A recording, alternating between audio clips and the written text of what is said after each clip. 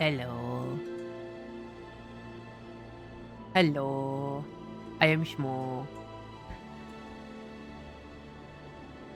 Oh,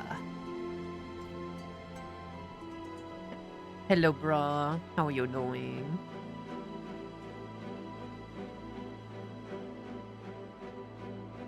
I'm feeling a little bit ill from yesterday, but I also really wanted to play more of the Final Fantasy story.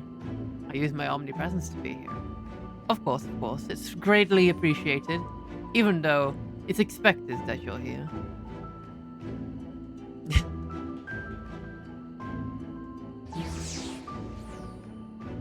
I just wanted to play more Final Fantasy story, so I'm just gonna have a chill one. I'm kind of low energy because last night I didn't even realize I spent almost 10 hours streaming. So I'm just chilling here, vibing, and I'm gonna do more story. Okay. So last I left off while playing this, I believe we were having discussions about the Warrior of Light, while also Ardbert, or Elidibus in Ardbert's skin, wearing like a skin suit, is walking around trying to make Warriors of Light of everyone. But we have no idea what he's up to. So let's find out what his shenanigans are gonna unfold.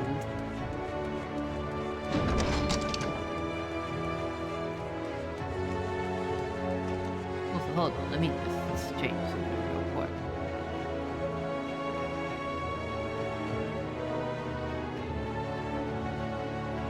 Yeah, that's good.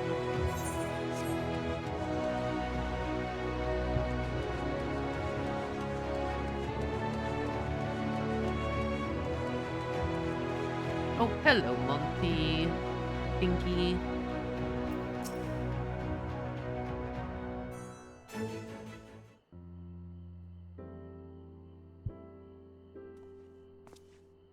Ah, Drew. Excellent timing. I have but this moment finished gathering the materials for our lesson. As a great many works make reference to the Warriors of Light, I shall, with your permission, focus only upon the details that seem most relevant. Okay.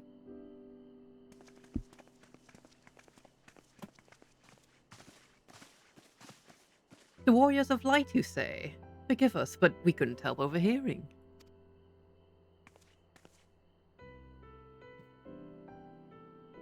We've been out keeping watch over the Crystarium, but it appears to be business as usual. So I thought I'd spend some time brushing up my knowledge of familiars, and Alfino volunteered to help.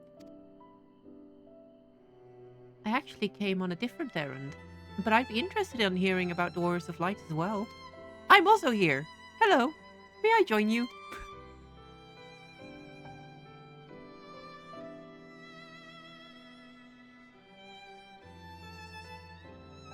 Are they allowed to join? Of course, the more the merrier. If you would care to find a table below, I shall be down with the books in a moment.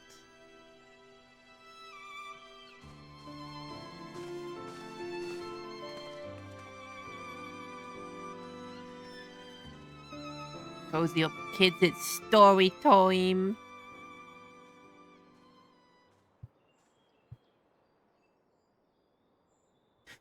Were one to pore over annals of Frandric history, one would note the comparatively frequent reoccurrence of individuals hailed as warriors of light. Ardbert and his comrades require no introduction, but many of us bore the epitaph long before them. To name but a few, there was Will, legendary first king of Lakeland, Rotford and Solod, the fabled Drawn and Galgent duo of Vobert. And no list of Frandric heroes would be complete without the Archmage Chuana of Ronka in older texts. She too was called Warrior of Light. It did surprise me how ready people were to forget the negative assertions of the title. but it makes sense if it's been around for centuries. Verily, in ages past, it was simply a synonym for hero. In the wake of the flood, however, light came to be regarded with fear. The title used not to exalt, but to revile.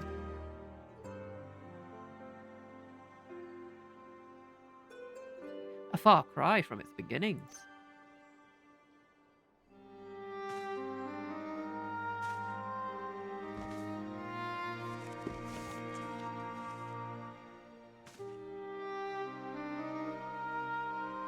That is an illustration and a half.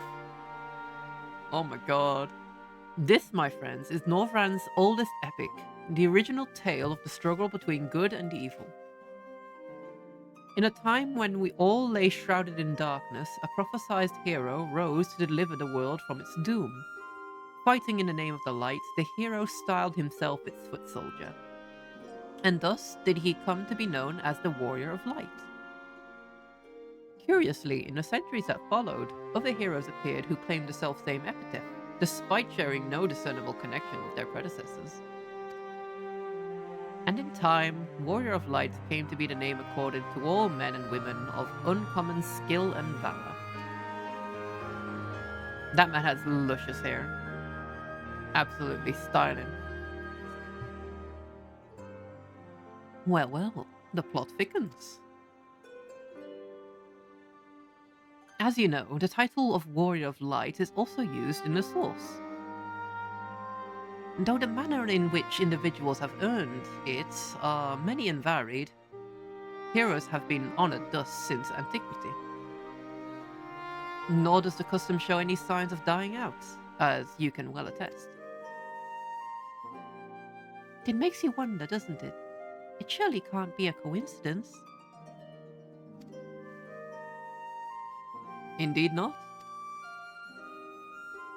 Let us imagine a man who has awakened to the echo and is able to hear Heinelin's voice.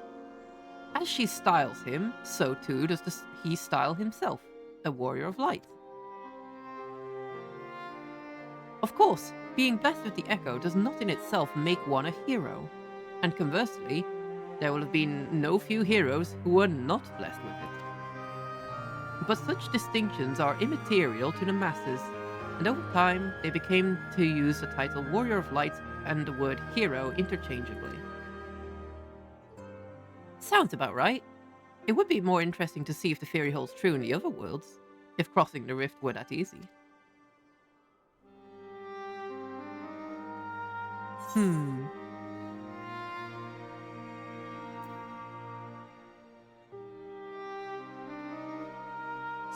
What's in the name? It doesn't change anything.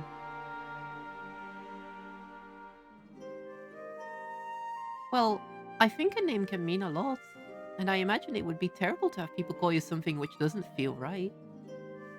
At any rate, assuming all of this is true, and there's a common thread behind the epitaph, I doubt the Asians will have been. I doubt the Asians will have been amused.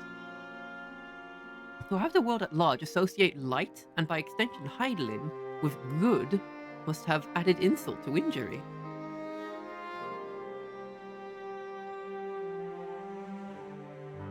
I feel a little out of place here.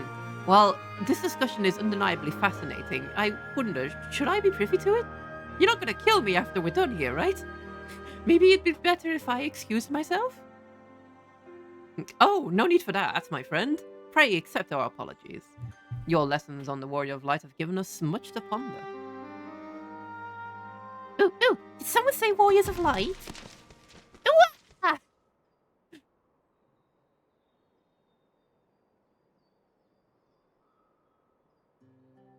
Oh my god, small cat girl!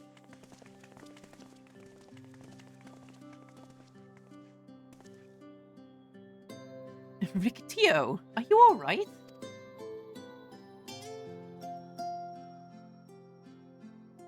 Ah, my precious tomes. Did I not say you must take care in the cabinet?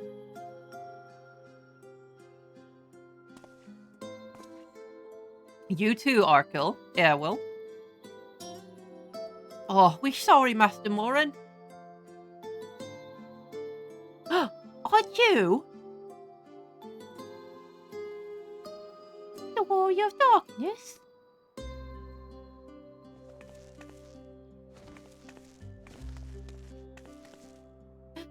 My name's Riccio. And I want to help everyone. Please tell me what I have to do to be a hero.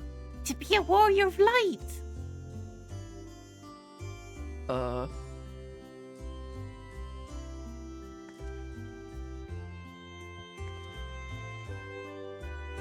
my god, her eyes are huge. Can't say no to those eyes. Can't do it. No. So, I want to be a warrior of light, but not one that fights with a sword, no. Hi, Alex. No, I want to be the kind that fights with potions and heals people. I'm a apothecary. And I'm going to help everyone in the Crystarium. No, in all of Northrend. When I tell Arkel and Arrow this, they said that the cabinet should have lots of tomes about potions. But this place is so big, and we don't have the faintest idea where to begin searching. At this rate, we're not going to get anywhere. If one knew where to look, one should indeed be able to find treatises on potions here. Even so, I fear they may prove a little difficult for one so young, but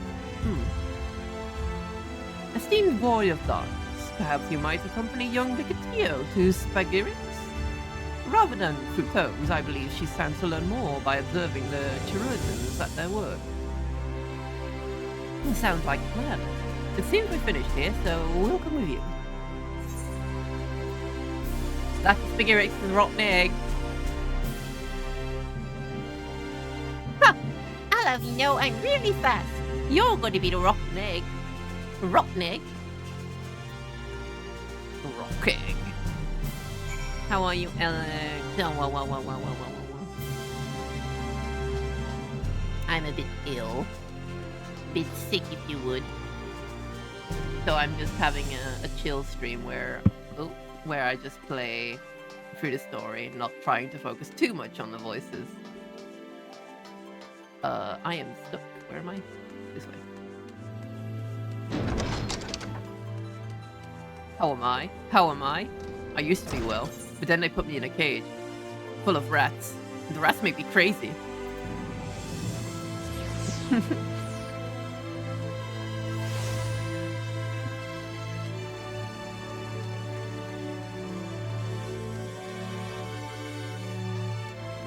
Yep.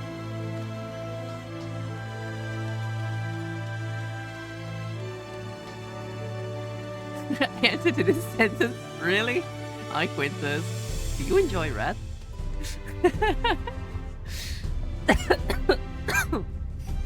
I'm a bit ill today, so I'm having a chill stream.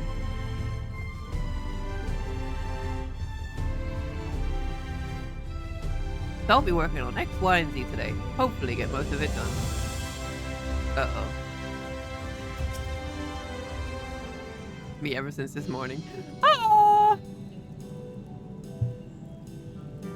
Well now, to what do I owe the pleasure of so many bright-eyed visitors? They want to do some potion making. Is that the way of it, sweetie? You wish to learn about medicine? That's right. I want to become a warrior of light who uses potions to help people all over the world. Well, it is very noble endeavor, and you aren't alone in it. No few at our infirmary yearn to venture forth as the warriors of light. But ultimately, they have all decided not to pursue that dream. Huh? Why?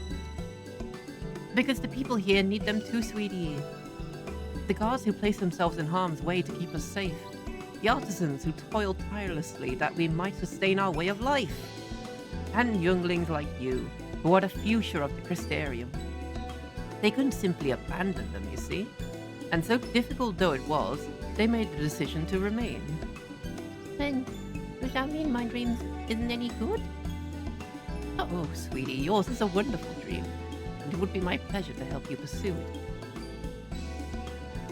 If we all work hard, the day will come when our chirurgeons may set forth to aid folk in every corner of the realm.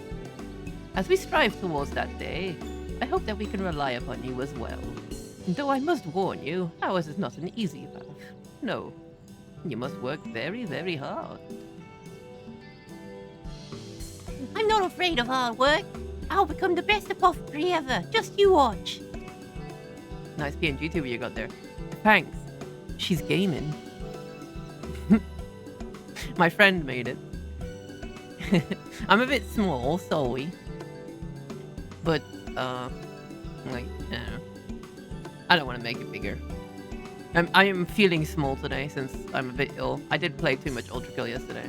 It did go a bit further than I thought it would, but I'm happy I beat the game in one session. Nah, you're fine.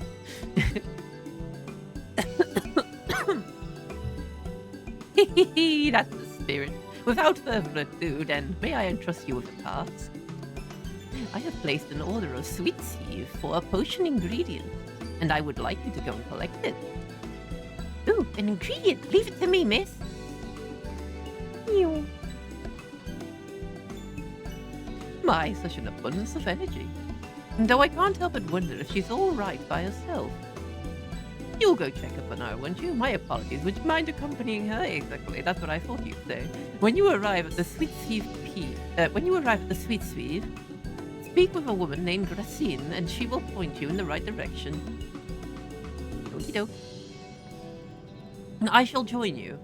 As the one to suggest this course to Rickettio, I would assist in her first steps.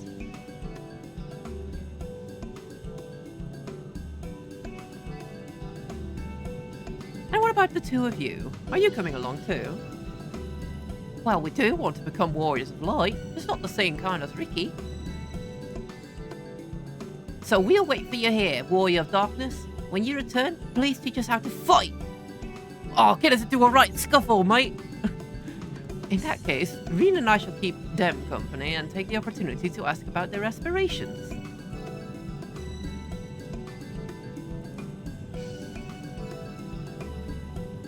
Alright, then I'll get going.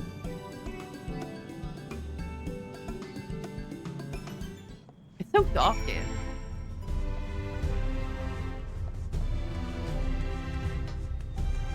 Should I be wearing the sweater? I like it. It's comfy. It's not exactly adventurous either. Let's go with this instead.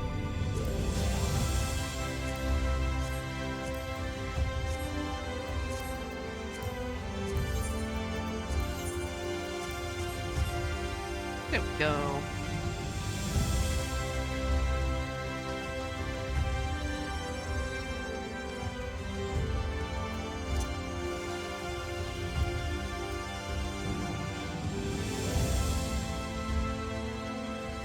Spirit. How are you doing, Quintus?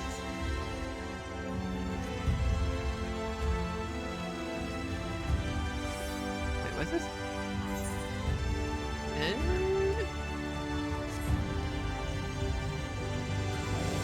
Is it below me?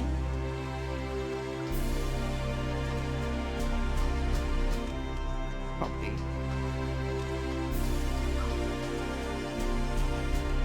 No? Hi, oh no. Something is smelly? No. No, nothing smelly. I don't know what you're talking about. Is this outside?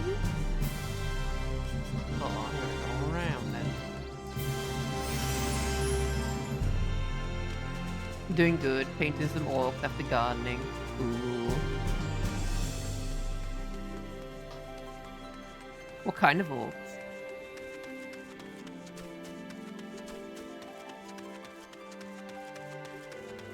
Sadly leaving right away. Take care, Drew. Bye, Onog.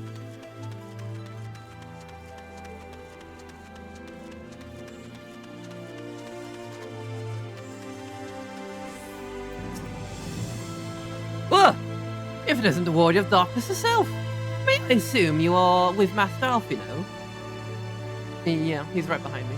Right, lest you wonder, Chesamil's order is in for grapes. As busy as we've been of late, however, I regret to say we didn't have the chance to harvest them. So, it was with apologies that I asked Master Alphino and his young companion to help themselves to the fruits of our vines. Perhaps he could lend them a hand? It's the undersized grapes you'll want to pick. They're too small for normal consumption, but suitable for making wine and medicine. I remember people used to make memes about these specific grapes.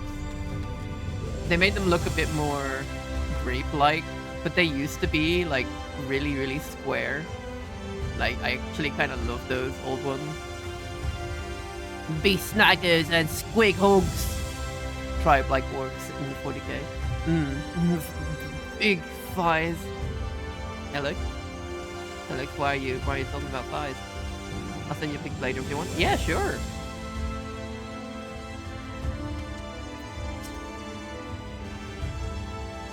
Thighs the size of grapes.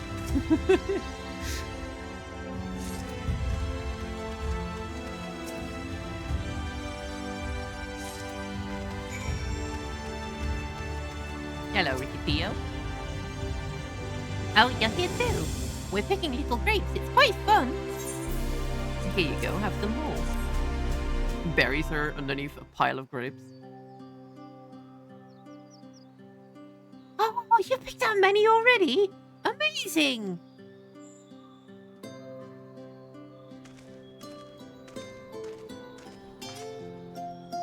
I dare say we have enough between us all. Shall we take them back to Chestermill? Oh, can't wait to see what she's gonna do with them. And tell me, Ricky, what made you want to become an apothecary and warrior of light? You stink! I don't stink. No, earbeers, what the fuck? Wipe. Why? Well, a while ago, I fell sick. Really sick. My body was burning up and I felt so weak I couldn't even get out of bed. Mustn't mood. Then a traveling apothecary came and gave me a potion to drink. It was the foulest thing I'd ever tasted, but it made me get better. She was so brave. The apothecary, I mean, she went around taking care of people, even when it was dangerous. And I decided I wanted to help people just like her. So I started brewing potions out of grass and giving them to my friends. I didn't really know what I was doing, or if there was anything else I could do. Then, not long ago, a neighbor told me he was going to become a warrior of light and go traveling the world helping people. And I thought, that's just saying what I want to do. I see. Out of curiosity, what did your neighbor do in the end? Tyler? I haven't seen him in a bit. So he must be ready. He must already be out there looking for people to help. Taylor? One of the gods awakened by the star shower.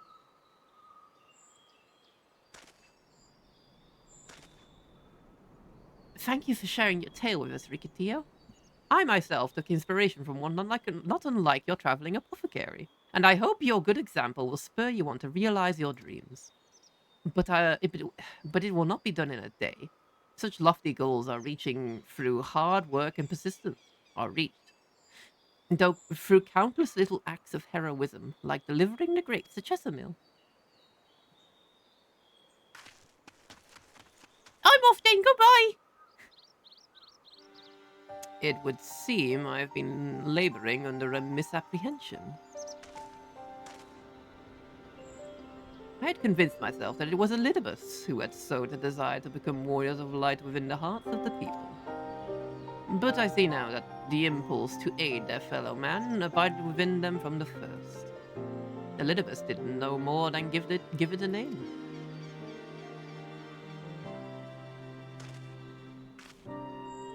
And as he so kindly proclaimed, we must return to our own world ere long.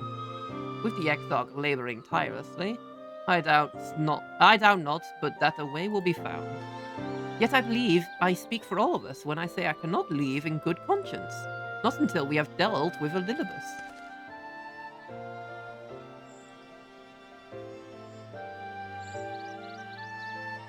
This is no longer a strange and distant land after all. Northrend has become as a home to us, and a people our own.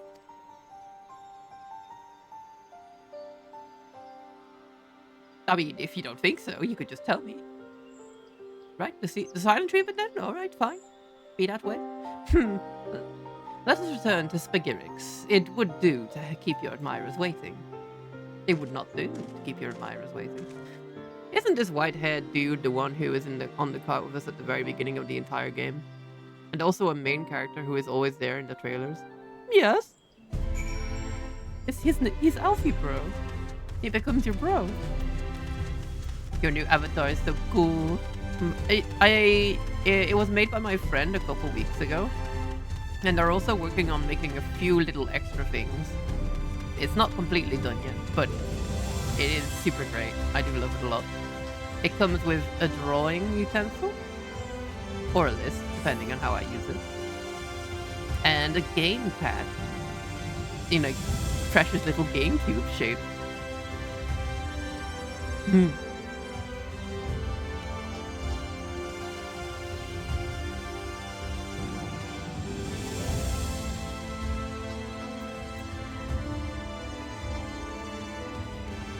Gamer.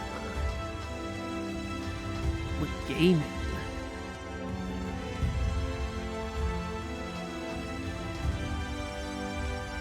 Gamer. I am gay. Mer.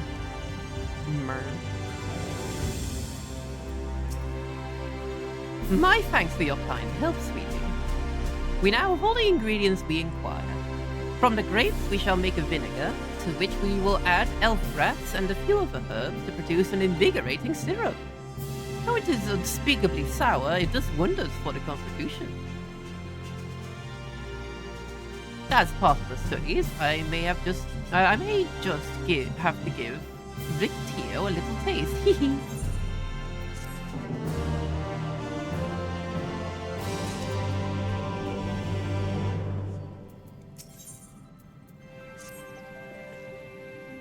Boy of Darkness, if you finished helping Ricky, won't you show us some fighting?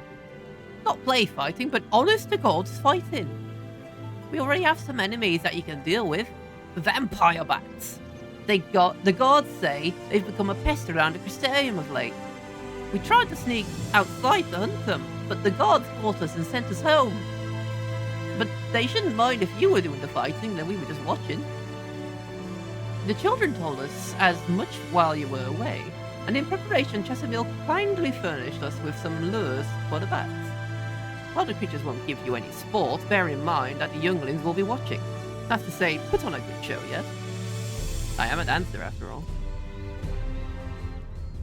Right, let's head out at once. Everyone follow me. Alice, wait just a... Come on then, children. Alice, fucking off.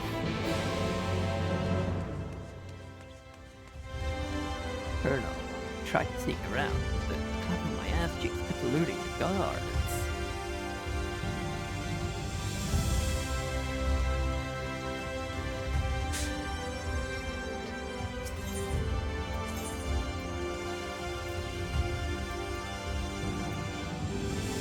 Be faster just to walk outside, I think.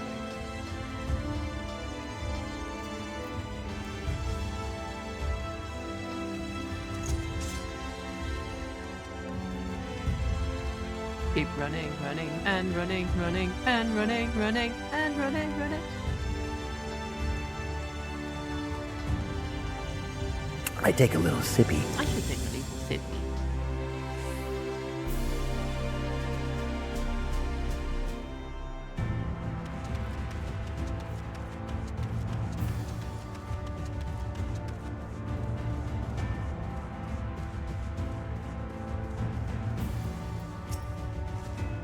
Everybody's here? Good. Let's get started, shall we? As their name suggests, vampire bats feed on blood. And originally being nocturnal creatures, they've grown more active with the return of the night and become a nuisance. To draw them out, we'll use Chestermill's lures, which work by exploiting their heat-seeking behavior. The bats are wont to nest under the eaves, so if you are to attract more, if you place the lures near buildings. I have here 6 lures, 3 each for you and me. As proof of a successful kill, I want you to gather up their facts. Whoever collects the most is the winner. Oh, you're hunting too? Yes! Well, there's nothing like friendly competition to bring out the best in Drew. Anyway, while we hunt the bats, the two of you to stay with Reen. She's really strong too. And we'll keep you safe. Are you trying to have a competition with me? Without further ado then, let the contest begin. Whatever. Alright, whatever. Alright.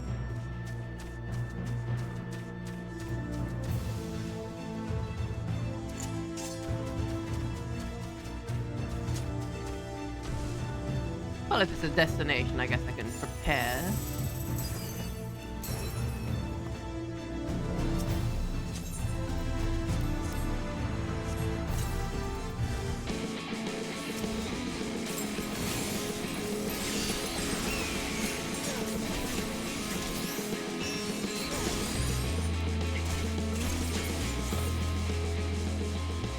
I have to... Oh, no, okay. I get the tires automatically. There are several spots to go. I think I'll just go around the top edge.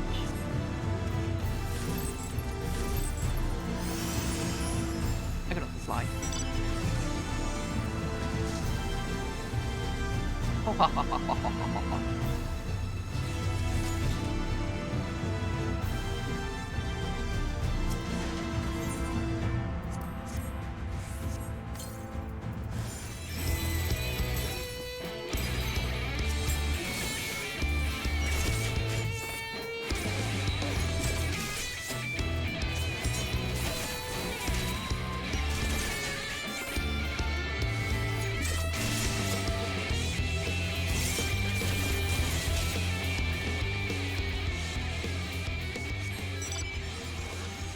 Alright, and let's go to the last one over this way.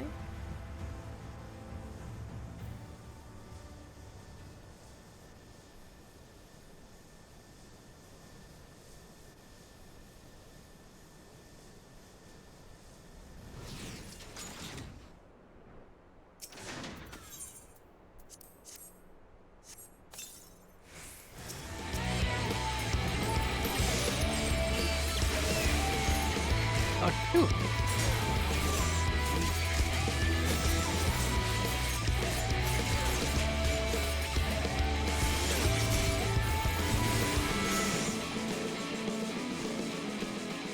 Well, I got 4, so I win, I guess.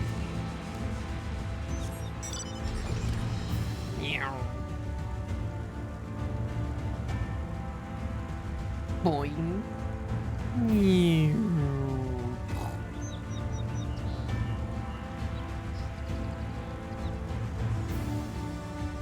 This is real Skyrim traversal right here.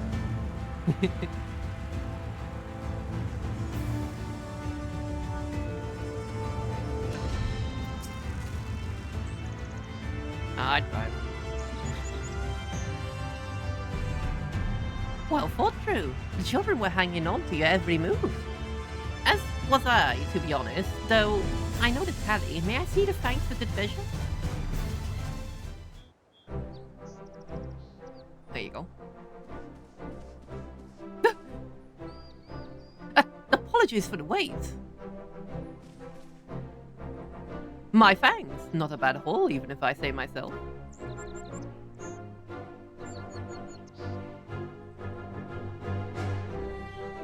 5, 6, 7. 7 fangs from Alizé.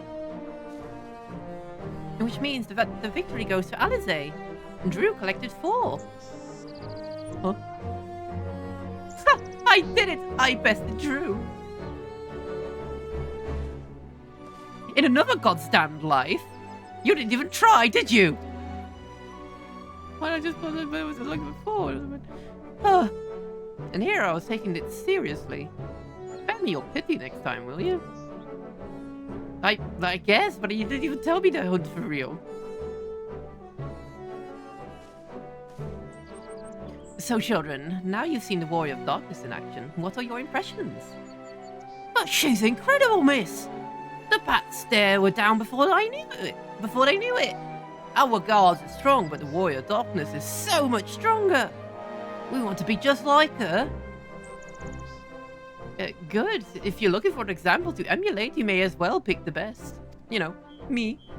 I want you to remember how it felt when you watched Drew and train hard. Keep at it for long enough and you'll be strong too. I don't think I'm the best example. I'm just kind of going along with everything. If you don't mind for telling us, when did you decide that you wanted to become Warriors of Light? Well, we were there listening to everyone when Earthbird appeared. But I wanted to be strong since before I came to the Crystarium. The Sin Eaters killed my father and my sister, see? And I promised myself I'd learn how to protect people one day. Like Earthbird said, this is our home. No, like Earthbird said, this is our home. We're the ones who have to protect it. We're the ones who have to rise up as new Warriors of Light. What about you, Arkell? Me? To be honest, I'm still not sure what to do. But if my friends were in trouble, I know that I'd want to help them. And I want to go on adventures with them, see the world together. That's a wonderful goal. Do you really think so? It's hard to explain, but it's something I felt when the star shower, when I saw the star shower last night. I felt as though there was something I'd lost, and that I had to go out there and find it.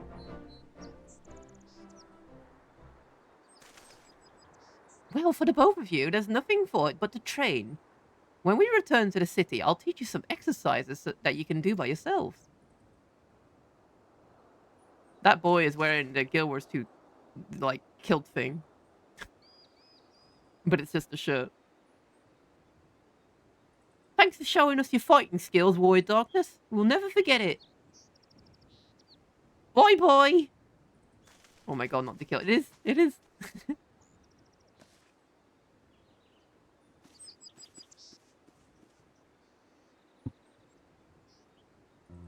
I understand how Arkell feels. The star shower didn't awaken me to Heidelin's voice, but that vision of the final days of Amarok burning, it filled me with a sadness to the very pits of my being. Things I once knew, people I once loved, promises I once made. It felt as though long-forgotten memories were dancing at the edges of my mind. But when I try to focus on them, they simply fade away. An effect of having a fractured soul, I shouldn't doubt, but lest you worry, I'm perfectly happy to remain fractured, and have no intention of donning an Asian mask. I do, kinda though. I wish we knew what Elidibus was plotting. But look at this pair of incurable brooders. If we're going to stand around, lost in thought, we may as well do it back in the city. Rest assured, Reen and I will take care of the children from here. Their heads will be in the clouds after meeting you, but we'll see it that their feet remain firmly planted in the ground. Excuse me, just a major aneurysm. Are you alright? It's nothing, just a dizzy spell. Seems I tried a little too hard to beat you. I'm fine now, not to worry. I'll see you soon. I swear, every time the characters do this, where they start getting dizzy and get headaches and stuff, beats you in a race. I'm just like, oh, okay, you're going to have something very bad happen to you. Beats you in a race from massive probe. I'm okay. As you ponder Alice's words, you are taken by an urge to revisit the scene of that fateful meeting. I mean, he's still in here. I'm sharing a body. Hello, monkey delivery. Hello. Hello. Can I take a little sippy?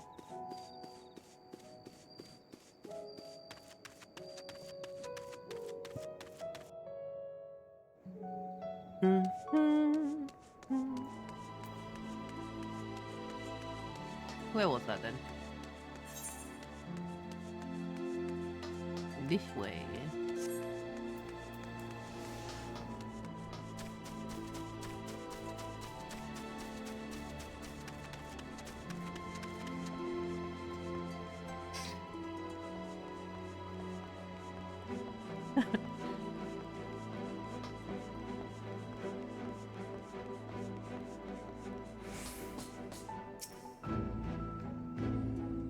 Bum, bum, bum.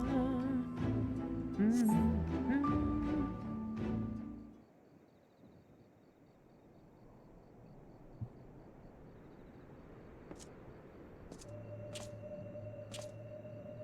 Hmm.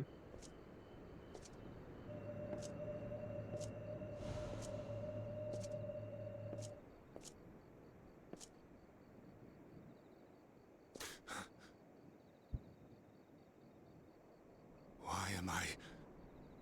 Was it you who called me here? Hello, Elizabeth. Oh, fuck.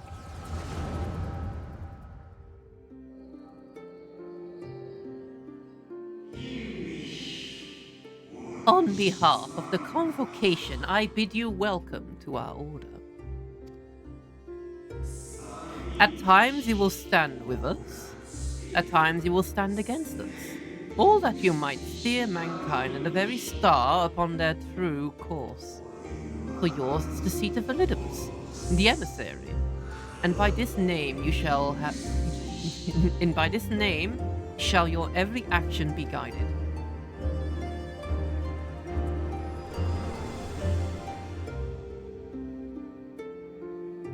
Well, that was weird. So you peered into my memories. No matter. You will have found little of import. But I see you intended to summon me here no more than I intended to come. The fault is mine. Such is the burden of hope.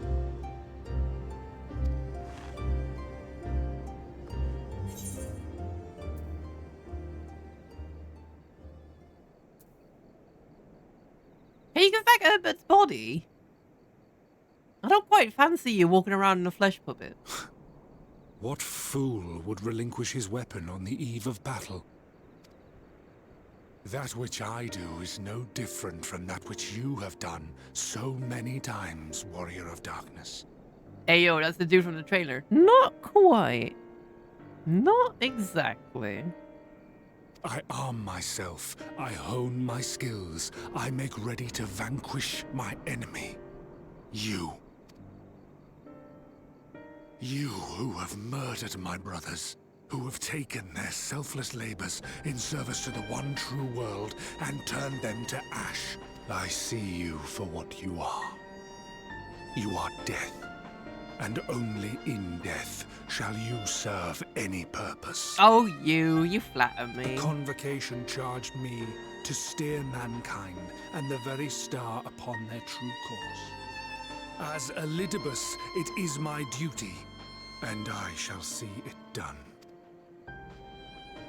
I will strike you down. Destroy you body and soul. All else must wait. Hmm.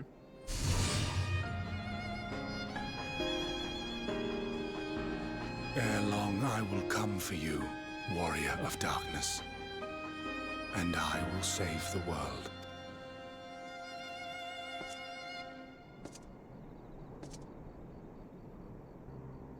One last matter. I bore witness to your final struggle with Emetzelk. It seemed as if he saw something familiar in you. As if he mistook you for another.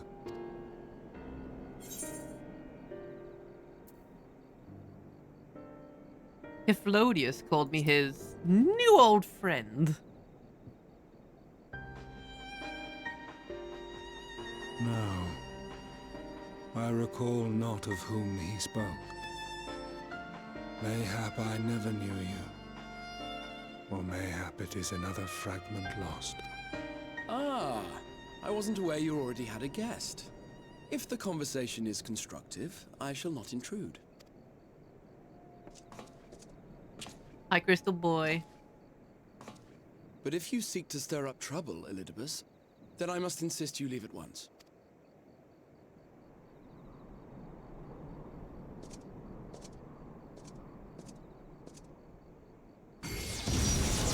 Oh!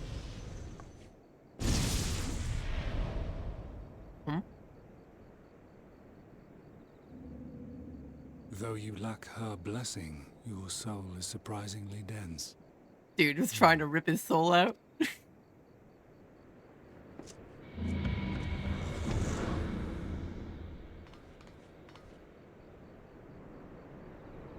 Worry not. I seem to be unharmed.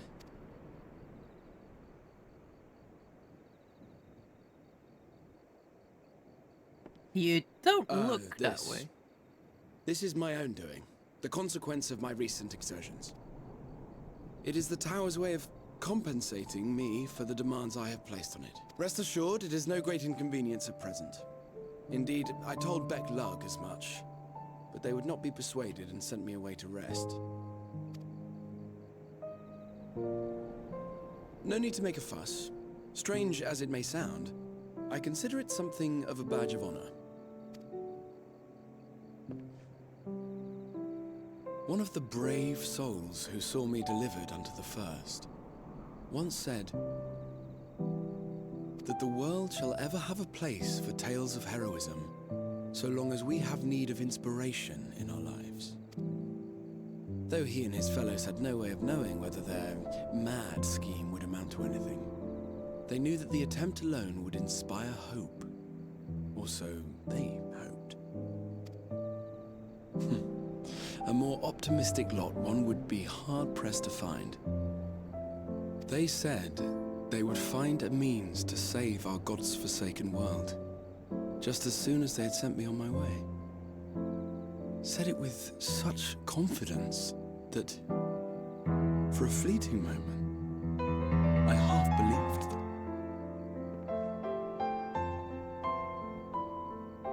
Such faith, such courage in the face of unrelenting despair. But having come this far, having sent full many on their way myself, I see things more clearly. To take action is to hope. To believe, to choose to believe, is to take the first step towards a brighter future. And why do I tell you this? Because I want you to indulge me in a little recklessness. Needless to say, I have a plan. And when all is said and done, I will ask yet another favor of you.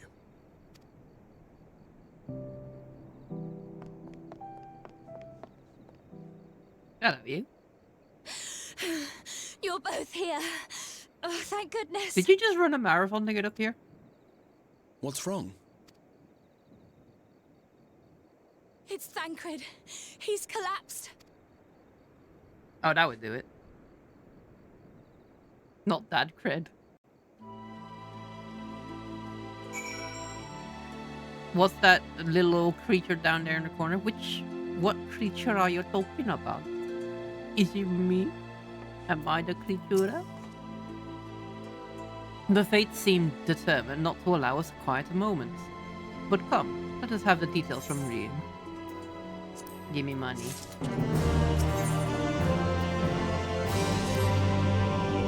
It happened after Alize, and I saw the children back to Spagirix. We chanced to meet Thancred there, returning from his mission. He'd been shadowing Elidibus around the realm, only to lose sight of him near the Crystarium. And he was in the middle of telling us where he'd been when he just crumpled to the ground. The chirurgeons are looking after him right now, but with Alphino standing by just in case his healing magics are needed. Since I couldn't do anything to help, I thought it best to find you, and the guard at the Exerdra told me where to look. I see. It cannot have been easy leaving Thancred's side. My thanks for bearing word to us. Come, let us hurry to Spagirix. What? You make me want to eat pasta when you like Spagirix. Whee! Oh.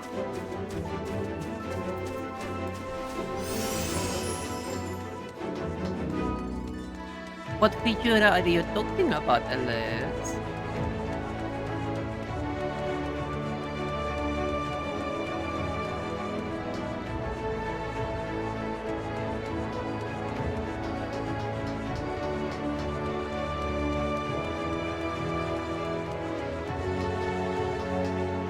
Is it me? Am I the creature?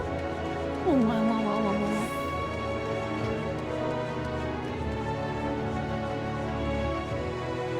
Oh my god, I'm the creature. Oh, wow, wow, wow, wow, wow, wow, wow, wow, wow.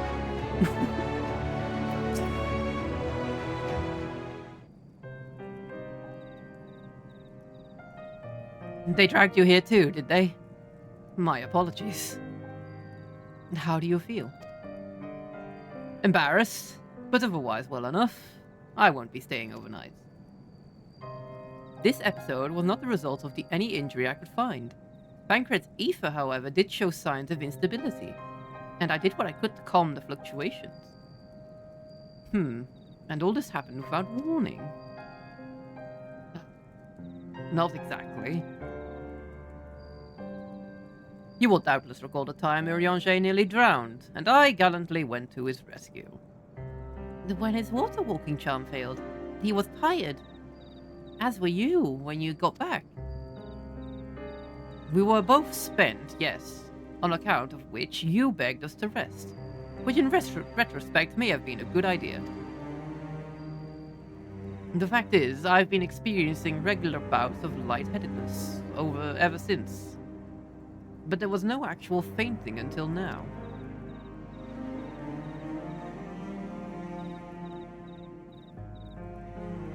As Alfino observed, I have no lingering injuries, and it most assuredly isn't old age, which leaves out one likely cause. The link between body and soul has weakened further. Iron deficiency. You're right! They need more meat! Time grows short. We must complete the spirit vessel with all haste. To that end, Drew, might I trouble you to make a trip to the source? In addition to looking in on our friends' bodies, I would have you consult Kryl about the plan. If she has any concerns, we should at least endeavor to address them prior to proceeding. Yeah, sure. In the meantime, we should get back to laying bare Elizabeth's plot. Thus far, I have learned this much, that in each of the places he has visited, there have been sightings of suspicious black-clad strangers. Moreover, the coming of these shady individuals has invariably coincided with some manner of misfortune. Beasts terrorizing settlements, blight ravaging crops. You know, that sort of thing. All of which serves rather conveniently to make Elidibus's call for new heroes reverberate that much more loudly in the hearts of his audience. And you think these black-clad strangers are Ashians? I do, and I fully intend to investigate further. Though for that, I shall require additional feet on the ground. You can count on mine. God knows how I've been itching to get out of here for a while. Mayhaps Urianger too can be prevailed upon to join in your efforts. He has already provided copious guidance on the matter of spirit vessel construction. It is for Becklug and I to wrestle with the rest. Oh, sorry.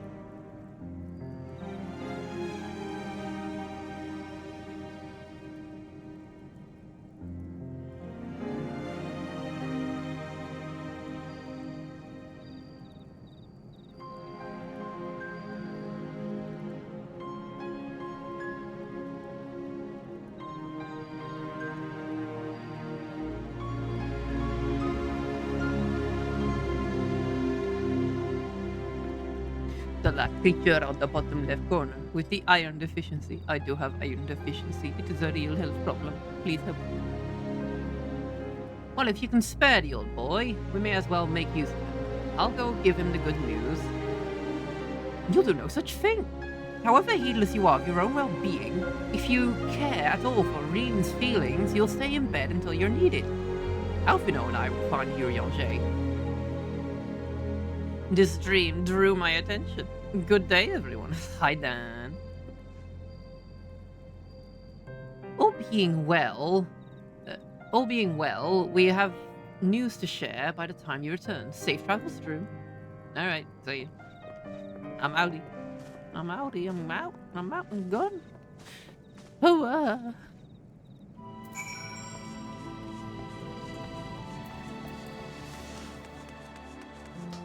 Ooh, nice. Where am I going? Oh, right, I have to go all the way back to a different dimension.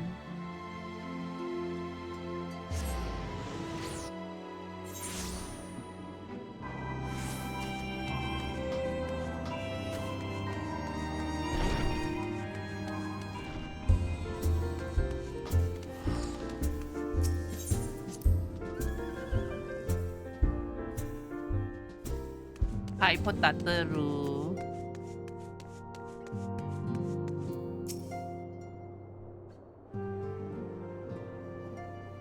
Oh, Drew! What excellent! I mean, awful timing. You see our friends. They've taken a turn for the worse. Carl's hardly had a moment's rest these past few days.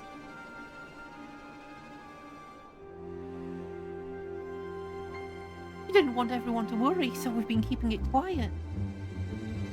Oh, but listen to me. I call myself a receptionist and I haven't even bothered to ask you why you're here. Oh, I'm here to actually, talk to Brown. So they think the spirit vessel will be ready soon. And they want to make sure that there are no problems at this end. You better talk to Kryle. She's with the others in Dawn's Respite. Let's go and see her. Just prepare yourself, alright? I'm going to imagine that their bodies are rotting. Have they been fed? Do you do that?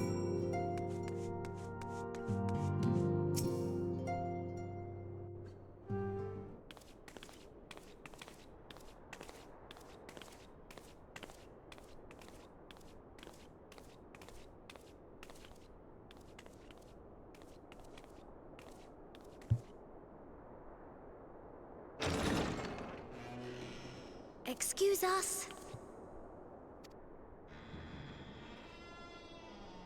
Why it's dark in here?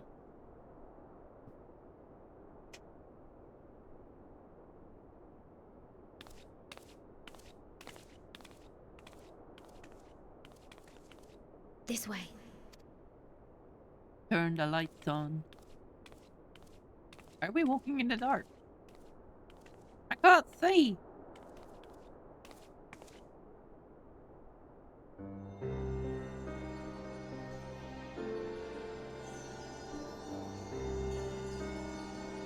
Urianger's got a good body, though.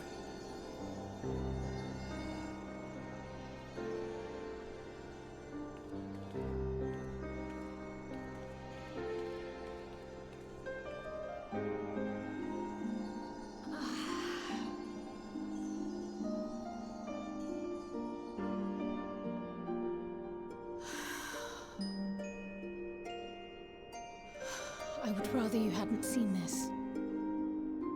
I'm not I'm quite sure sorry. what I'm seeing. We have urgent tidings. Oh, no, I'm not angry with you. On the contrary, I know full well how hard everyone has been searching for a way to return home. And I had hoped to afford you the time you needed. But given our friend's present state, perhaps it was for the best that you came.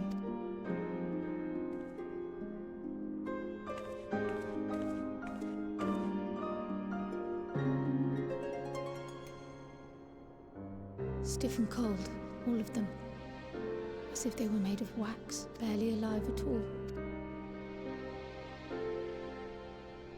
They are going to have the worst time when if we ever get them back to their bodies.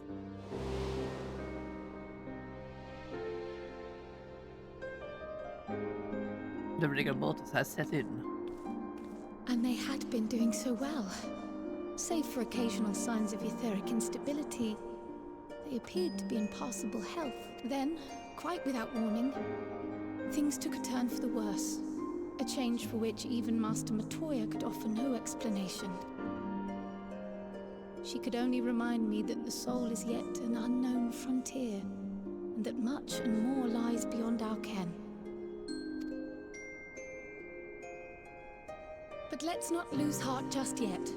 At times like these, it is all the more important that we remain positive. Why, I but this moment succeeded in quelling a fluctuation in Thancred's ether.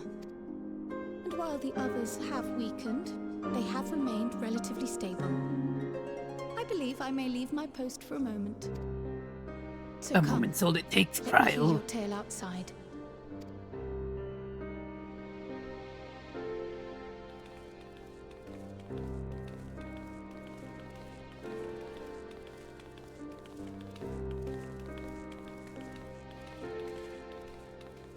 Is there a reason this room is like pitch black?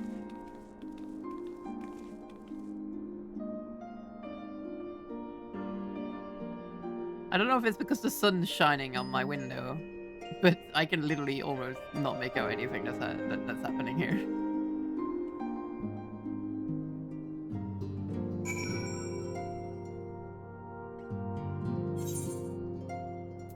Is this a fridge? What news from the first? I see. Work on the spirit vessel proceeds apace, but our friends begin to falter. As they themselves have observed, the link between body and soul has weakened. It's as simple as that. For now, I'm still able to quell the fluctuations in their ether, but it's only a matter of time. We'll lose him if we don't act soon. So if the Exarch is ready to attempt something, let him attempt it. For the spirit vessel itself, if we seek to draw upon elegant wisdom, we could do worse than consult an expert in the field. And I think I know just the man. Time being against us, it may be best if I go and solicit his aid in person, even if it does mean leaving my patients.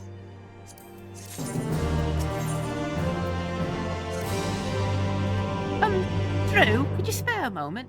Well, Kroll goes and finds an expert of hers, I mean. There's a gift I was hoping to send to our friends in the first, you see. And since we might be waiting a while, I wondered if you wouldn't mind giving me a hand with it. My first attempt turned out well, so now I'm going to make it properly. I'll be in the kitchen at the House of Splendors. Meet me there. Well, I had better be off too. I'll see you soon. Either here or at the house, depending on how our patients are in my absence. Sometimes it helps to not see who you're working on, I guess. I mean... No, I guess? Are they supposed to be, like, horribly malnutritioned? Are they supposed to be very gangly? But they look kind of fit to me. Maybe that was their way of hiding that they didn't make new models for that. Dehydrated.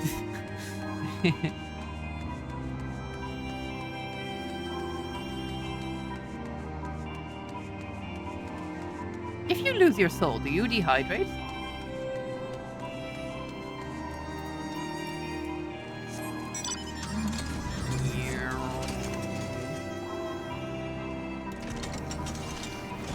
Beep beep. Hi, Drew. There you are, Drew. As I'm sure you guessed, the gift is a bit of a home cooking. Oh, you're even dressed up. Now you really are Patataru. Unlike Cryle, can't do much to help our friends directly, but that doesn't mean I've been idle. No, I've been doing my best for the Order, taking on his jobs and... taking on this job and to keep our coffers full. I've even helped out with the Ishgardian restoration. And in the course of all this, my culinary skills have come on quite a bit. So I thought, why not make something for our friends? It's baking in the oven as we speak. Shouldn't be long now. Oh, cripes! It's burnt! Oh, cripes, my roast is ruined! But what if I went out and bought crusty burgers? They're baked to perfection, even if I do say so myself. Bread. It's bread. But not just any old bread. This is old world bread. Archon loaf, to be precise. It's what they eat over in Charlian. Simple fare, I admit, but I thought it would remind us of our friends at home. If nothing else, Kryle tells me it's a good source of ether. So it should lend to this it should lend them a bit of strength at least. There truly is nothing like the smell of fresh bread from the oven. Kryle! And if it isn't rum rose too.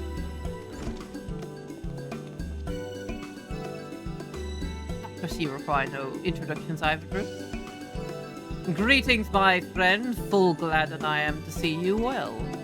I confess I have a long list of questions to ask you, but I will endeavor to contain my curiosity for the present. I understand our mutual friend is struggling with the application of certain elegant technologies.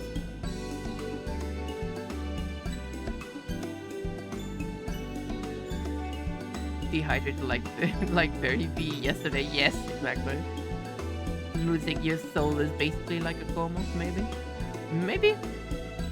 Drew, why are there horns coming out to the side of your head? Why do I have horns? I am horny. Whoa.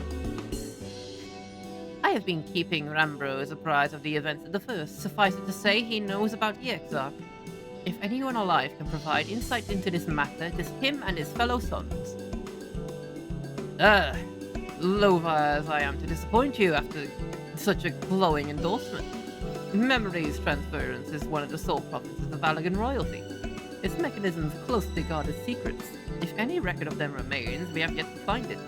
To which I regret that I can offer no solution to your problem. Which begs the question of why I bothered to come here, empty-handed as I am. The answer being, rather brazenly, to ask a favor. I would have you relay a message to our comrade. Tell him that we never doubted him. Never doubted that he would achieve all that he said he would. Those of us who remain behind have yet to play our part. But when the time comes, he may rest easy in the knowledge that we will most assuredly do so. And then the tower shall shine once more as a beacon of hope in this world and beyond. So tell him how we consider his duty done. And he should follow his heart now. Forgive me, but do you say this to discourage him from overexerting himself, or to encourage him to hold nothing back? That is for our friend to decide. But either way, I dare say a certain someone will be unimpressed.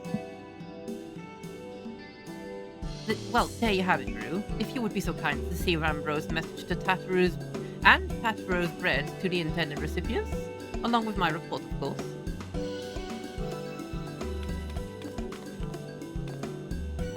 Kryle, before I wrap the bread up, would you mind giving it a try? Just to make sure everything's as it should be. But of course, I'm always happy to lend my taste bud.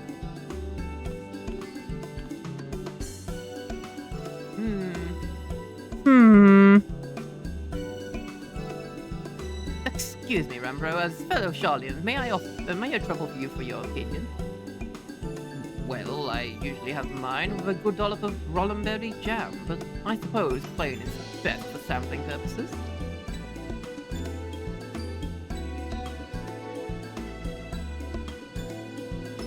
But I'm sure you did well. I see.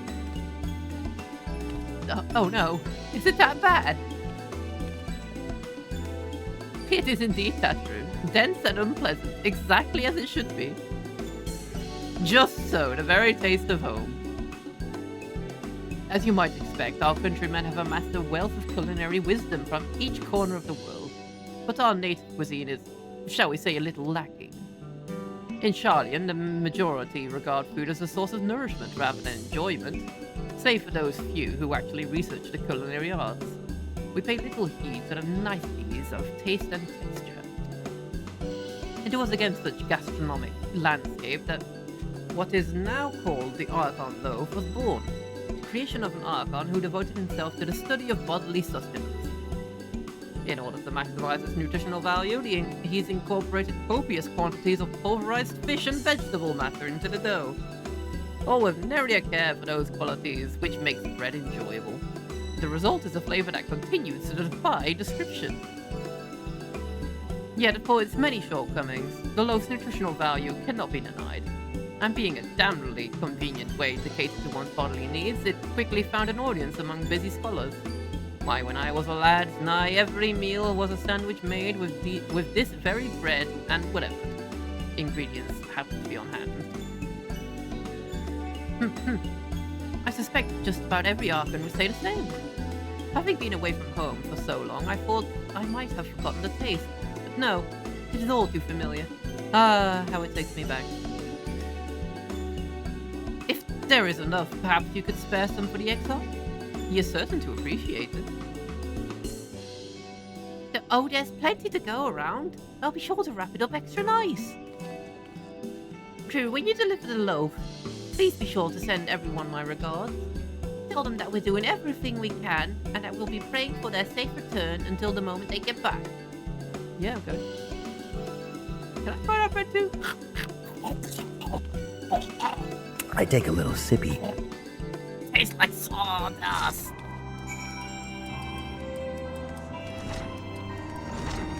Hi, Oryx. Why is it fishy?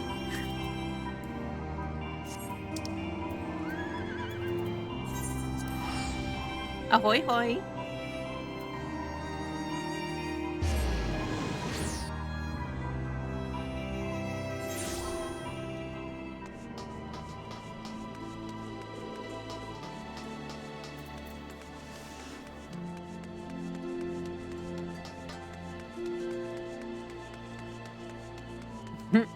Brioche bread with raisins and Gouda cheese and grapes on the side. My dad killed me for that. Hebble! Hebble! I would kill for that.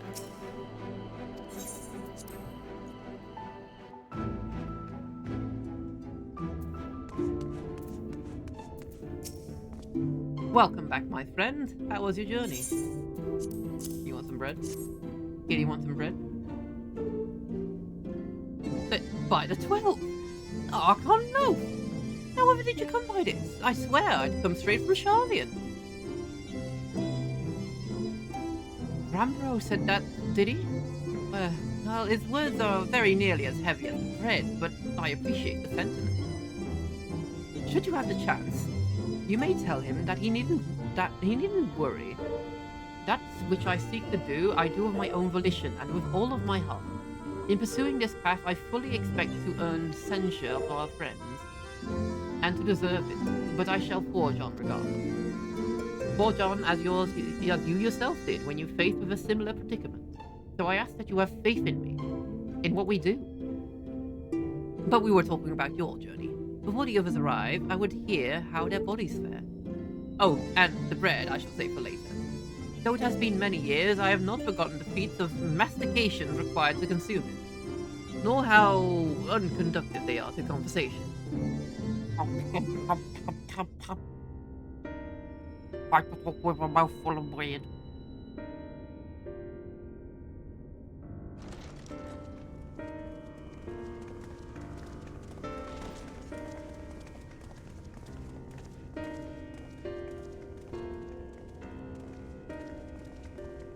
Forgive the delay.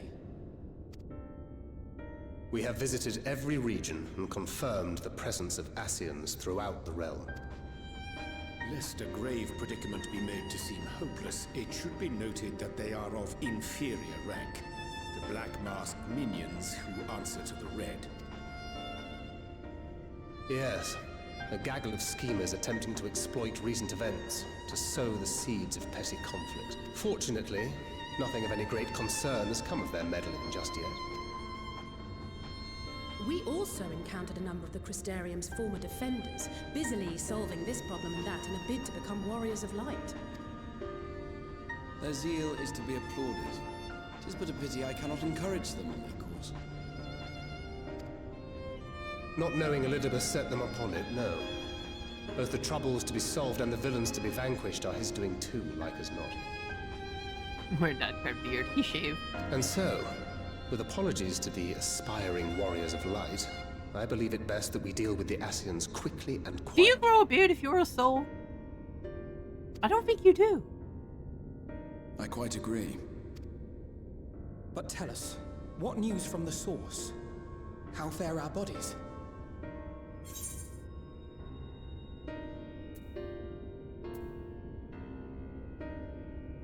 Oh, well enough.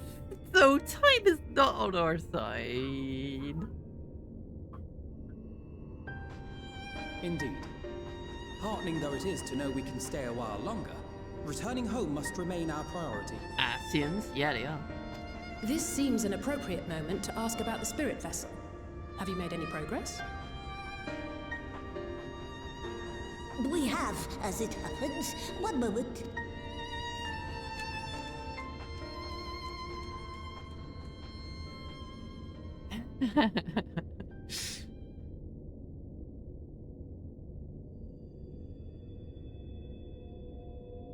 The red stones. Then this doth mean... For the benefit of all, permit us to explain. As you will recall, using white auracite as our starting point, we fashioned a vessel for mind and memory both. Yet, though it served this purpose admirably, the process of imbuing it with one's complete essence proved a somewhat thornier proposition.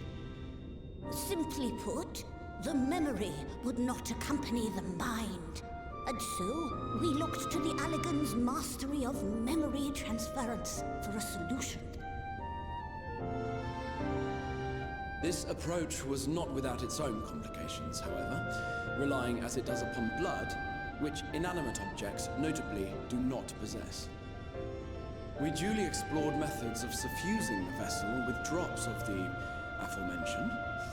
Alas, our painstaking experimentation succeeded only in making me feel faint, and singularly failed to imbue the crystal with the necessary properties. It was then that an idea occurred to me, namely that we might fuse the vessel not with normal blood, but with my crystallized essence.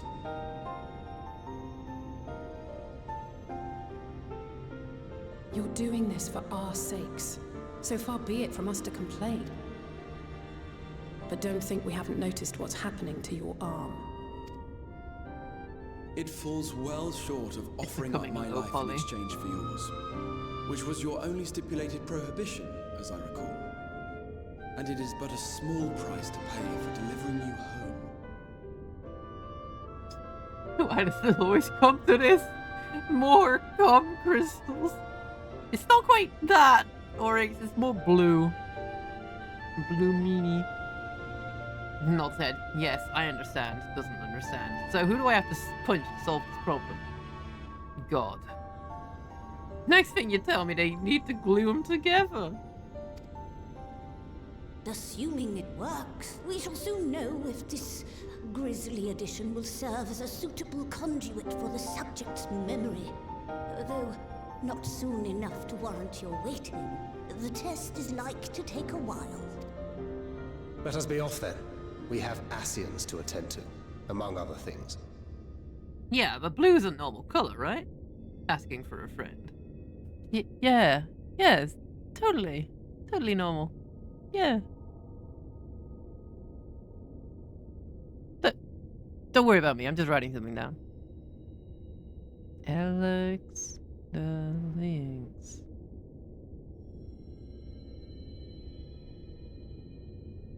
It's creative, unlike green. Green is not a creative color. Forgive me, but I count 6 vessels, and there are only 5 of us. One is for testing purposes. I will personally use it to see whether the crystal functions as it should. And if it does, wouldn't that mean that your soul could also return to the source? Yes. In theory, at least. But there is a distinct difference between your circumstances and mine. While your corporeal forms want for souls, my past self does not.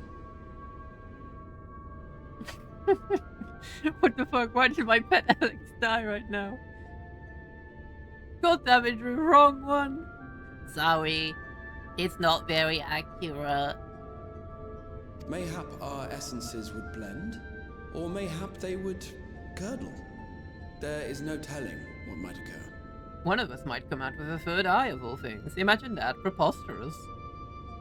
How crazy would that be? And you'd be willing to take that risk? I would. He was already willing to sacrifice his life, Alize. Of course he would.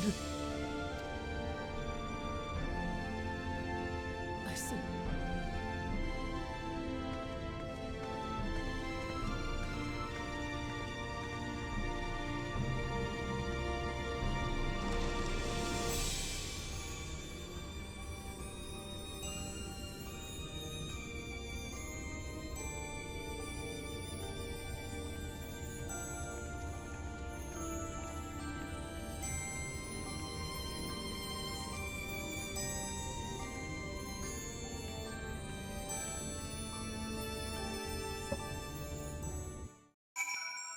Third eye? Don't be silly. Yeah.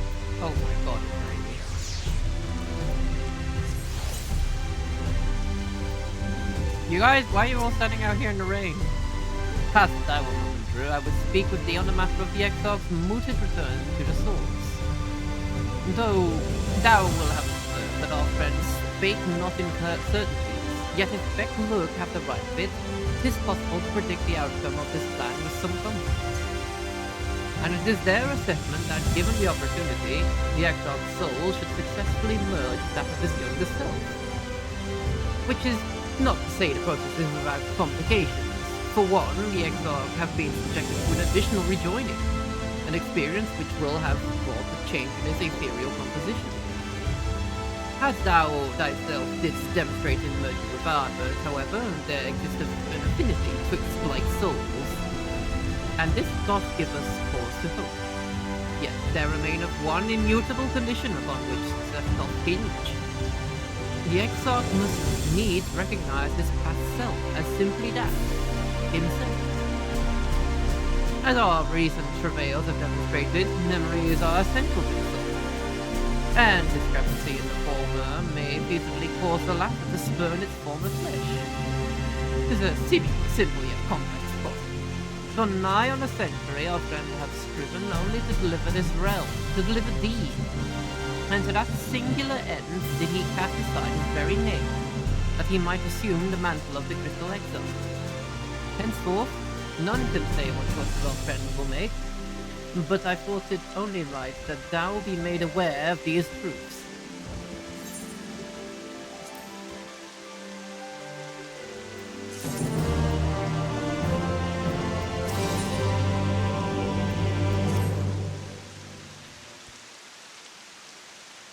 I would punch God like Luffy punches Lucy.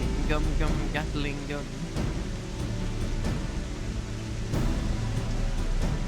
This reminds me of the girl covering her ears and the boy with the trumpet meme. And how the boy is in the game. How the boy is the game orchestra.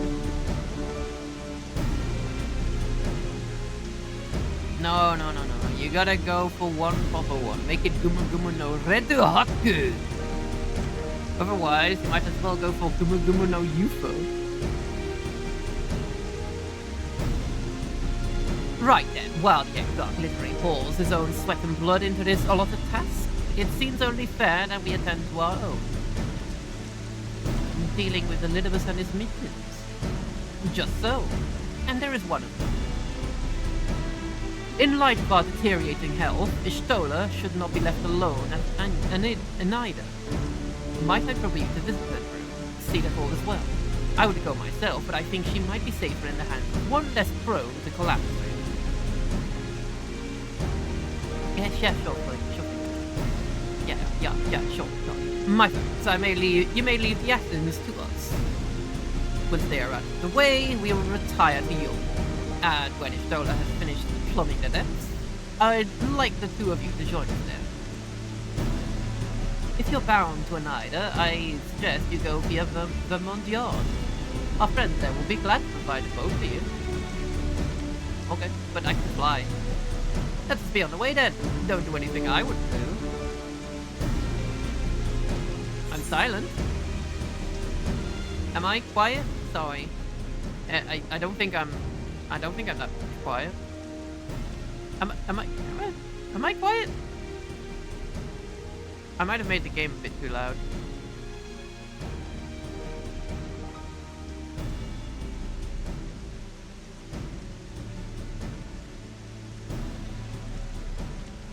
I have a delivery from the source, Kupo. Courtesy of one Tataru Taru.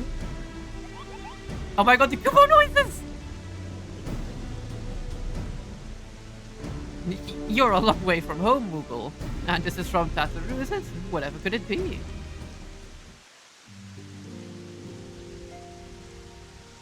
Archon Loaf, you sayest? Why, even to hear the name doth transport me to times long past. Bread from another world? May I try some? Mayest thou, child? Thou must! That said, though, I personally disagree with the consensus. I do, nonetheless, advise thee to temper thine expectations. Wiser words have never been uttered. Huh?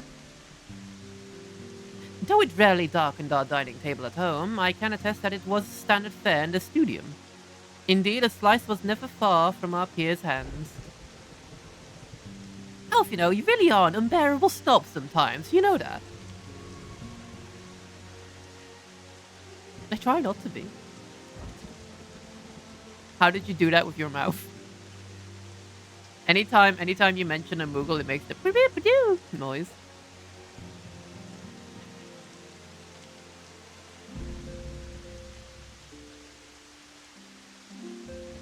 Modding Devil May Cry 5 with Gordon Freeman would actually be insanely good. You can do that. You can do that. That's the thing.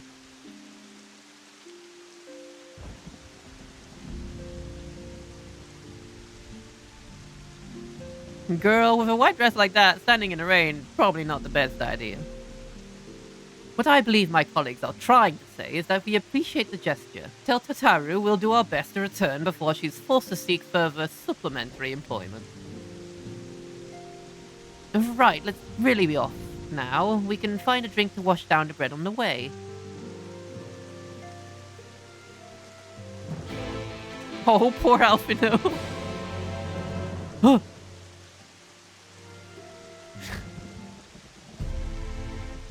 He's not aware that he's kind of a snob.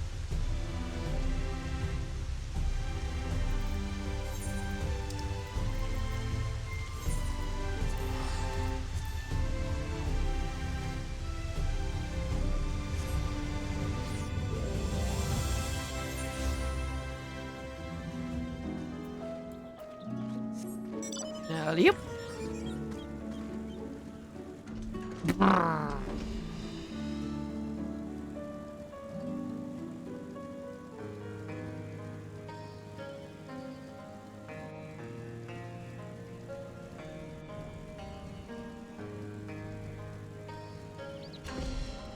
Hello. Did you just fly in with a motorcycle? Yeah. Huh? If it ain't the Warrior of Darkness herself. What brings you to these parts? I want to use your boat. Heading out to sea, eh? But of course we'd be happy to help. Just say the word, and we'll ready a boat. Yeah, let's go. Speed.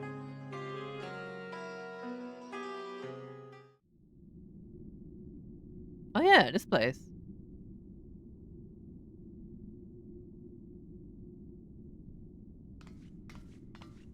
Oh, that's where... Oh.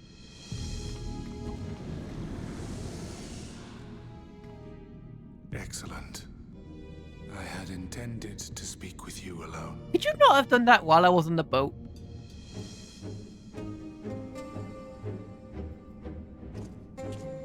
None of my doing, lest you misunderstand.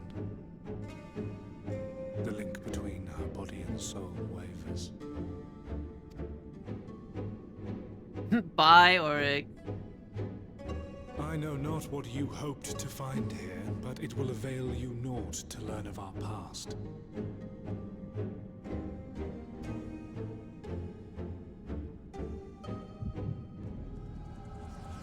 Oh, shit. Oh, memory migraine. Reviewing the record yet again? Really? You worry too much, Elidibus. But this dedication to your duty verges on obsession. To think some thought you ill-suited for the role, how wrong they were. But come, turn your gaze towards the window, my friend. The rains have ceased, and we have been graced with another beautiful day.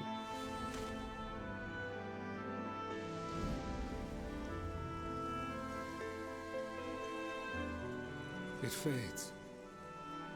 Fades away into oblivion. Does the world no longer have need of me? No. I am Elidibus, and I will fulfill my duty.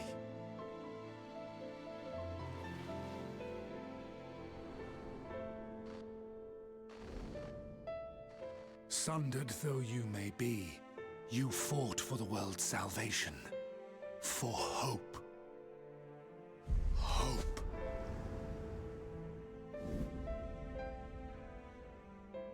Ah, it swells within me, empowers me.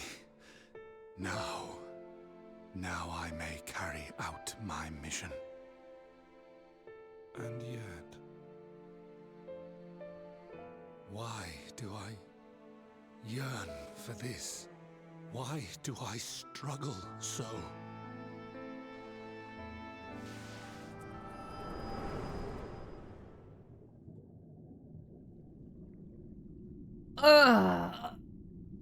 Expedition migraine. What did you... Oh. Excuse me, I wasn't done with that. I shall take her into my safekeeping. If you want her back, you will do as I ask.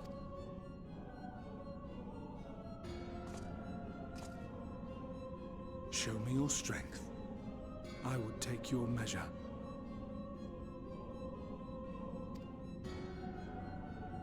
Alright, you want to go 1v1 me? Fine. I have prepared a suitable arena. You need but ride the flow of ether.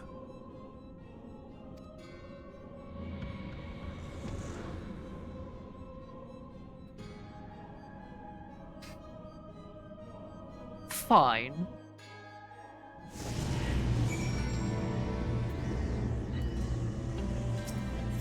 Here we go. Yeah, let's go.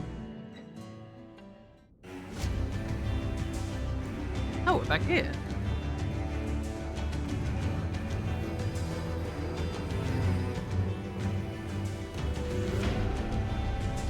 Dun, dun, dun, dun, dun. Dun, dun, dun, dun, dun, dun, dun, dun, dun. Gee, it's the clerking place. You are familiar with this place, I believe. This remembered Amaro.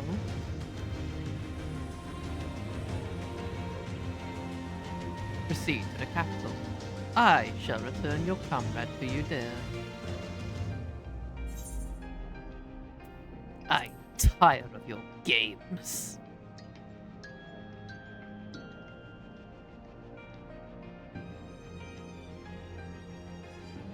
You speak as if you were disappointed in me.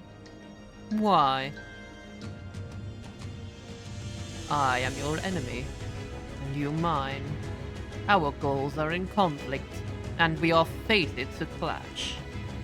Or had you hoped that feigned sympathy and false understanding would cast your crimes in a less reprehensible light? That I would come to look upon you as a friend? You who have slaughtered my people, who would tear down everything we have built.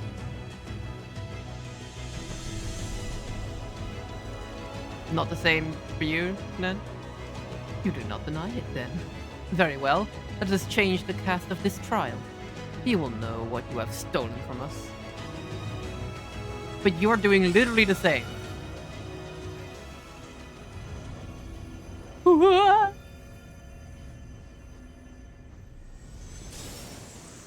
Let the fists talk.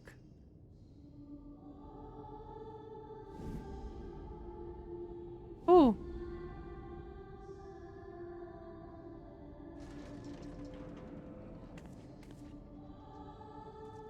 Ba ba ba da ba ba ba da ba ba. But do not imagine I crave remorse. Only justice.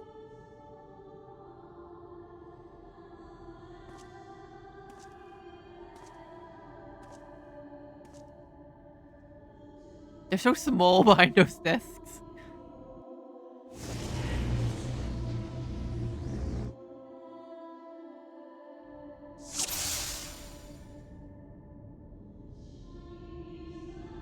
Forward, hero. We shall see how strong you have become.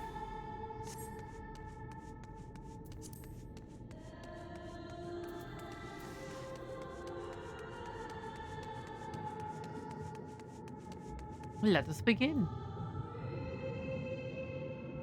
Rest assured, there are no tricks. You need but defeat the enemies before you. First, something easy. Those whom a budding hero might encounter at the beginning of her tale.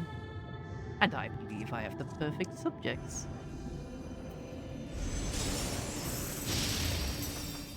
Oh, hello, friends. Let not their appearance stay your hand. Beneath the facade, they are merely monsters. I will kill them mercilessly.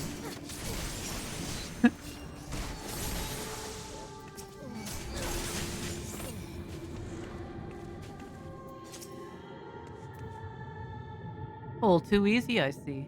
But at least you now understand the rules. Thus, we will make our way to the capital. That was in poor taste, even for you. That appearances should unsettle you so. I was under the impression you simply destroyed all who barred your way, sparing nary a thought to the possibility that your foe could be someone's beloved. No, I've always thought of this. But come, we shouldn't dwell on the beginnings when so much of your story awaits. I always think of these sort of things when I think about RPGs.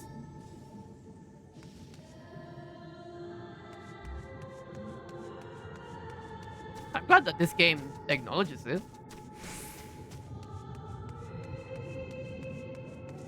Every tale requires villains. Defeat them and claim your place as a hero. Oh.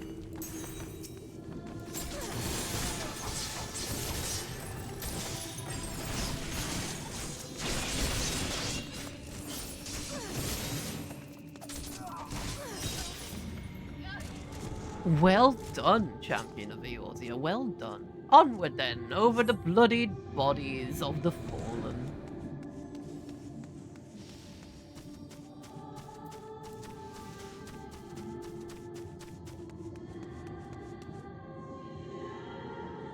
You tasted many sweet triumphs, yes, but so you did taste bitter tragedy. Who could forget the Crystal Brave? That idealistic, pathetic dream born of a malformed creature. Faces you now and loathe all. Let your hatred burn as you strike them down with all your might.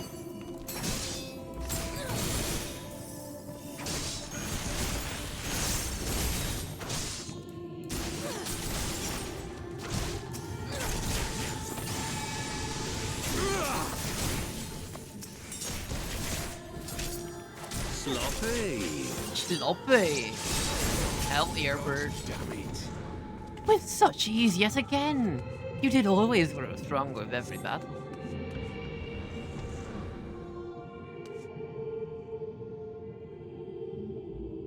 Queen had a little sippy. She's a bit drunk. Yeah, no, she's fine.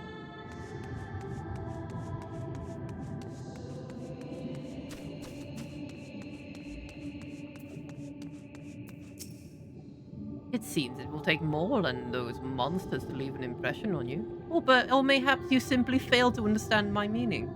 Not that it matters. No, I have dealt with countless heroes, and always it ends the same way.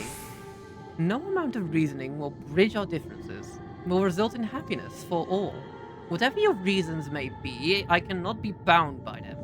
I can but put faith in my own beliefs and fight for them with all my being.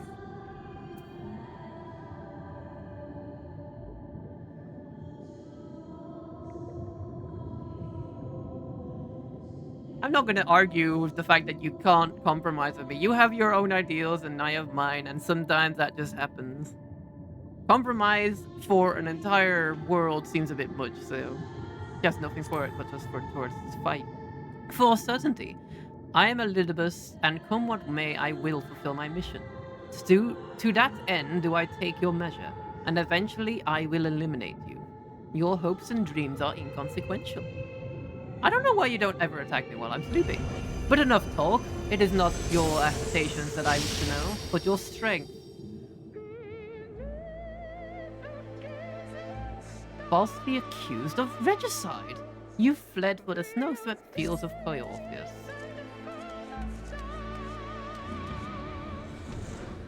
Had you and the Scions met your demise that day in the Sultanate, La Habrea might have been spared his. But not only did you stubbornly live, you hurled yourself into the thick of the Dragon Song War.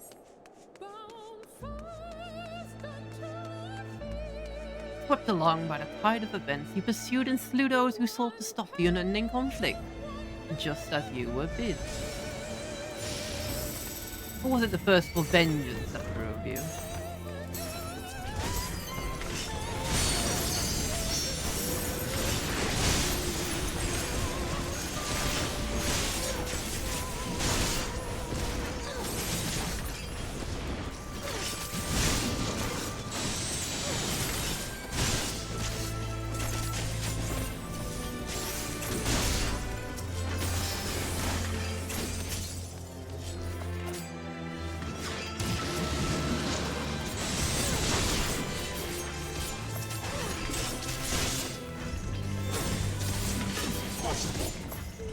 I trust you are beginning to limber up. Do keep up the fine form.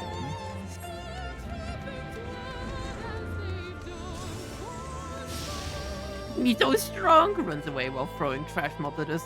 Gotta hate that guy. You're misunderstanding the point he's trying to make.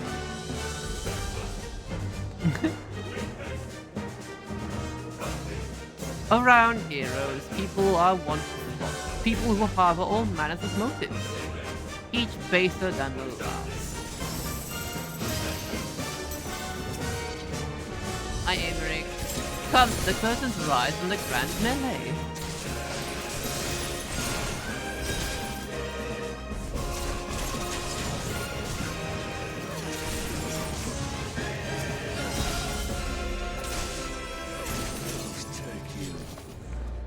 No more than they deserve in the end. Their hands of friendship was tainted with personal desire.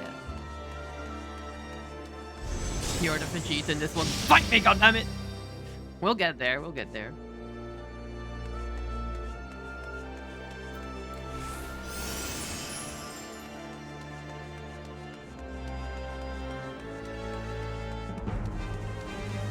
You know what comes next. You put an end to the Dragon Song War.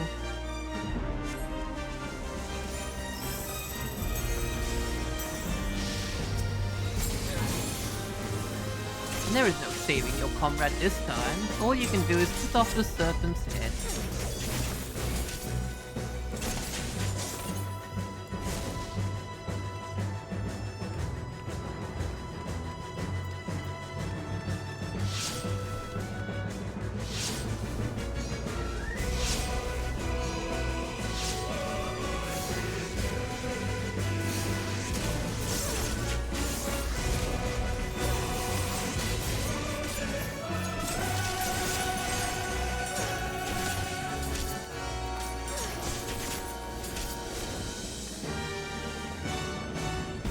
And as simple as that, a 1,000-year war is brought to its conclusion. But every end marks a new beginning, and for heroes such as you there is only ever conflict. I mean, it is one of my joys in life. Having a good old tussle.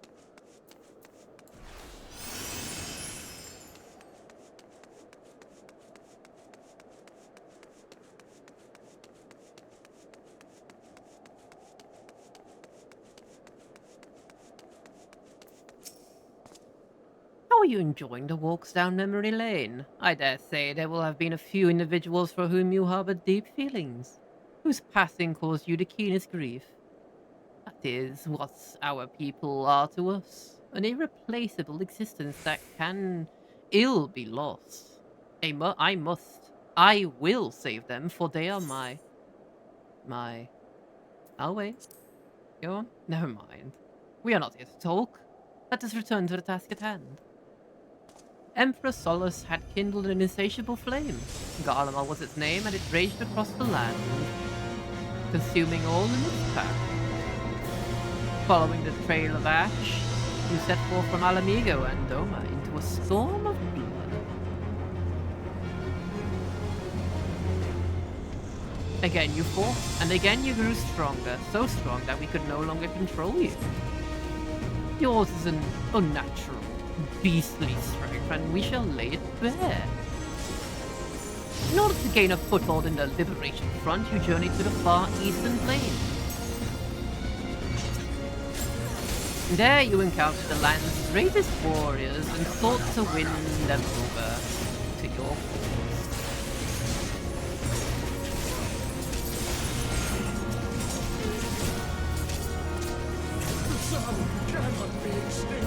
The strong are drawn to the strong, thus you did gather a few allies to your battle.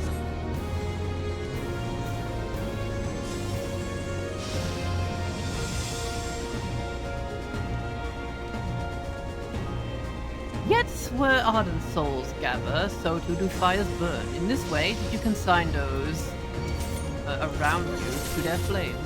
Burn them all, hero. Reduce them to nothingness, like the ephemeral morning dew they are.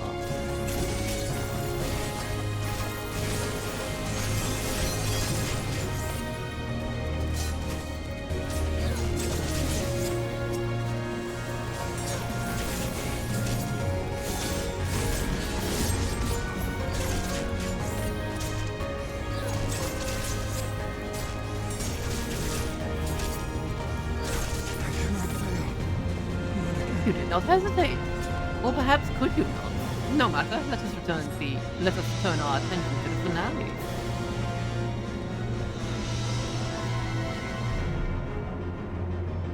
Here we shall have a test between fellow beasts. It is only fitting, would you not agree? Is it Xenos? Yeah, that's Xenos. When I fought you in the flesh, it was I who triumphed. Will you turn the tables this time?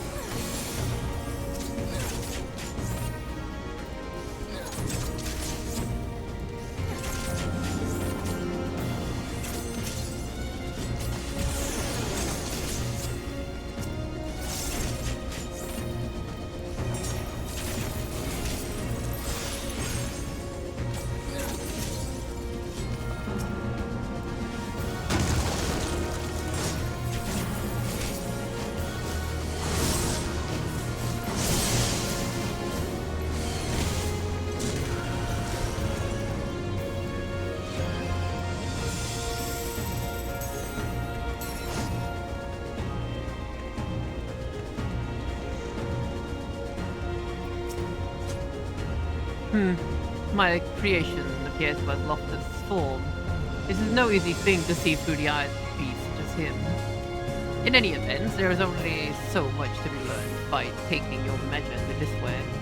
Let us try something different. Come, we continue this within.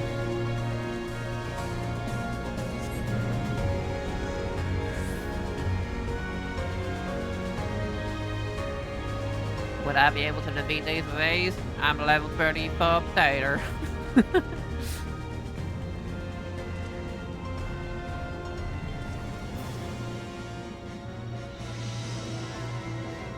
An impressive show of strength. But surely no more than a full state of which Emersel's conqueror is capable. Such might requires a fairer measure. To compare like with like. Yes.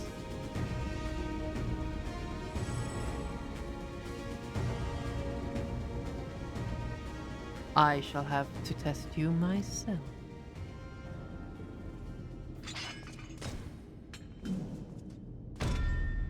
Come on, Drew. Show me what you can do.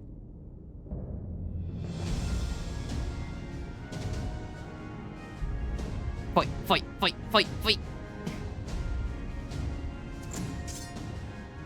You know, the fact that I share a soul with the guy that I'm currently fighting makes this a little uneasy.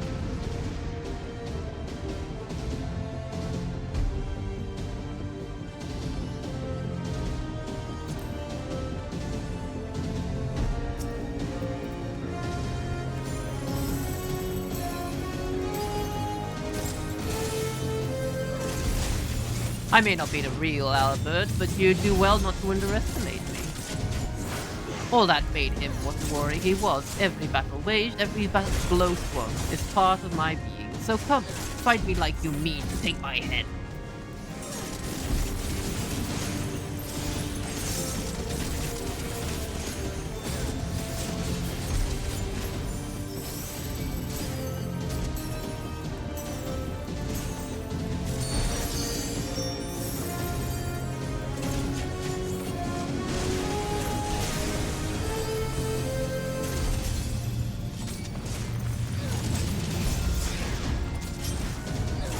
Good, I sense your murderous intent.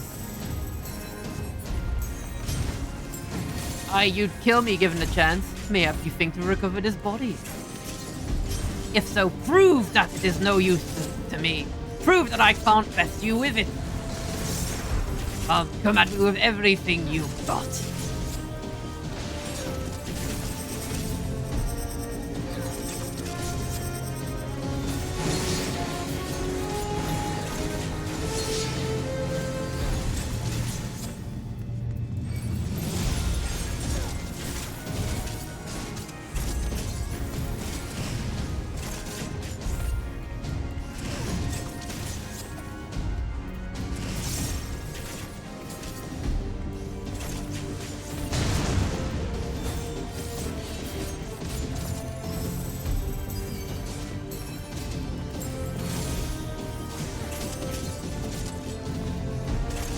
His eyes are glowing red, he's after me.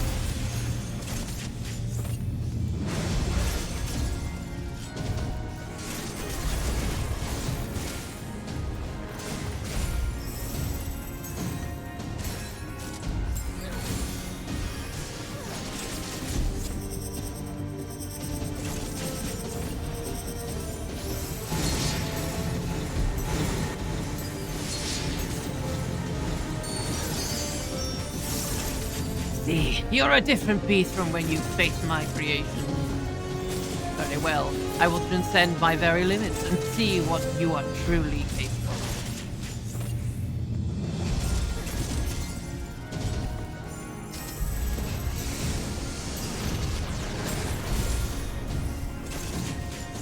Hold nothing back, for neither will I. Alright, you battle junkie.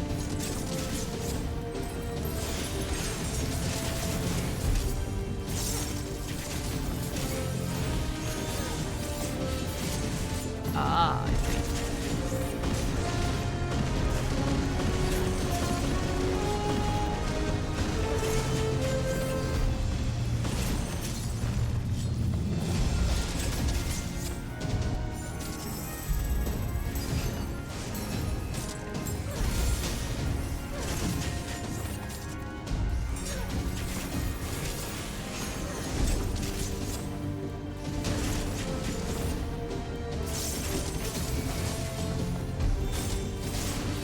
Almost got him.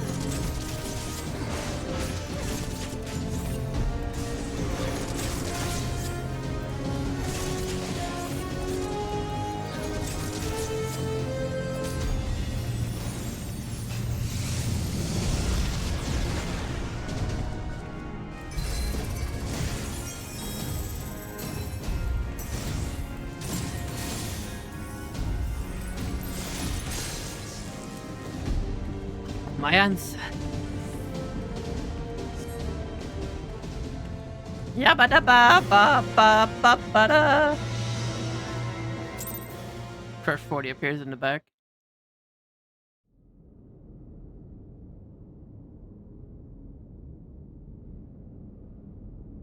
You have grown stronger since last we fought.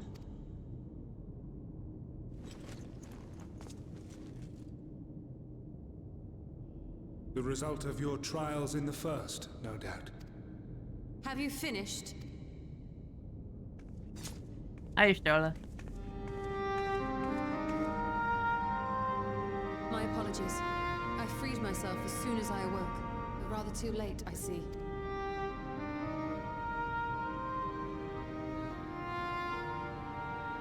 Now, Elidibus, if you have ceased trading blows, I would trade words with you. I have a theory, you see. One concerning that which you seek to accomplish.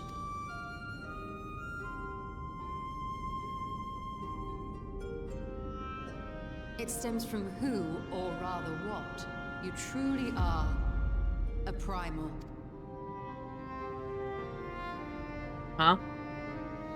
The ancients created Zodiac to deliver the star from destruction. If the magic that brought him forth is the precursor of what we know as summoning, then Zodiac would have been instilled with a presiding desire. I should probably turn down the music a little bit. I found it among the records at Anida, and it came as no surprise. Were I faced with the world's destruction, I too would wish for the same.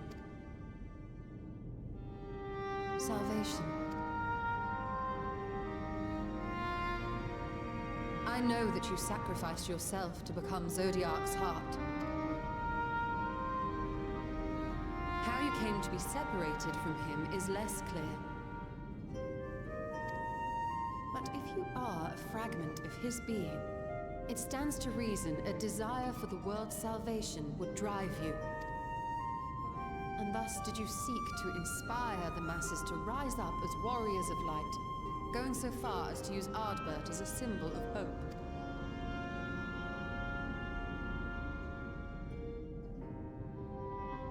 Correct on all counts. Such is my nature, and such are my methods. I have aided heroes. I have made them. I have even become them. This served not only to strengthen me, but also to facilitate the work of my brothers, such as Emmett Selk, with his penchant for nation building. Then you will be all too familiar with the fickleness of mankind. We change, we forget, and what little we do remember becomes twisted and fragmented over time. For which reason, you deem us unfit to carry on your legacy. But are you, yourself, free of these foibles? As the last witness of the final days, do you remember everything that was lost? Or even the things you cared about? Get to the point. A primal is shaped by the hope that fuels it. Even should this hope be something as simple as the world's salvation, it is the collective desire of innumerable disparate souls crying out for deliverance. Having drawn your strength from such a cacophony of voices, can you truly be sure you still speak with your own?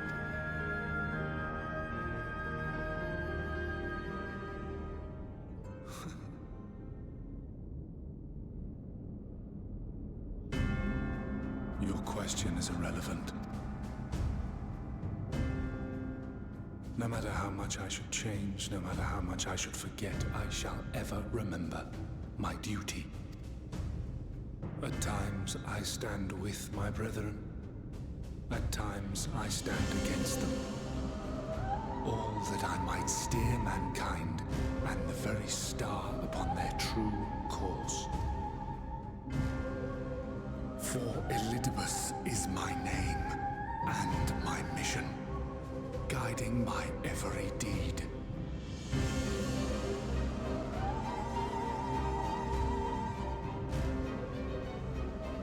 I guess they were right about you being But obsessive. enough talk. You have shown me sufficient proof of your might. As I am now, I would struggle to defeat you. Yet I have still to play all of my cards.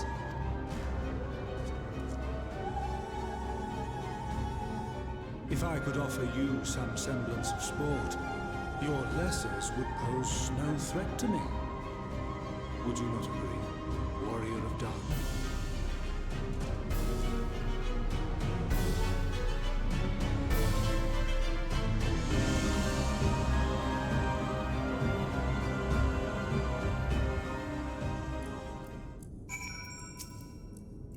Ooh, hold on.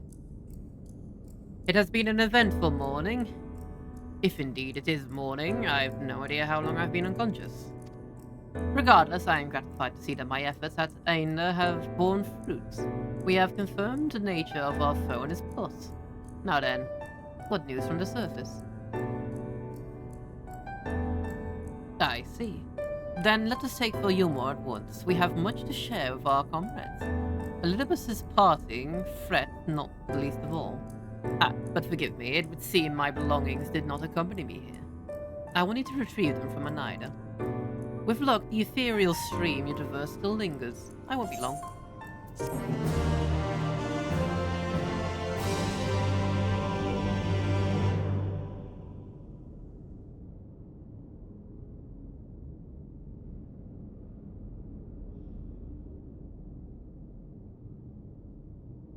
Hey, what's that? Huh?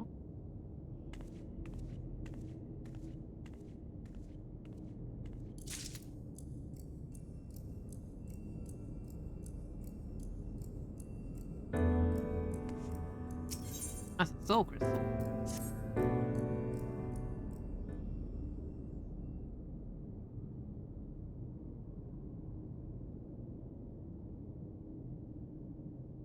A peculiar crystal lies on the floor.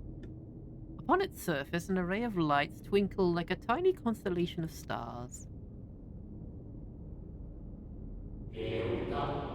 Day forth, bring honor to the seeds of... The distorted voice of an ancient ring out in your mind. A moment preserved in the crystal, it would seem. Mine now. Yoink. Me when I hear me when I hear the voices. You know, there's something else glimmering up ahead. Ooh, piece of candy. Ooh, piece of candy. Ooh, piece of candy. Ooh, piece of candy. Hold on then. Sound.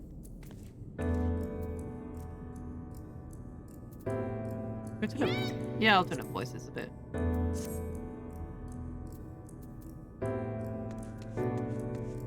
Ba-da-ba-ba.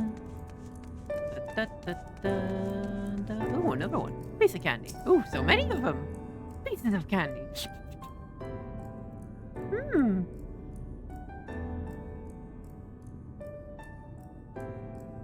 You find 3 more crystals lying on the floor. Though they differ in color and decoration, each is identical in shape. You focus on the crystals and find that the words they hold ring clearer than before. Behold, my friends, embraced by the earth and caressed by the wind, vibrant life flourishes. All is right in creation. There can be no greater joy to us than our wisdom for the good of our people, no greater pride. May all know happiness, now and forevermore. Yoink. That goes in my pocket. Any more lying around? There do not appear to be any more crystals in the hall. Perhaps it would be wise to continue to search outside. This man's be littering.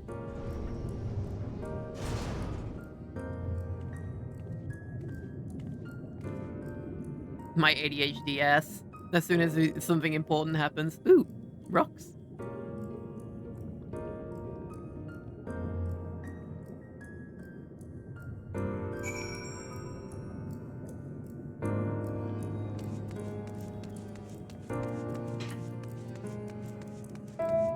Bam, bam, bam, dun, dun.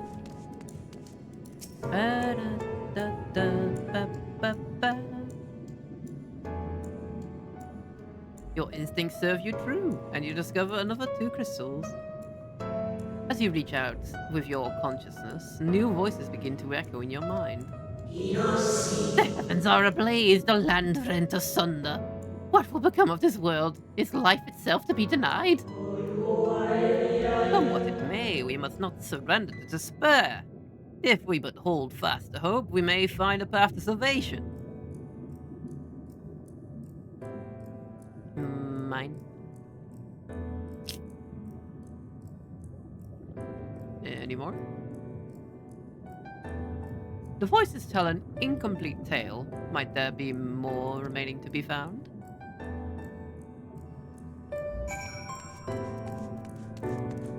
I'm just gonna follow this. I swear, I'm waiting for a stroll and I'm like, ooh, rock trail.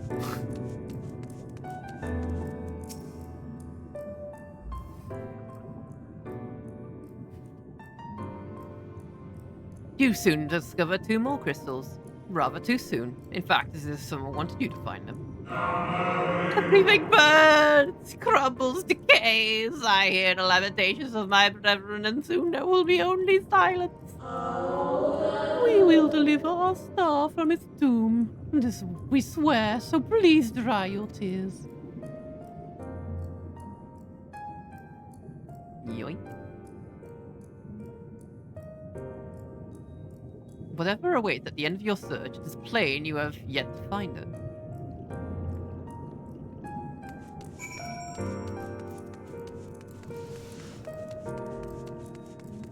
Eat the candy, get the knowledge within.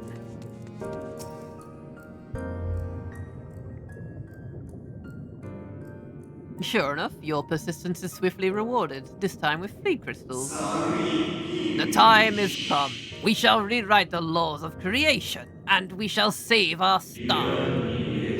From this life, our Saviour's born. May we be worthy of the honor.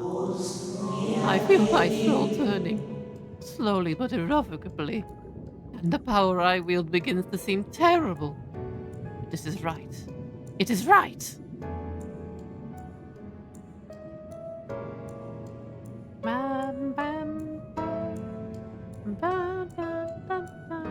The tale of the crystal weave seemed to near its end, but it's not over yet.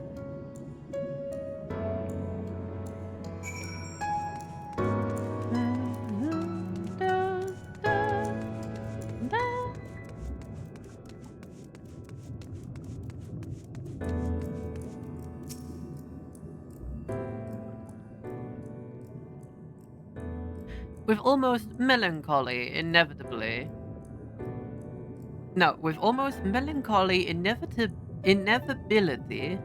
the 12th crystal soon reveals itself to your questioning eye.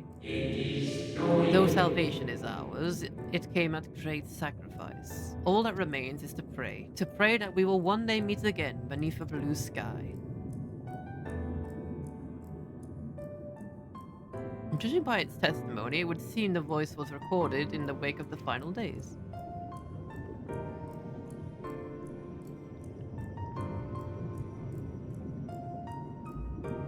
As you scan the area, another glint catches your eye. Washi?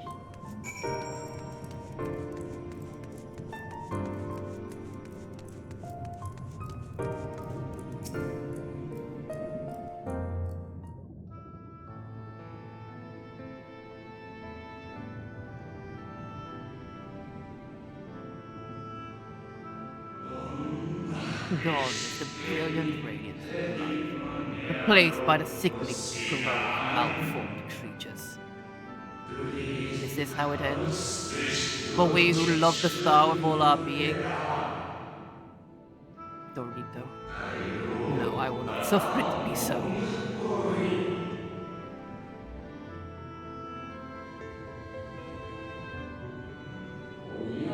Well, well, we meet again, my new old friend.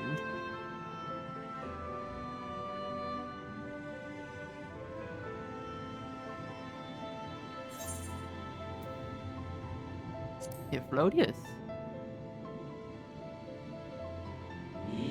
How good of you to remember.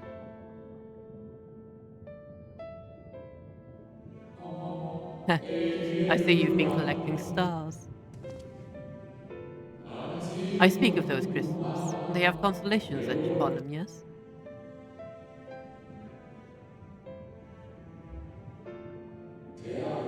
High in the heavens, those stars shine their guiding light down upon the lives below. Fitting symbols of the convocation of 14, would you not agree? As you will have gathered, each crystal bears an account of the life of the member of the convocation, as remembered by the Unsundered.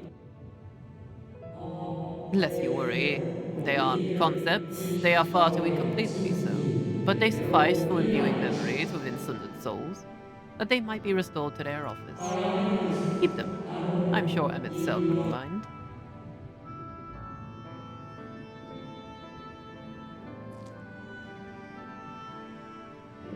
So, how fare you of late?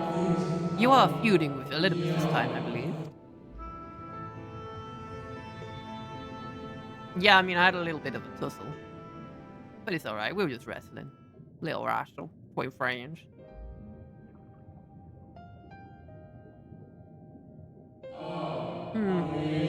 I shall refrain from passing comment on your struggle. It is not my place to do so, long departed as I am. But if I may give you a voice to a personal desire, I would rather you lived. If you do not, how will you keep your promise to himself? Your promise to remember? It must weigh heavily, the burden of all those memories. To one who has lived a life such as yours, I can well imagine how Elizabeth's existence might seem hollow.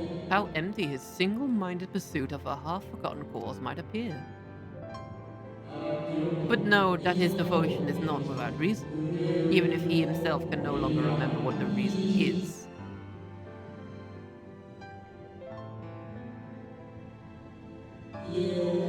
Well, that is quite enough talk for about Elizabeth. I would see if you can reunite the wayward stars.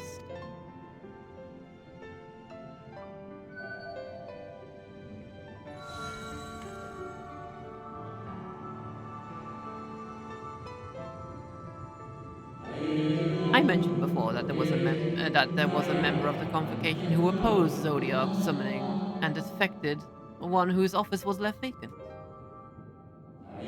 Defectors having been deemed unworthy of commemoration, no crystal exists for the individual in question. Or shouldn't exist, at any rate.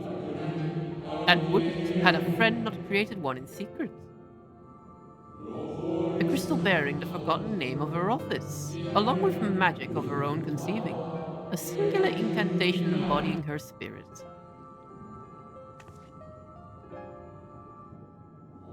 Among all the offices, the 14th was most unusual. For while the rest sat in Amaro, its holder was charged with gaining an intimate knowledge of the wider world. In the course of her duty, she traveled the length and breadth of every land and befriended countless folk. She encountered troubles too, of course, matters which she could simply have referred to the convocation, but that was not her way. Nay, more often than not, she would call upon her comrades, and together resolve matters themselves. Such is the magic sealed within the crystal, the magic to summon the stars to your side. In a time of great need, should you wish upon it with all your heart, it will surely answer your call.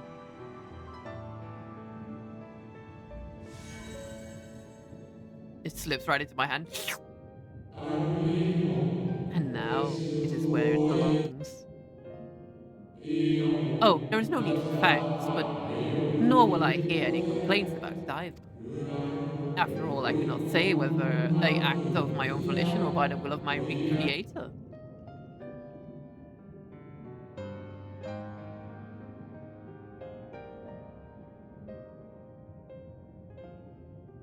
He's gone. Where'd he go? Is this my stone? Was I this person? I was wondering where you'd disappeared to. Sorry, I was collecting candy. Is something troubling you?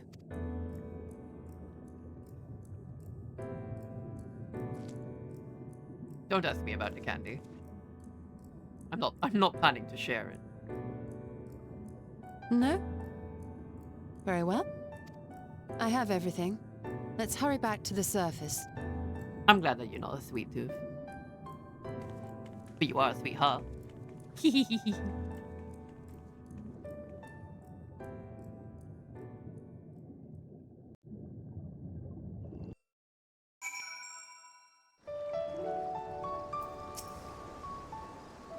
Ah, fresh air at last. I would celebrate my return to dry land with a pot of tea if I had the luxury of time. But we must prepare for Elidibus. Given what we know, it's plain he will not be deterred from his course. And nor would I, were I him. Not if it meant forsaking everything I love. That said, I have not forgotten how Emmett Silk sought to find common ground with us, for all our misgivings. Ultimately, our differences were not to be bridged, of course, but one must always try. Emmett Silk understood this, and if his gesture resonated with you, perhaps you might consider reaching out to his brethren. Though it may all be for naught, you of all people should know that there is no such thing as a foregone conclusion.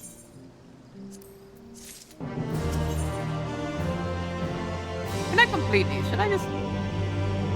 Should I gain XP on a different, class?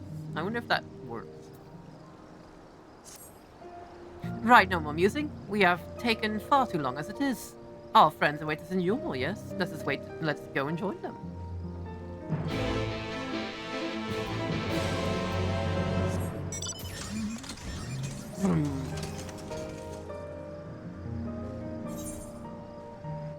Oh. This way.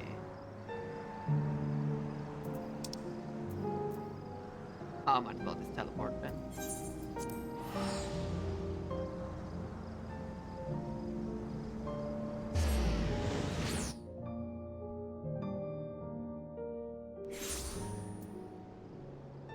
Oh my god, how many messages?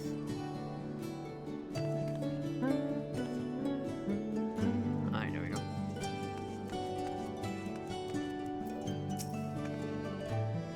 It appears we are fashionably late. Come, Arthur will not wait. Hi, Chinese.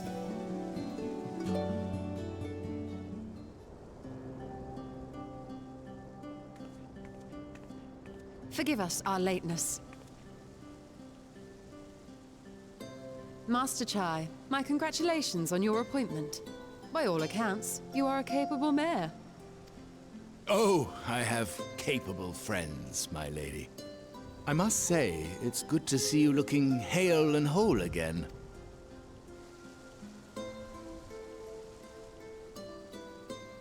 The credit for that lies with my own capable friend, without whom I might never have escaped my abductor. Oh, shucks. Oh, right, yeah, she was abducted. I beat the shit out of him, though. And I got candy as a reward, smile.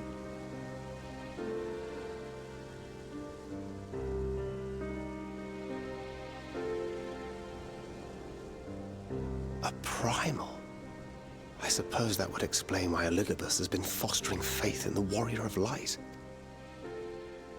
While you were enjoying your audience with the Wandering Heart of Zodiac, we were busy dispatching the last of the Black Master Ascians, a task which proved almost insultingly easy.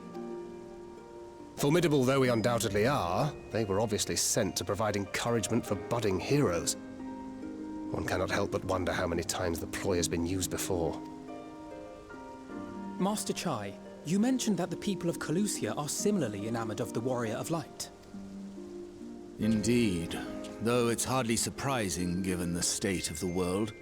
Many are still struggling to find a purpose, and it's only natural that they should take comfort in the tales. Then the fever has spread to every corner of Norvrant. We may have dealt with his black-masked minions, but it is plain Elidibus has yet to show his hand.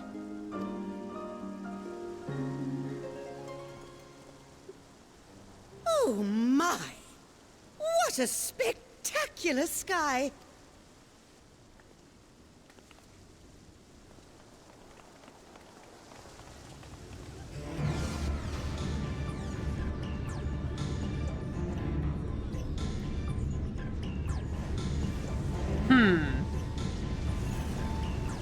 Another star shower.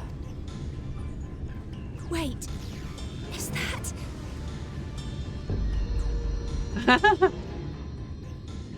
Amaranth?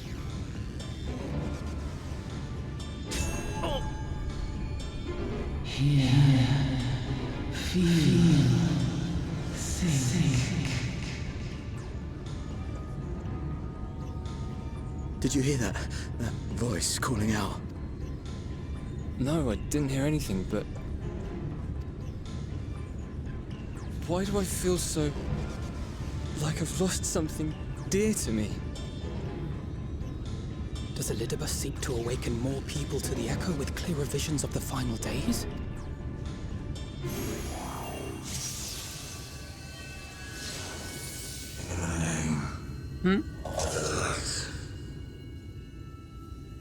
I shall vanquish the darkness. I shall deliver the world from its doom.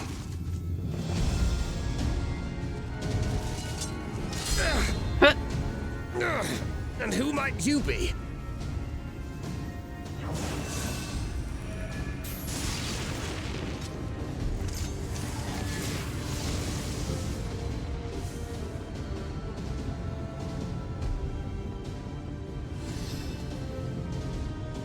Whoever they are, they've come for our heads!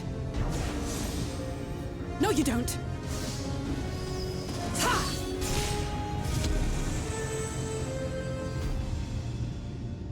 They are not of flesh and blood.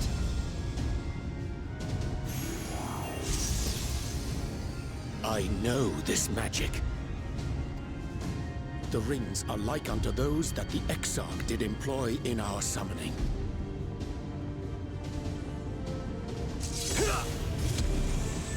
Are you saying the Exarch is summoning them? Nay, yet the similarity can be no mere coincidence.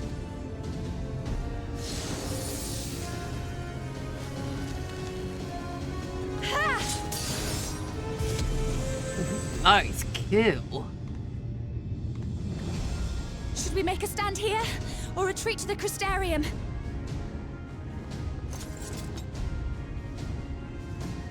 The ether churns around us. More of them will appear ere long. To stay would only place innocents in harm's way. We must fight this battle elsewhere. Wait! Take one of our airships. You can decide what to do on your flight to the Crystarium. Nice. You are a capable leader in your own right, Master Chai. The citizens of Yulmore chose well. It's settled then. To the airship!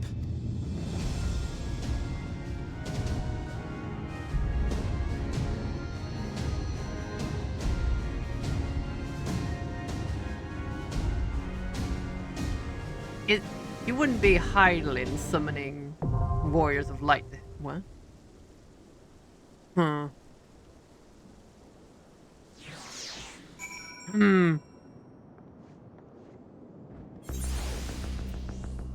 Ooh, I get to choose a party? Alright.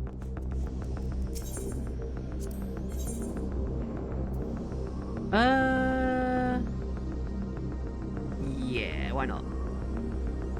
Why not? What is this?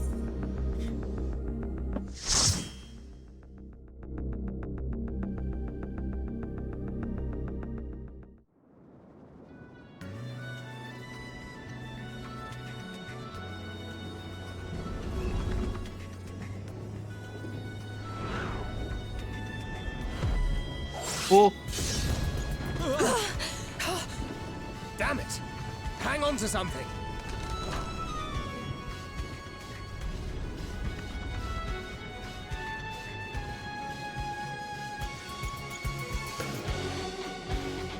Ooh, jammies.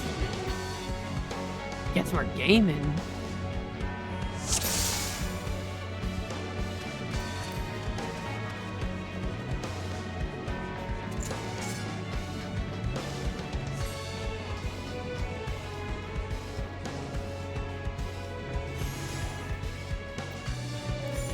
Prepare yourself!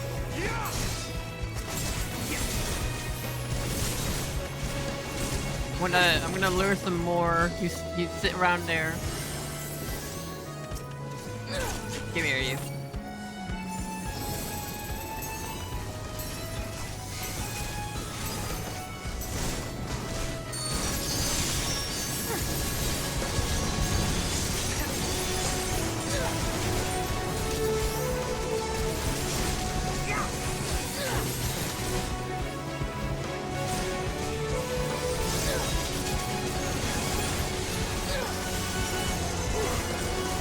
Well, this is a nice mix of one of the original songs.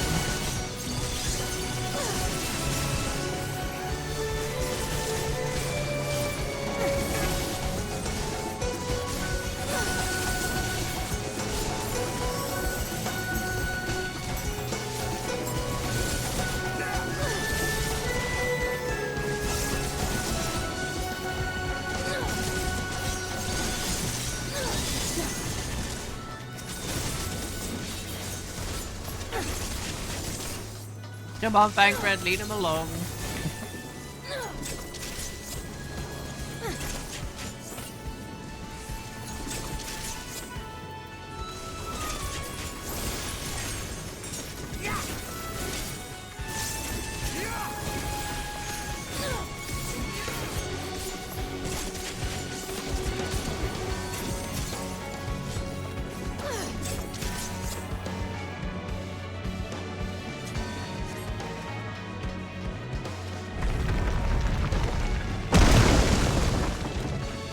Oh, thank you for the boulder, friend.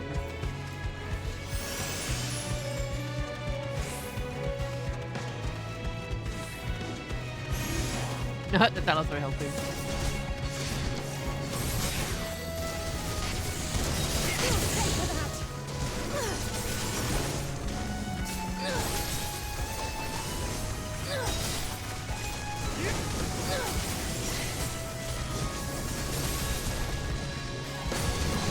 Oh, you're asking about why Noxie hasn't been streaming in the last couple days? She's just having internet trouble, don't worry.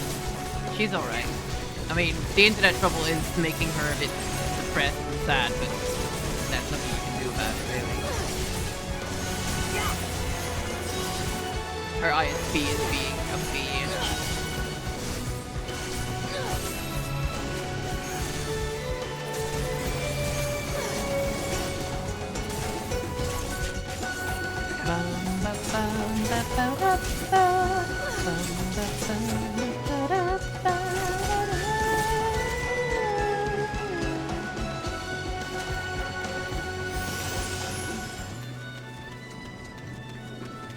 Oh, sorry.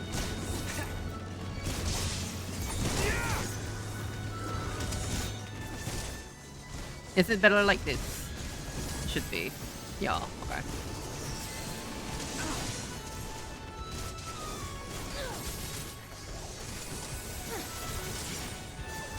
Hi, Alex.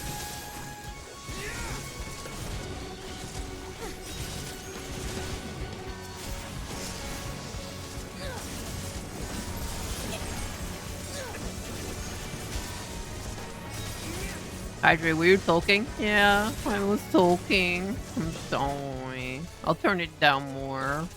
Wait. I don't know how loud I have to be. Is it okay now?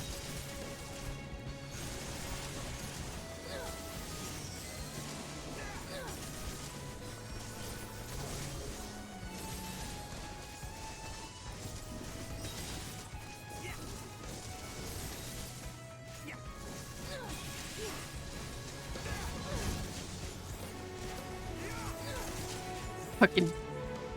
Okay, to be honest with me, I don't like being insecure about my sounds. Wow, wow, wow, wow, wow, wow, wow.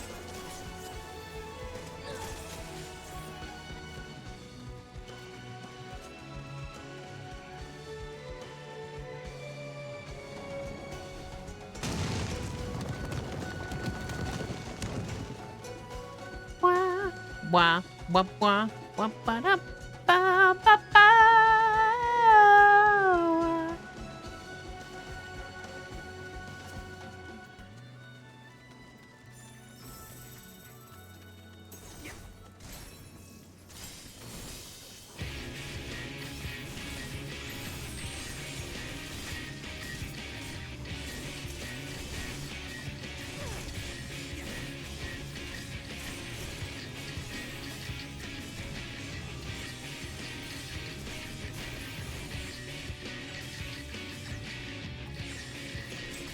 Ah, he's gonna teleport there.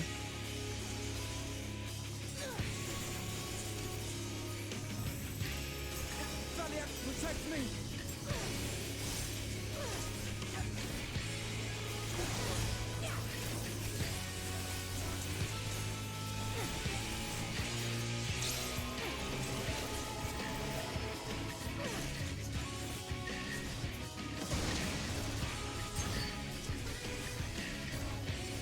Keep your guard up.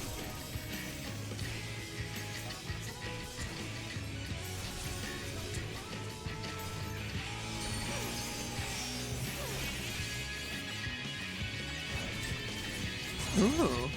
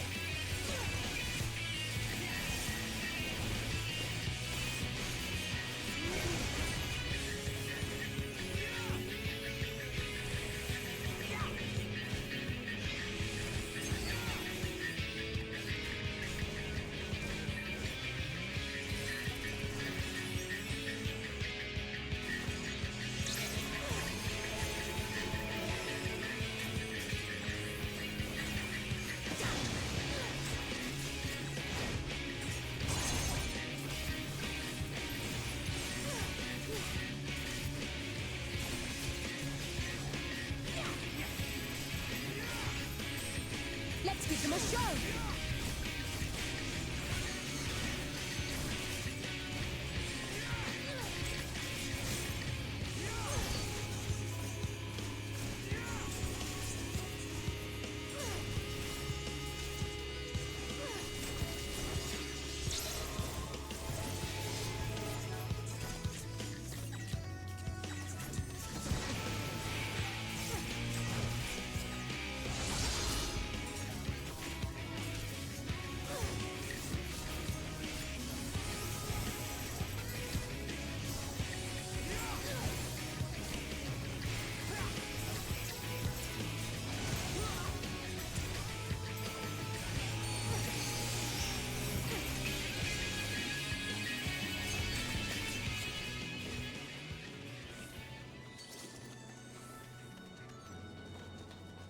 Oh, hello.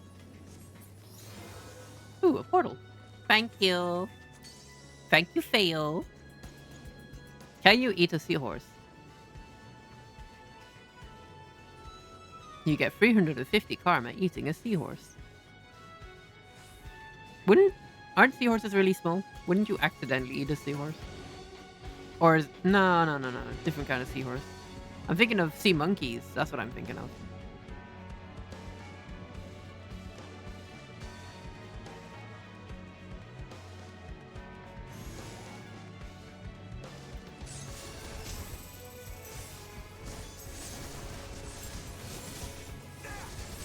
I'm gonna go aggro more enemies.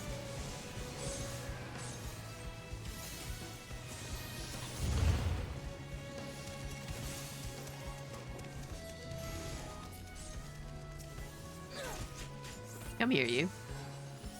Come here, Thancred. Help me, Thancred. You're my only hope.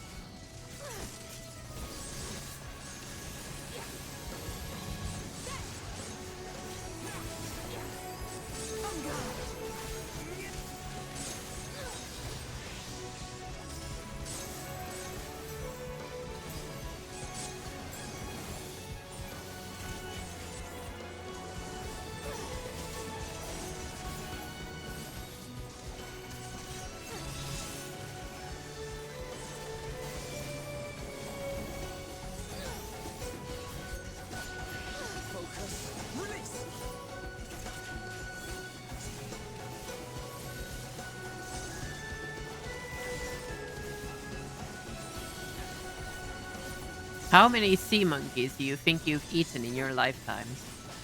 Answer truthfully.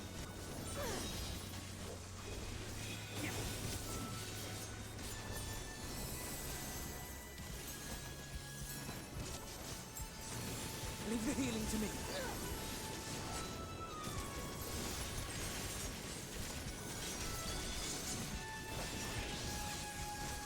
Do the NPCs actually do something, or is that a Guild Wars 2 situation in which they are just walking decoration?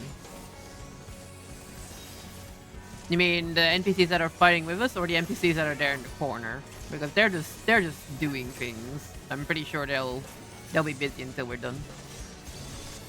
I don't know what they are, so I'm gonna assume 800. The one fighting with you, I think they are doing damage, yes. Sometimes they do a big attack that does a bit more damage.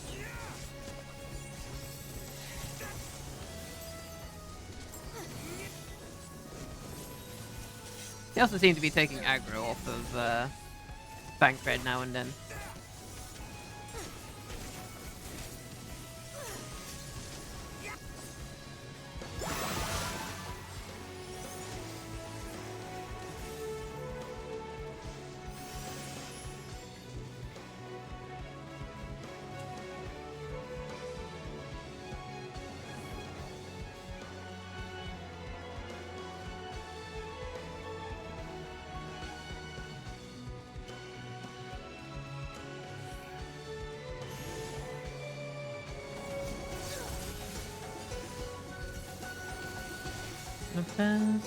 There must be more. Yeah. Oh, Titania summoned some minions to help. Come here, Yalo.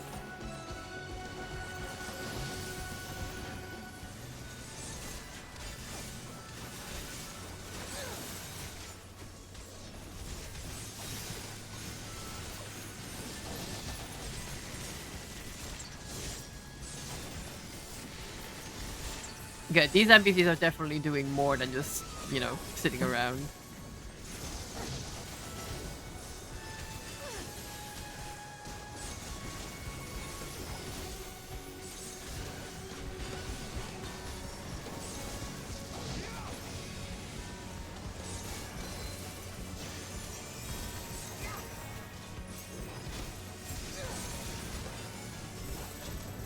Hi, Darwin. Hey, baby.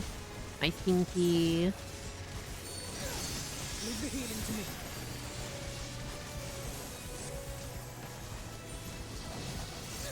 You underestimate me.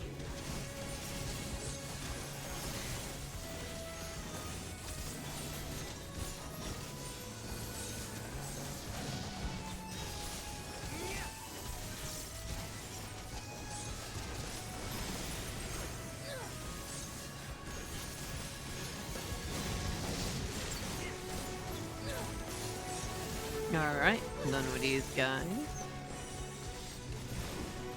Thanks, Titania.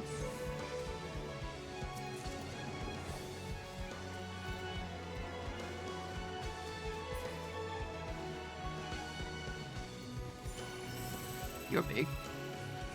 Spectral Necromancer. Prepare yourself. That is such a nice dress. Look at her. No, let me look at her.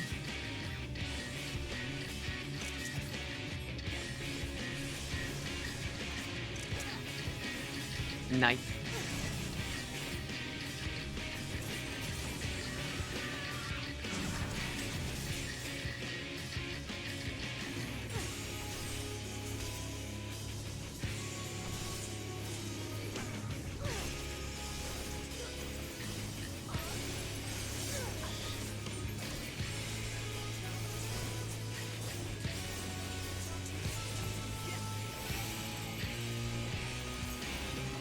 Oh, she's blowing up the corpses. Protect me. Keep your guard up.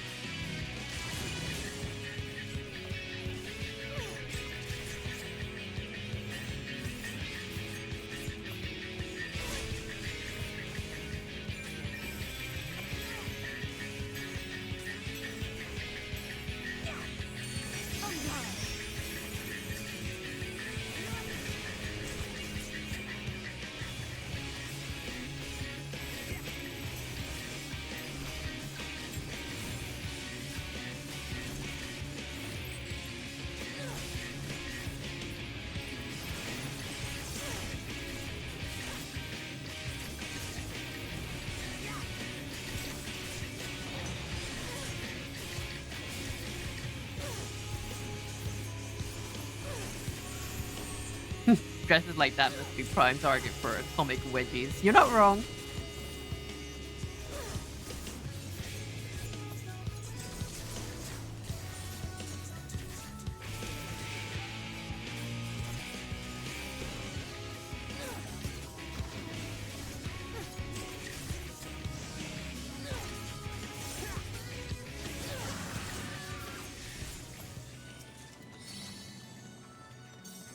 Hi, Titania.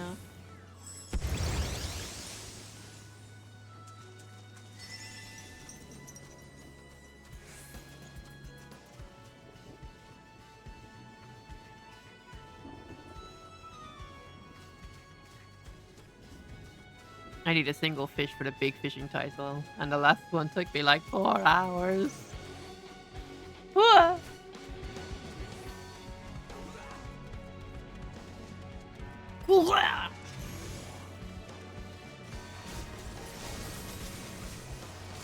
I'm going to aggro more enemies. Hehehehe.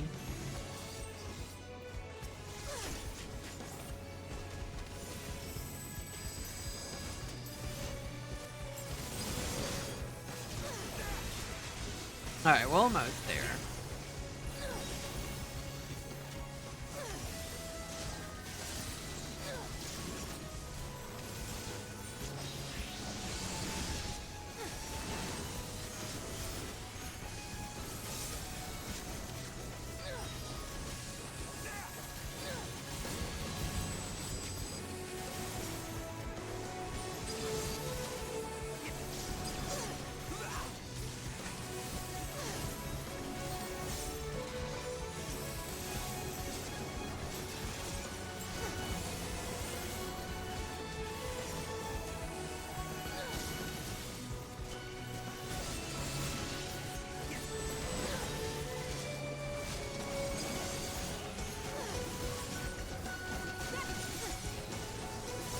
You miracle fish on it. I will give you a blessing. Your next 10 fish, one of them will be a crawfish. You have my word. Receive of my blessing. Okay, let's see.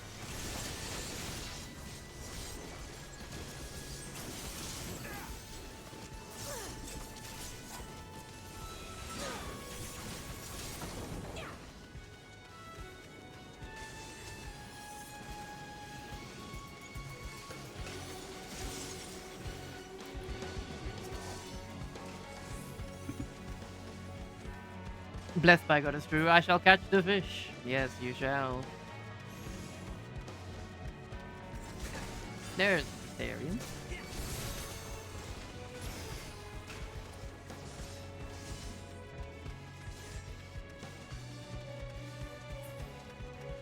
Oh, there's no enemies here.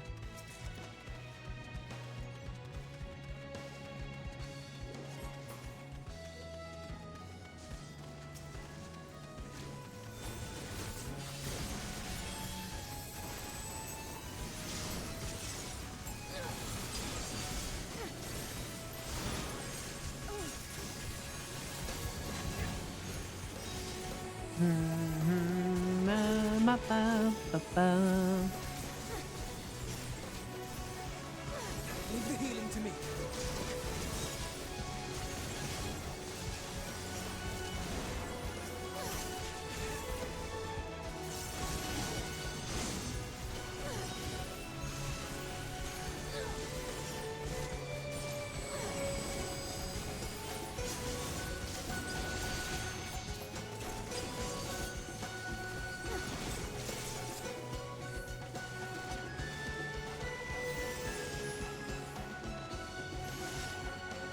Oh, they didn't spawn preemptively. Oh yeah, really, I forgot to tell you. The Nier Automata. Oh. The Nier Automata in this game is legit Nier, not even a reference. No, I know.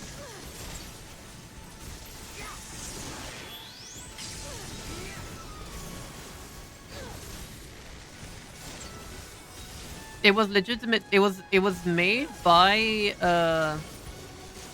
It was directed by Yoko Taro, who made all the other Nier games. and they did their best to make it into something canon as well. So Final Fantasy is canon in Nier. That's something to think about.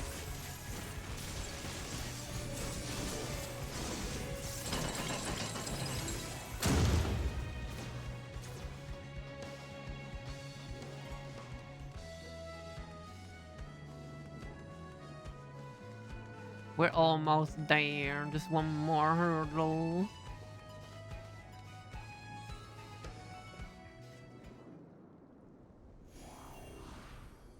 What's this then?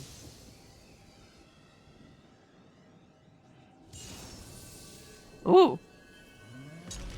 It's a warrior from Guild Wars 2.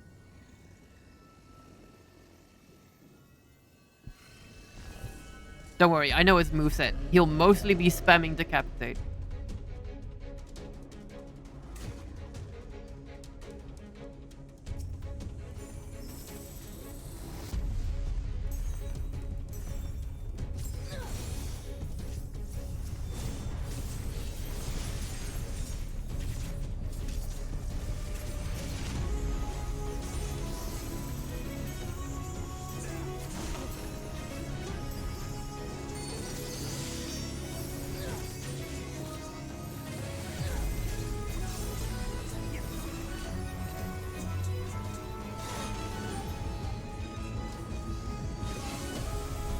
Watch out, he's spamming one!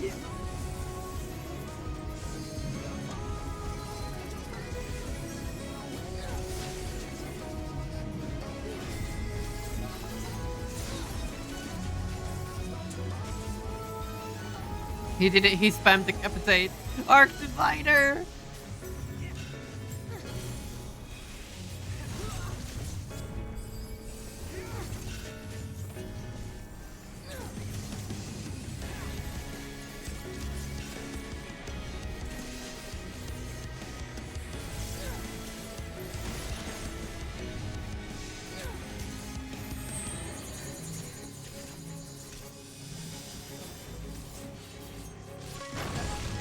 Rock!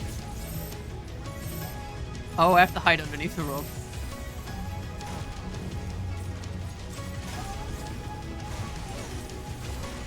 I am dying. Alvino, and help me.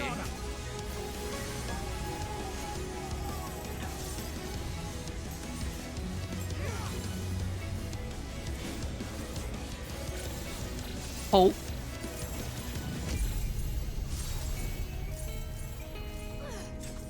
Ooh. A bit berserk.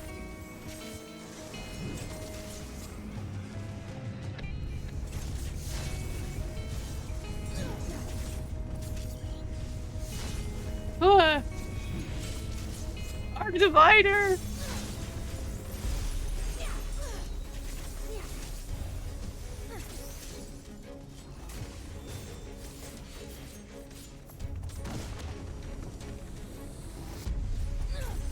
He's making holes.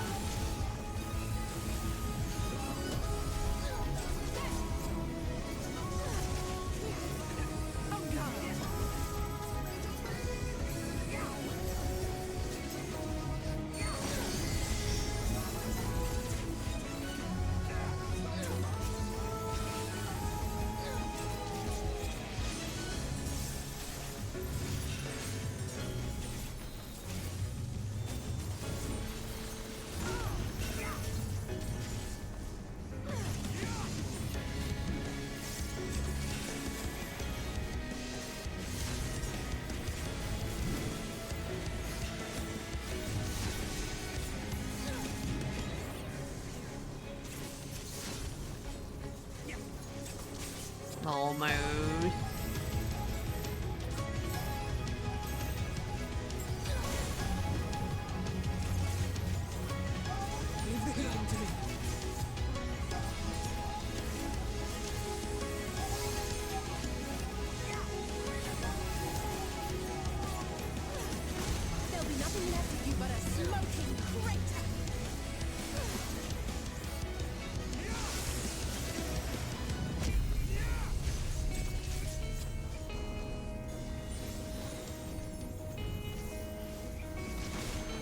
Yorick!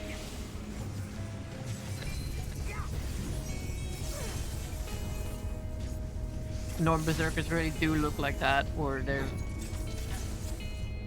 Norm Berserkers really look like that, or they look like Pretty Princess Fairy.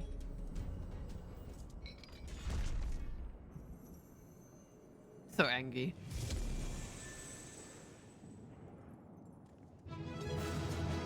We did it! We saved the... Oh, we didn't save anything yet.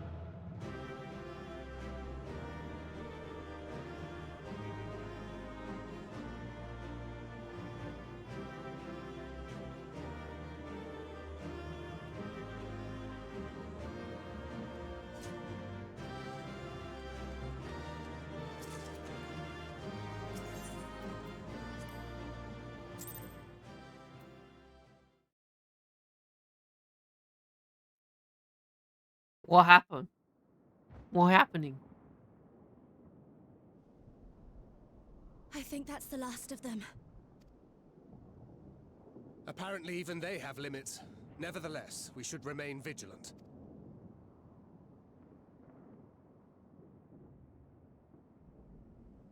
Urianger, something occurred to me while we were fighting. These enemies. Are heroes hailing from other shards, summoned hither to deliver this world from its doom. Scant moments after the star shower did they appear, as yet more souls were inspired to walk the hero's path, no doubt. Thus did hopes for salvation of realms near and far resonate and converge, lending still greater strength unto our adversary. So that's Elidibus's game. But first things first. If the rings are the same as the Exarchs, then we need to ask him how that's possible.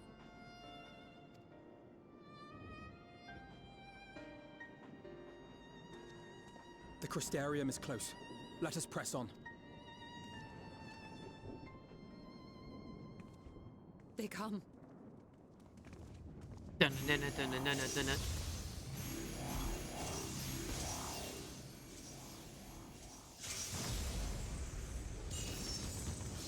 Hello. So near and yet so far.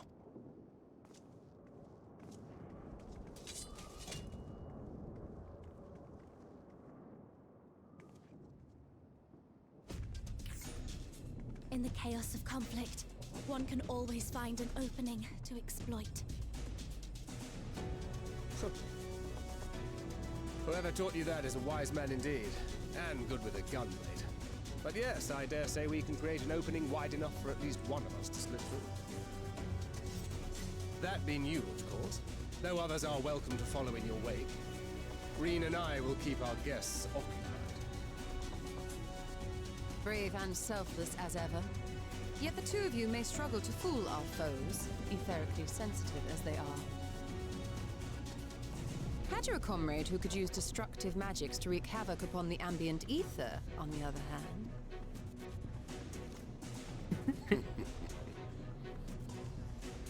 Very well. I too shall assist in the diversionary effort. Oh, not this old dance again. Yes, obviously I'll stay and fight. Alphino, I'm about to do a great many stupid and reckless things. Watch my back, would you? And there you have it. Take care of yourself, my friend.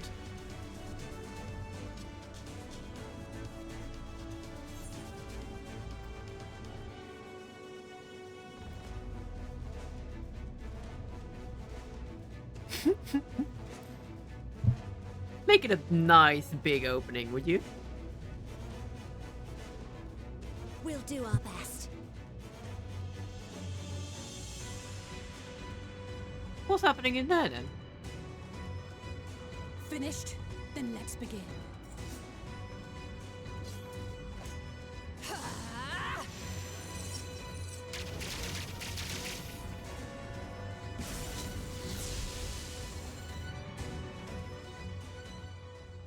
Monster kill.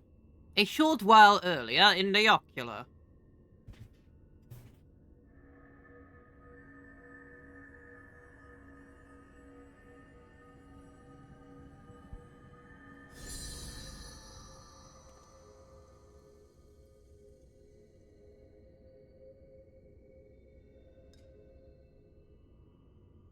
'Tis done. Oh, let me see, let me see!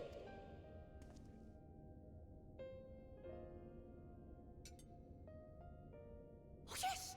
Your memories are preserved safely within. We've done it! We've done it at last!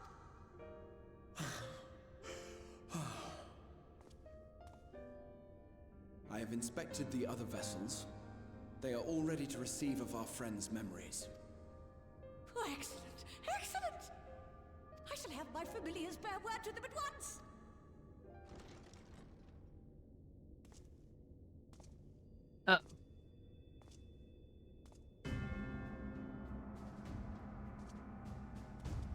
Elidibus.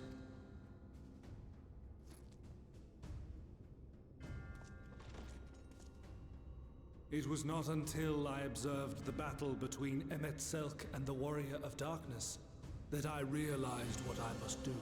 I will summon heroes from other worlds unto the first, just as you did. Their presence shall serve to empower me, granting me the strength to crush my enemy. Though it pains me to disappoint you, I feel compelled to explain that the magic in question requires no small amount of preparation. Ah, but you assume I require my champions to be summoned in their entirety. I do not. Their souls needn't even be whole. My purpose requires no more than their burning desire to vanquish evil. This I shall sear upon the ether, raising thereby an army of phantom heroes to whom I shall whisper, as I have to so many over the ages. His name is Bus. Here lies darkness. It must be destroyed. And you expect me to cooperate? I do not require your cooperation. Your death will suffice. The magic I shall have from your corpse.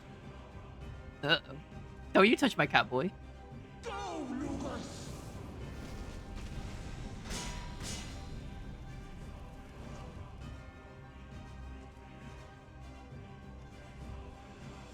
We must flee!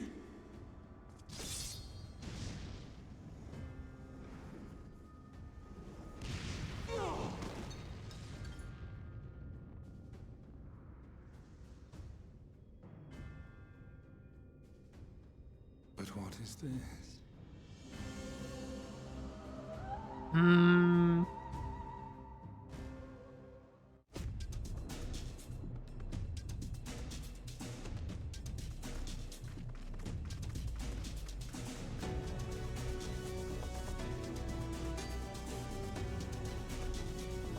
No, boy. Something ain't right.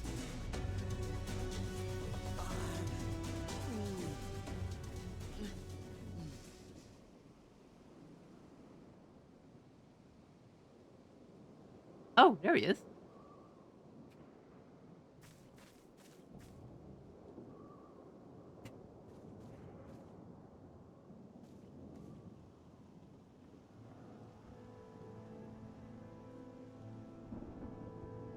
My friend, how did you... No matter, Elidibus. He took us unawares.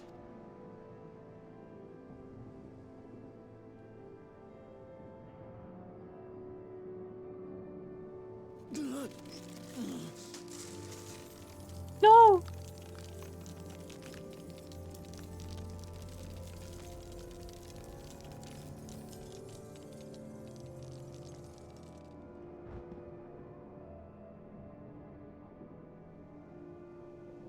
It was all we could do. To raise a war to hinder his steps. And so we fled. But he took it. The vessel with the Exarch's memories. Forgive me.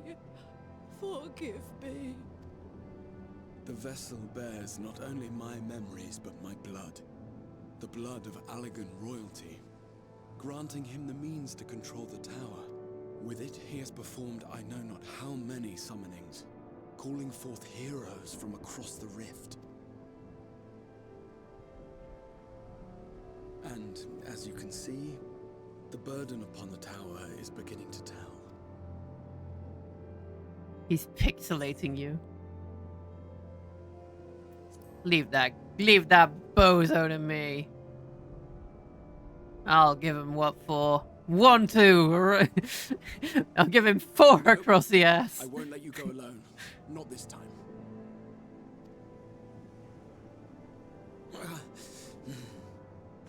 Elidibus has exploited the people's nobility, twisted their purest intentions for terrible ends, and I cannot let it stand. As Exarch, it is my duty to protect them, to defend their hopes and dreams. So I am going to the Crystal Tower, with or without your blessing. Though, I would rather it were with. Dab on him. Hell yeah.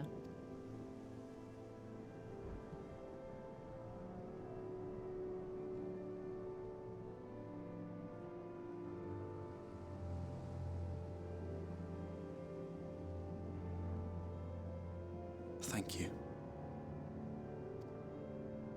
I joined you, but I would only be a burden. Better that I remain here with my gremlins. I shall send help. Stay strong, my friend, and take heart. By binding Elidibus within the tower, we have done more than simply delay him. Much like our adversary, I am not wont to show my hand prematurely, but the time has come to bring my strongest card to bear.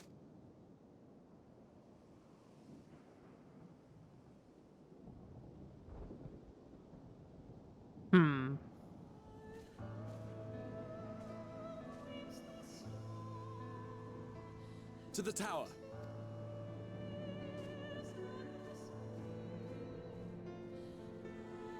Blue eyes, white dragon. Of course.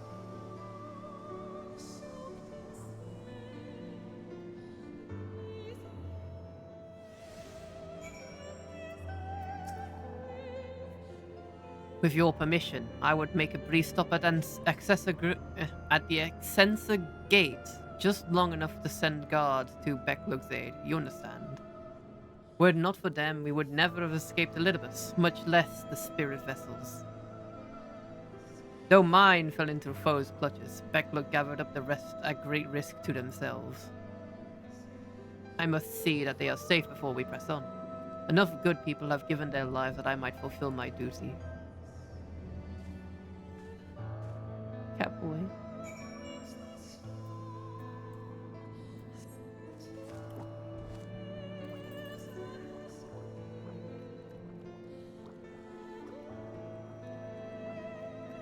I was trying to get a good look at the thing above me, but I don't think I can look that high.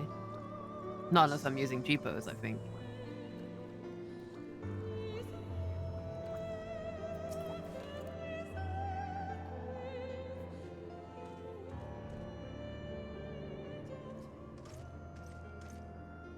But, Warrior of Darkness! Exarch, forgive us this paltry greeting!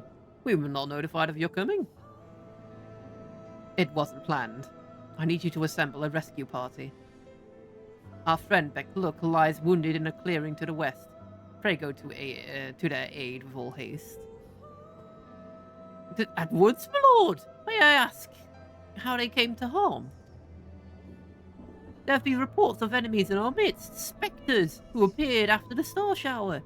Do they have something to do with it? Yes. The man who attacked Becklook is also responsible for the star shower and the appearance of the spectres. I have no time to explain, but know that the individual in question does not seek to do indiscriminate harm. If you do not bar his servant's path, they will not turn on you. You are to leave this foe to us, understood? Meanwhile, I ask that you alert the rest of the guard and focus on maintaining calm in the city.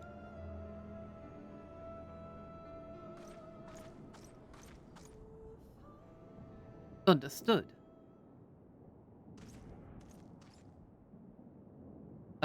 Bungo. Lina!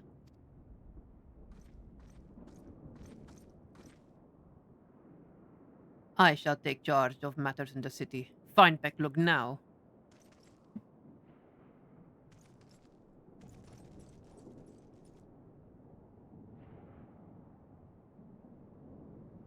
No time to explain.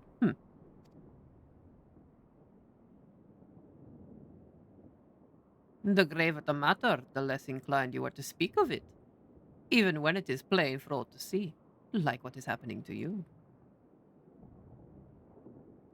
Lina, this time, there truly is no time. I know, my lord. Were matters otherwise, I would believe you were even willing to speak of your past if pressed. Yet, I remain afraid to do so. Afraid that I might learn what would make afraid that what I might learn may make a stranger of you. Forgive me, there is no time.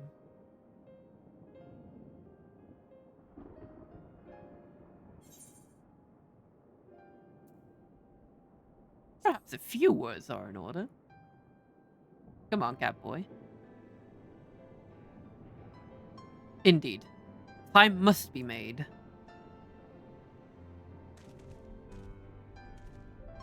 Lina, do you remember the time you got lost in the tower when you were little, and I searched for you for hours on end?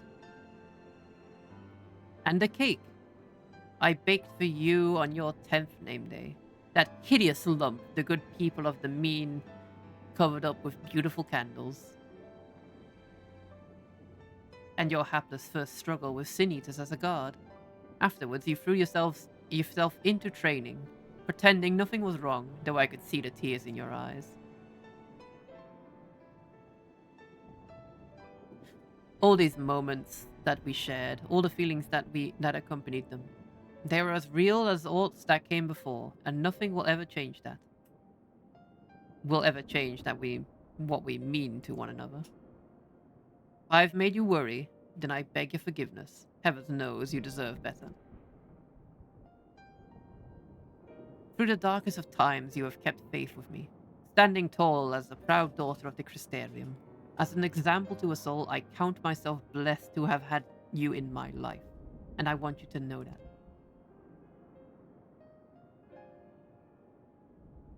Why do you speak so?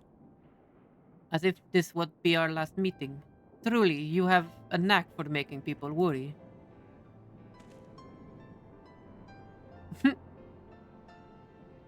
Besides, it is you who are an example to us all. You who have led us through countless trials, and you who led us through countless trials to come. So go, my lord. Do what you must, but take care.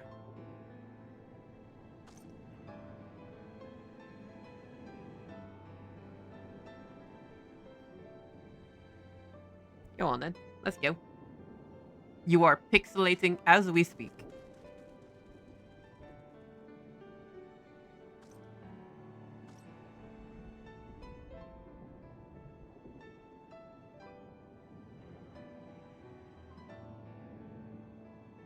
Aww.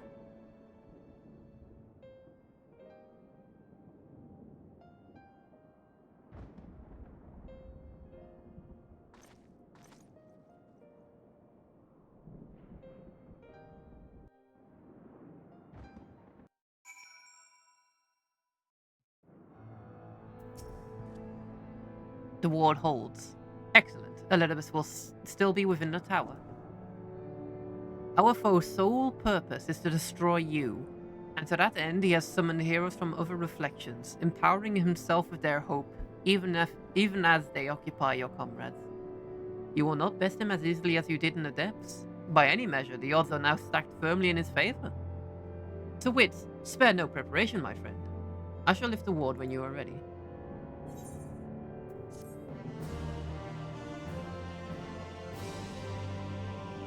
You may now enter the Hero's Gauntlet with a party of... Oh, right out there. Are you ready then? Very well, I shall lift the ward.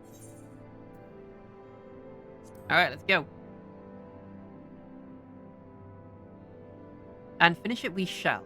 For no hero our foe could summon to his side shall ever compare to you. And as for me, well, no ally you could summon to your side will ever try harder. That much I swear. So come, my friend, let's finish this once and for all. Da-na-na-na.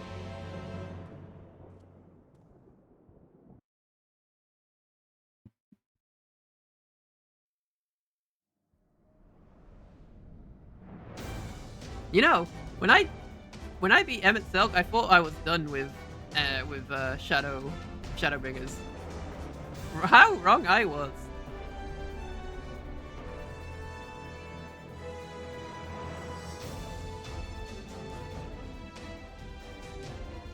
Not here either. We must keep climbing.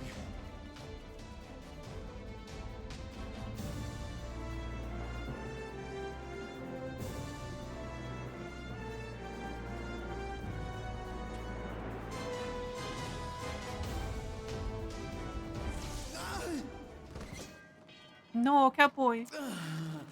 Grahatia.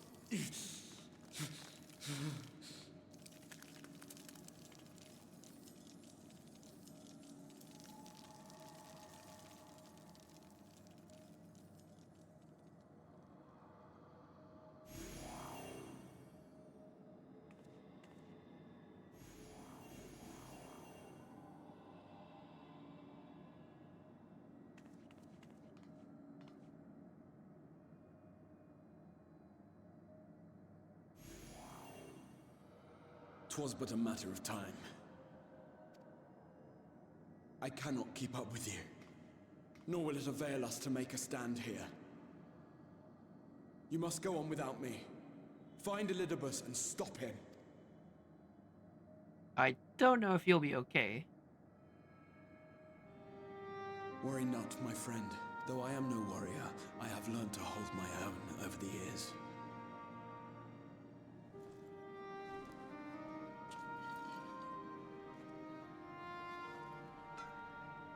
When first we explored this tower, you and your fellow adventurers formed the van, while I was left to follow in your wake. Suffice it to say, I was not best pleased with the arrangement. How I wished that I could join you. And now I have, here where it all began. I was right to trust in you, and the power of your legacy, of your name, to let them guide my every deed.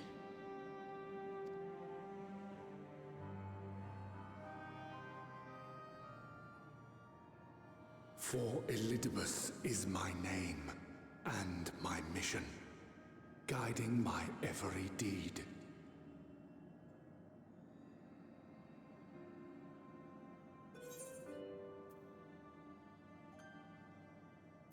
Why me?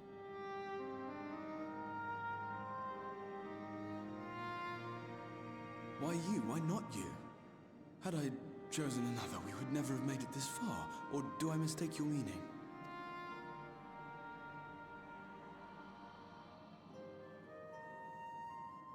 Elidibus spoke in similar terms, you say?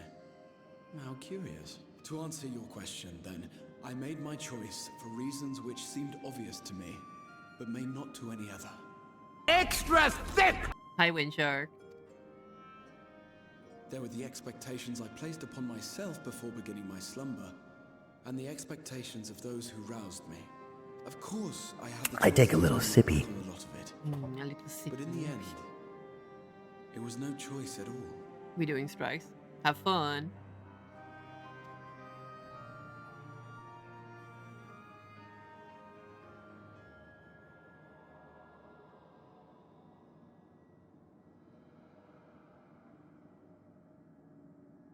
I cherish the time I spent with you and the others. What I wouldn't give to return to those halcyon days.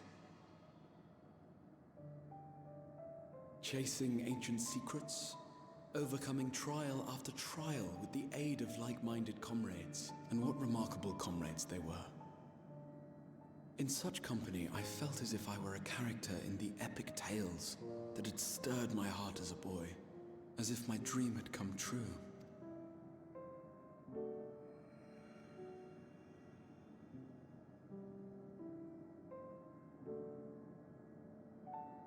It hadn't, of course, for I was no hero. Neither then nor after. Though the world to which I awakened and the first were beset with myriad problems, I rarely knew how best to play my part. There was, however, one thing of which I was certain. That I could not bear to let those dear to me meet a tragic end.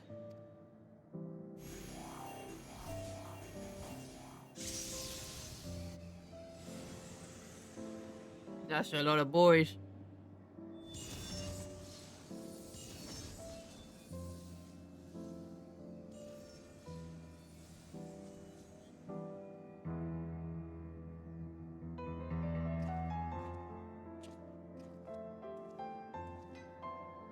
I'm afraid our time is up.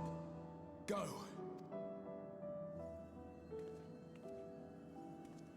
Rest assured you haven't seen the last of me. I wouldn't dream of playing my trump card save in your presence.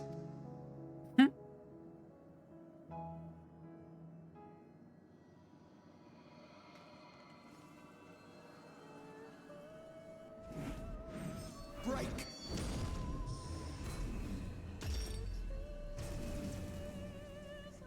Ooh.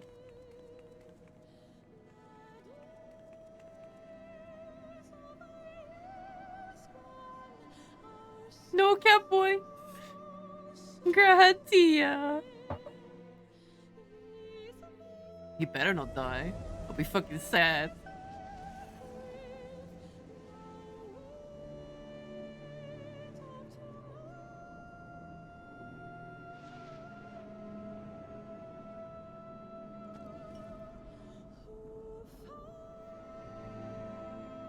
Memories of a possible future.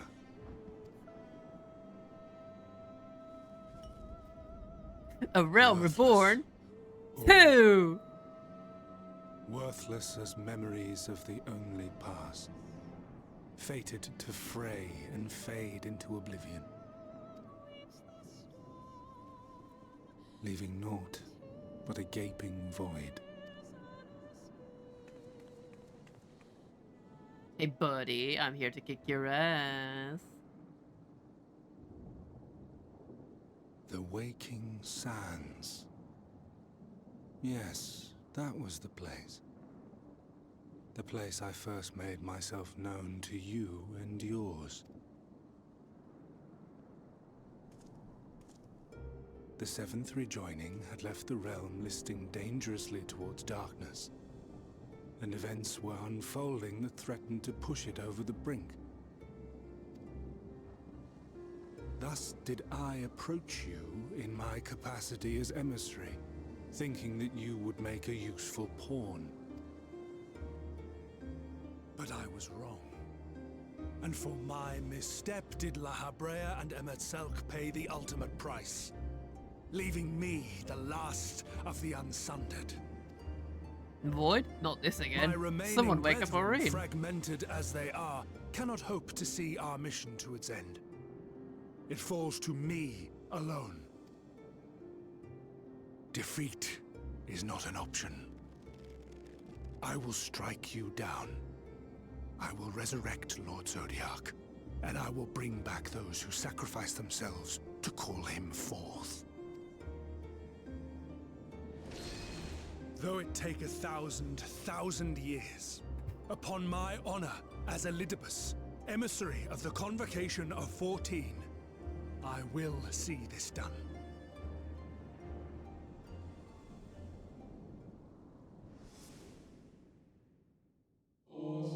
But know that his devotion is not without reason, even if he himself can no longer remember what the reason is. You worry too much, Elidibus. This dedication of yours duty verges on obsession.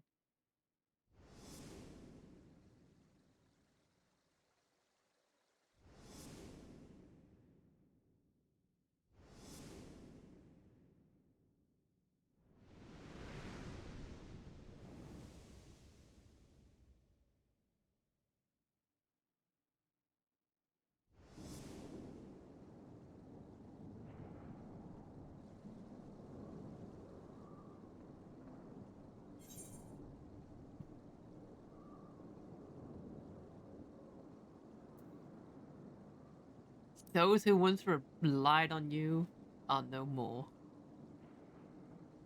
What of it? I have my mission. I am Elidibus, and it is my duty to steer mankind and the very star upon their true course. This I swore to someone. We spoke, and I swore. What? What did I...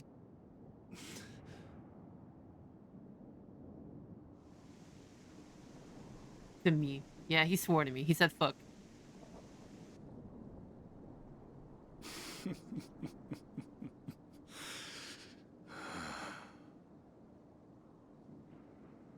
I know, it made me cry too.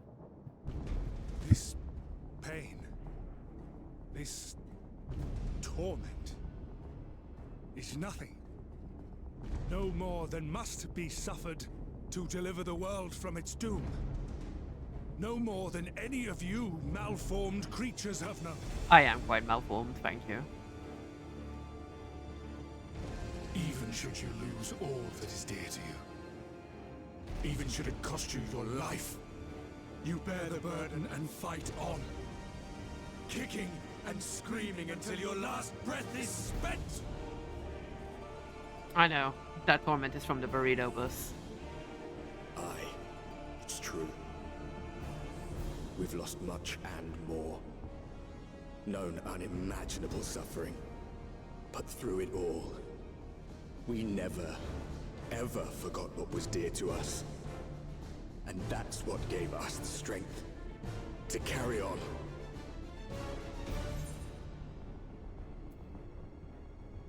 I will put an end to this. I'm gonna put you under the rug, Mr. Bus.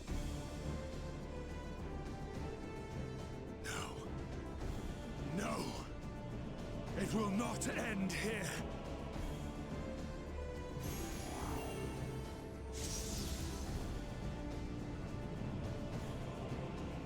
Champions from beyond the rift, heed my call. The time is come to deliver your brethren from darkness. My heart's sole desire is a world free of sorrow. Join with me now in hope and prayer for the salvation of all.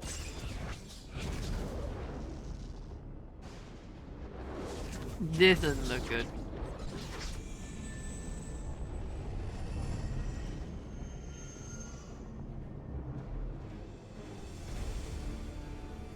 If you would usher in the end, then with my all shall I oppose you. As the avatar of those mortal heroes who fought unfalteringly in all their imperfection. As the warrior of light incarnate. Come, warrior of darkness. Let us finish this. Oh shit.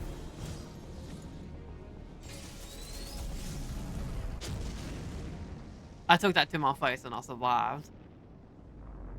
What? Yep, I'm fine. I want to use this now.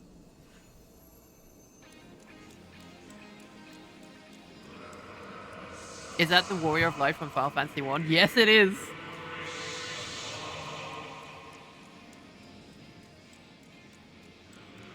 Though the world be sundered and our souls set adrift, where you walk, my dearest friend, fate shall surely follow.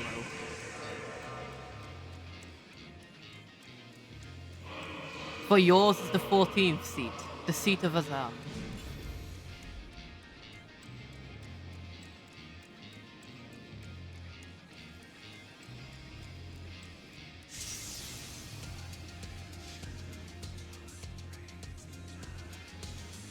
An invocation of Eld. Though not of Heidelin's making. What are you? No, it matters not. You are the enemy, and you will fall. Even should it cost me everything, I will not forsake my duty.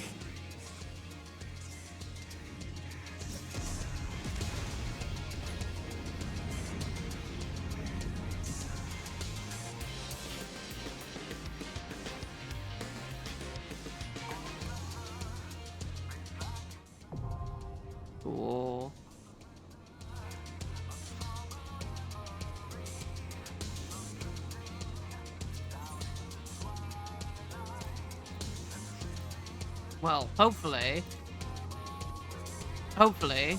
this won't take too long. I'm just gonna jam here for a bit and also go to the bathroom.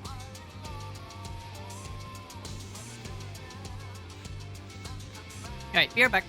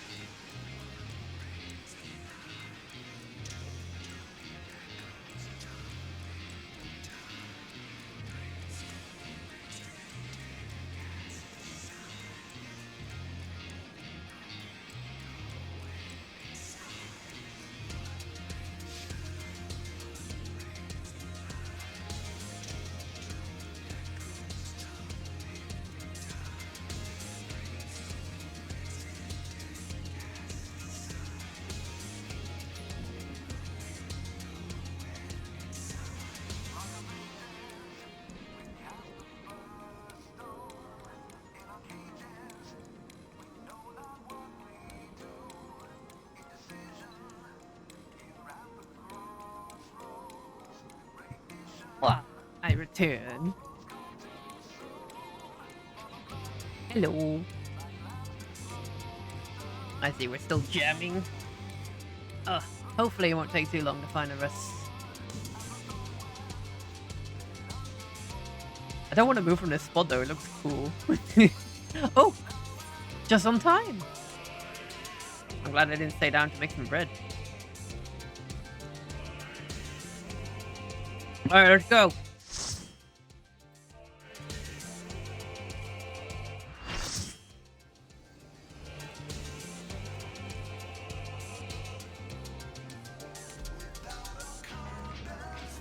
Yeah, sick.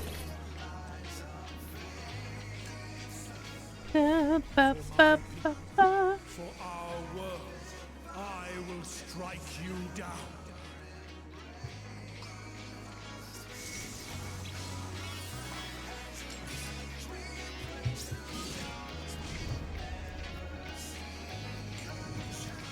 Let's go!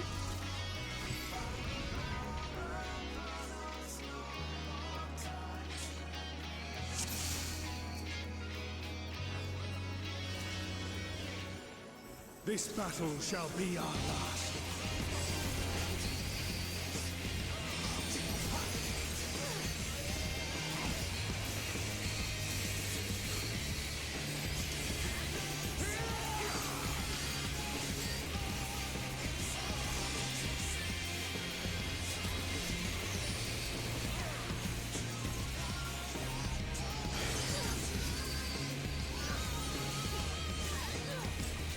Oh, this music kicks ass.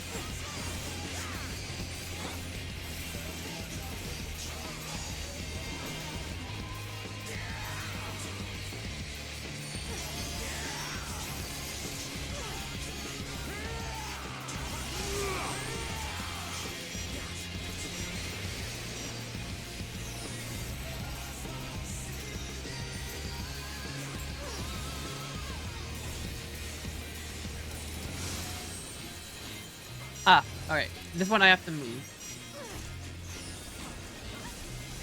Oh gosh, yeah, I see. Begone, spawn of shadow!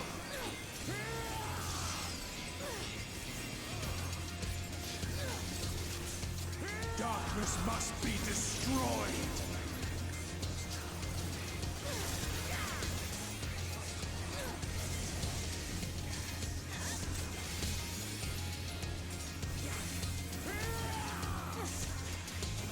Gleaming steel, light my path!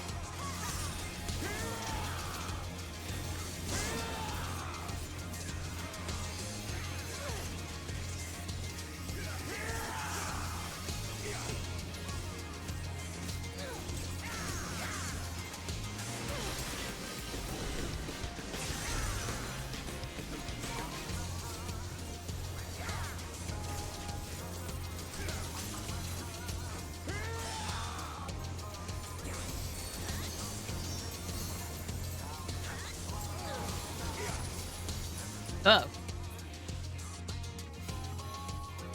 He's trying to banish us away.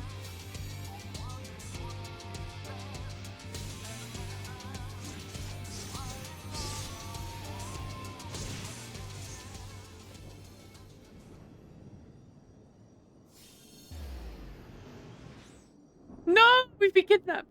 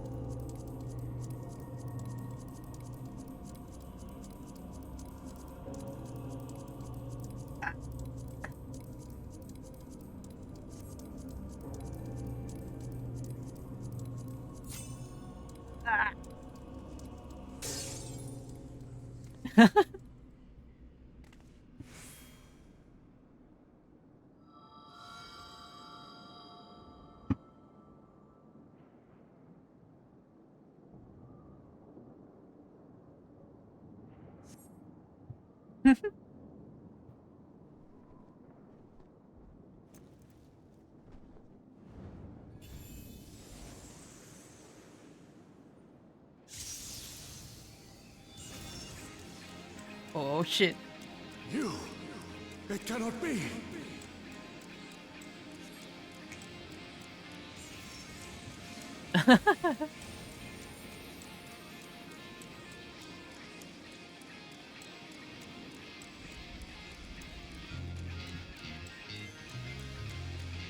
Was that Emmett's cell? To me, warriors of light!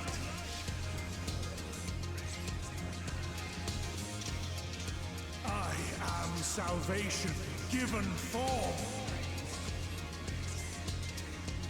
Mankind's first hero. Oh my and god. his final hope.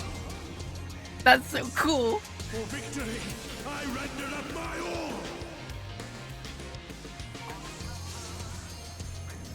Your demise will be ours. He has a limit break bar.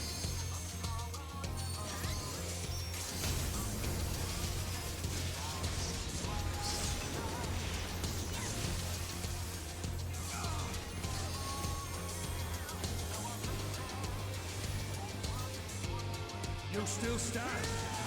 Very well.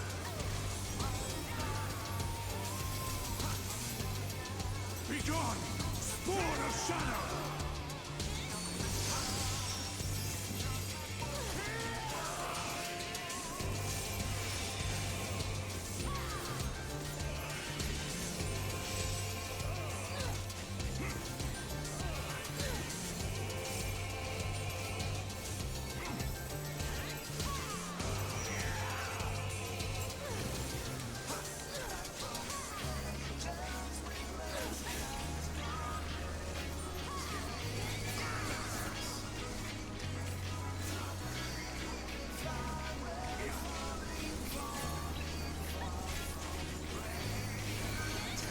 Darkness must be destroyed.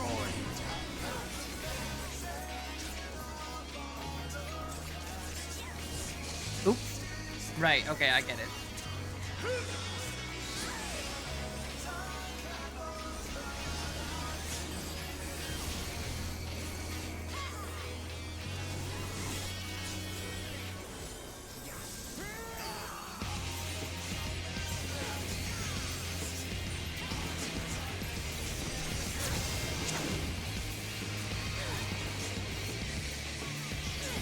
Ba, ba, ba, ba, ba, ba.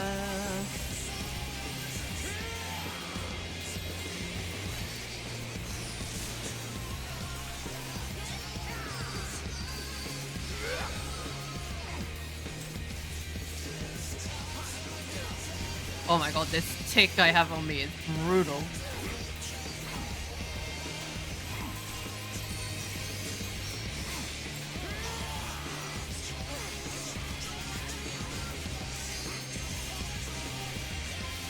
My soul knows no surrender.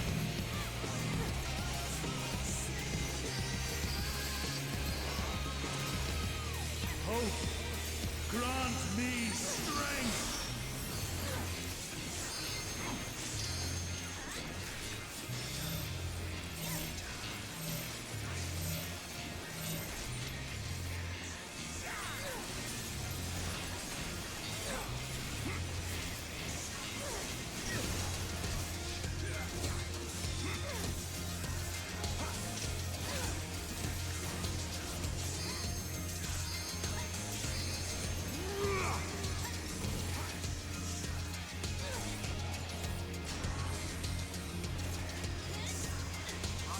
Ooh. That healer got the brunt of one of them. Like my power.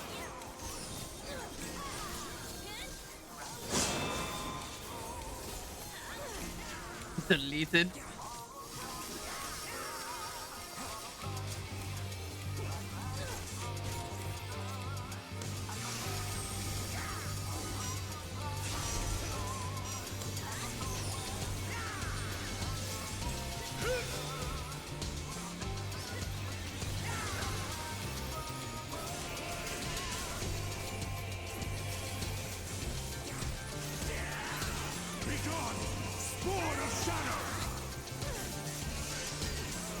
Alright, so he's using fire, so I should stand still whenever he does an attack.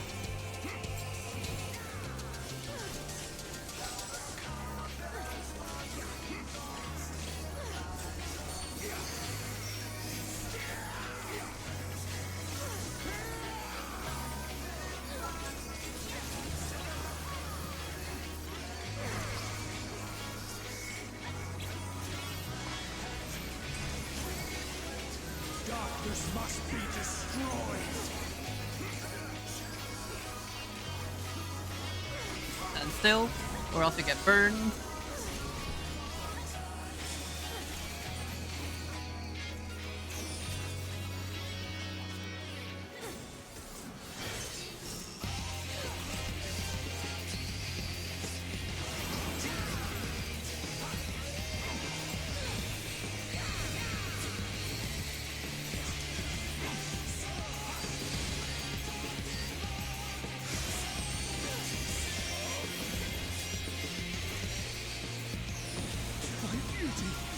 No, not yet!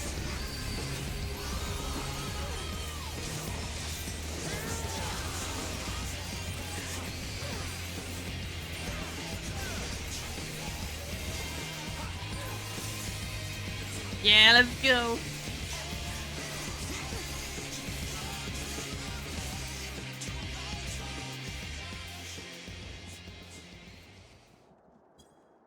No, I cannot fail. I will not.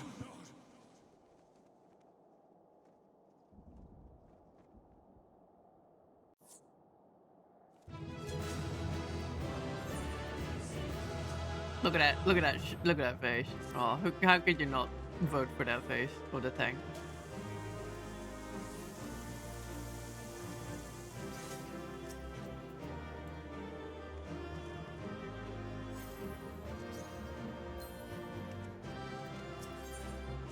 Aw, that was nice.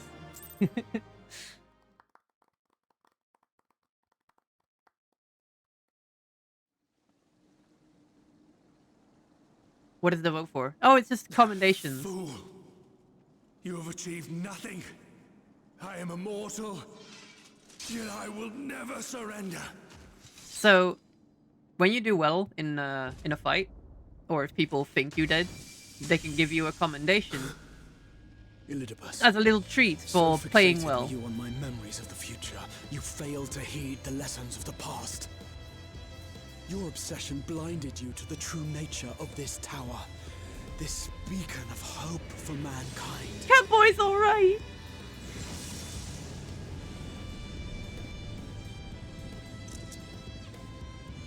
Created to serve as a reservoir for the limitless energy of the heavens.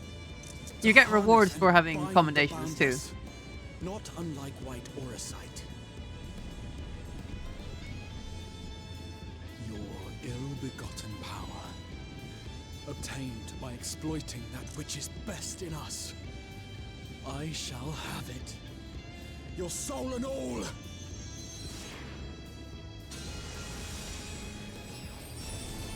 Ooh!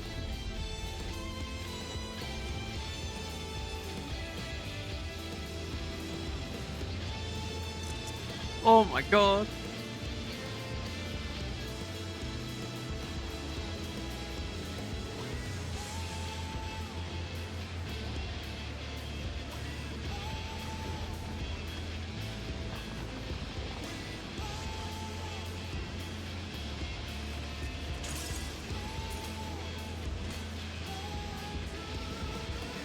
I got you, Catboy.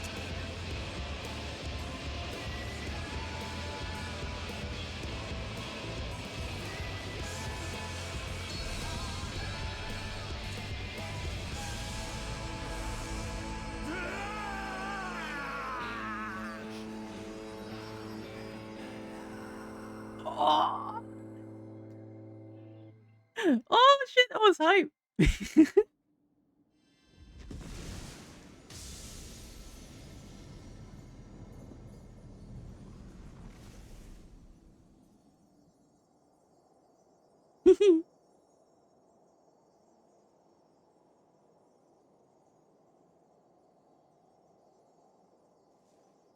Oof, you don't look so good.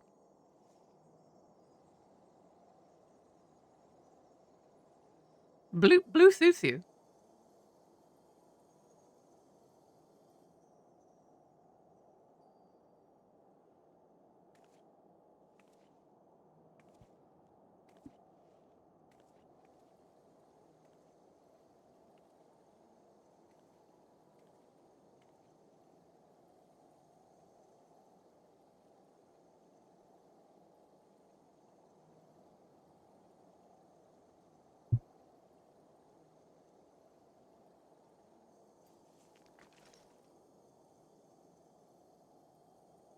This...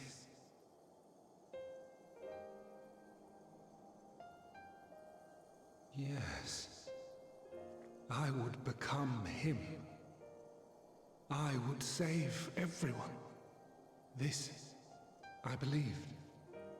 Yet still they cried out in rage and despair. Divided over the fate of the star.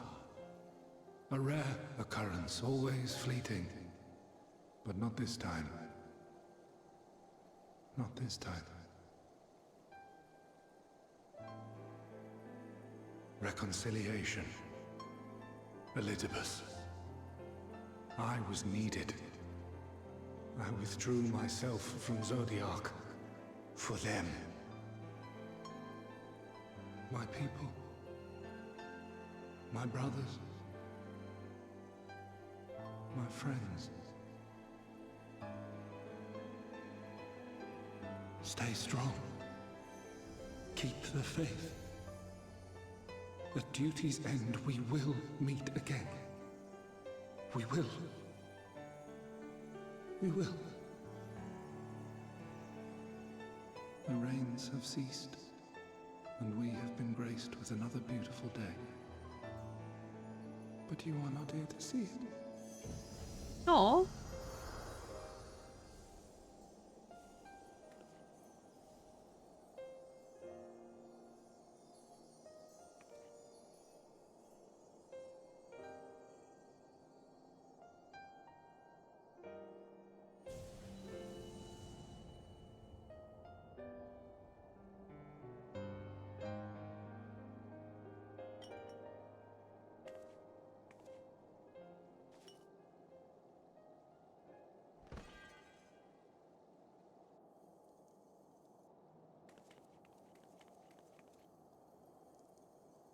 You are absolutely killing the blue look, though.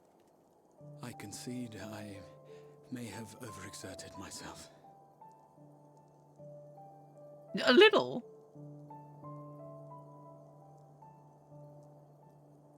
Steady now and listen.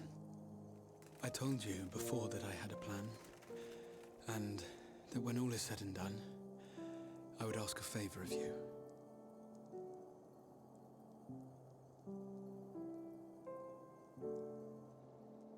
We have averted the 8th Umbral Calamity, found a way for everyone to return to the source, and, last but not least, we have secured the future of all the people of Norvrand. We have won, my friend.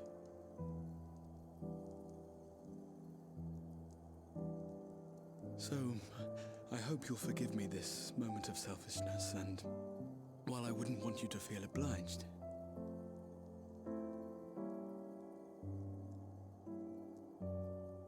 What do you want? Anything. promise me you'll take me on your next adventure. A journey. Together. That's all I ask. A beagle. Damn. I'm gonna, yeah, you know what? Yeah. We'll get you right out of that tower. You could have asked me earlier.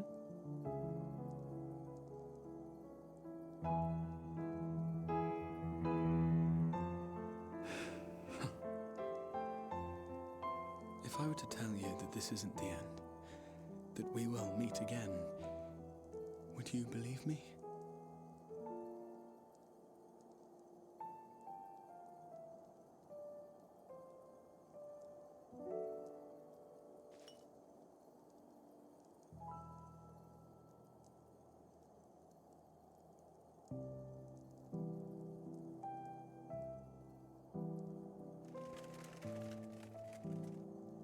Thank you.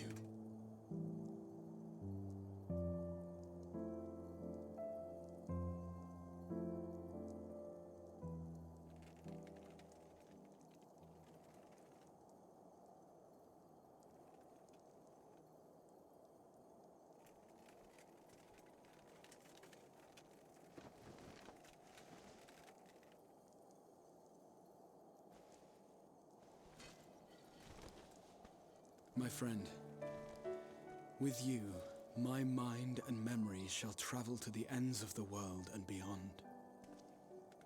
But in this place shall my body stand immovable. May it serve as an undying promise, not only to those who look to me for leadership, but to any soul who has known despair, that hope is everlasting.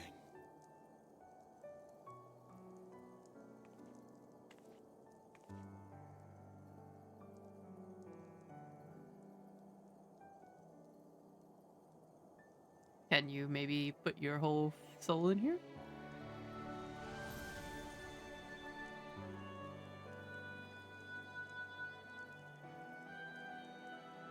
How does this work?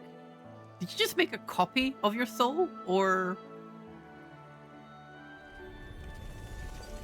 Oh.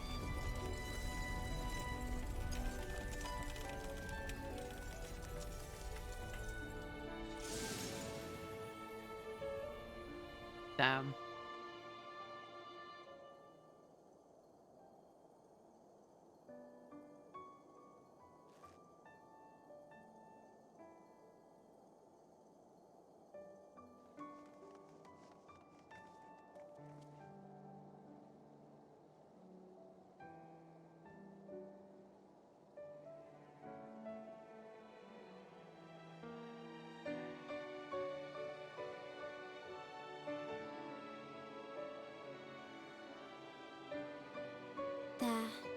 Exarch would remain, keeping his silent vigil.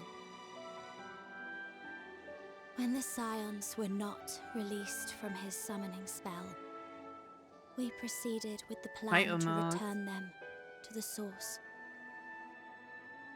The Warrior of Darkness, however, retained her ability to traverse the two worlds at will. And in time, the Crystal Tower became a symbol of her link to the First, and of hope.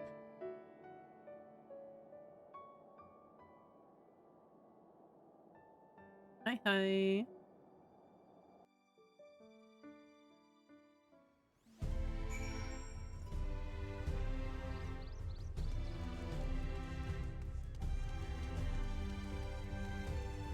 You better go rescue Catboy. Bring him back. Bring him back.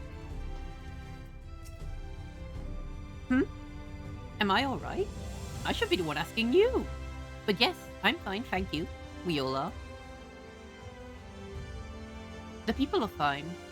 The city's fine. And the star showers have stopped. It's almost as if we'd gone back to the peaceful days that followed the Knight's return. Almost.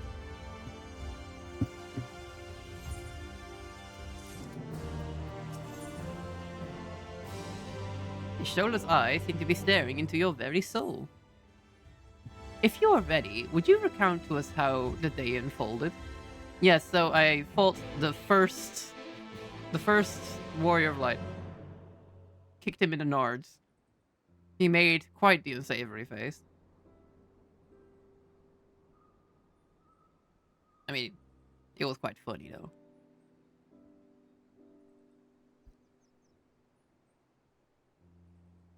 Also, I believe Emmett Selk helped me escape. So he reached out to Elidibus at the last, and his heart was moved.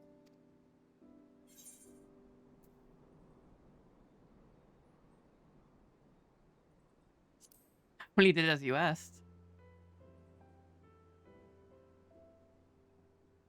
I suppose he did. But the important thing is this. Though violence proved unavoidable, you did at least come to understand your foe. And in knowing his hopes and dreams, do we best remember him and his legacy. So long as they remain unforgotten, the love he and his brethren bore for one another and the star may yet be rewarded. You said that an ancient came to your aid, but how is that possible? A gift from Emmett Selk. He knew of Elidibus's plight, foreseeing his own death. He made provisions to bring Elidibus's suffering to an end, lest his friend be left to continue to struggle alone. Also, I wildly speculate it is unlikely we will ever know the truth. The best we can do is remember events as they happened, no more and no less. As the Ronkin so rightly put it, history is learned, not lived. Ah, there you are. Oh, it's me. I'm talking in our special voice now. My friend, we were given to understand thou wert injured. Shouldst thou not be abed? Lie down at a time like this? Don't be absurd. I would have come sooner had the guards not made such a fuss. Now tell me, what happened? Where's the Exarch? So he turned into a popsicle. It was quite morbid, actually. The sounds his body made, indescribable. Literally could not repeat it for you. I see. Drew, will you show me his spirit vessel? Yeah, here you go. I hope it has all of the Catboy soul in it. I hope it... I feel like he did die, though. Even though there's a copy, he did die. Yes, both his soul and memory seem intact. Good. Unlike the others, his aether was not highly charged, and so it did not seem necessary to employ a familiar for the imbuing. But I needed to be certain all the same. The water relief. Then 'tis but a question of restoring his soul unto his flesh. And as thou didst lately tell me, the success of the process resteth on no more than our friend's soul recognizing his flesh as his own. Given his apparent desire to return to the source withdrew, one would think his soul would be only too happy to be home, no? Surely it wouldn't balk at the relative newness of his accommodation. So one would hope. But none can speak for the Exarch's heart of hearts, and he can no longer speak for himself. Furthermore, though I have drawn upon all of my not inconsiderable experience to predict the outcome, the fact remains that there is no direct precedent for what we are attempting. Will his body accept his soul? Will his essence blend properly? Will he awaken whole of mind? Any number of things could go awry.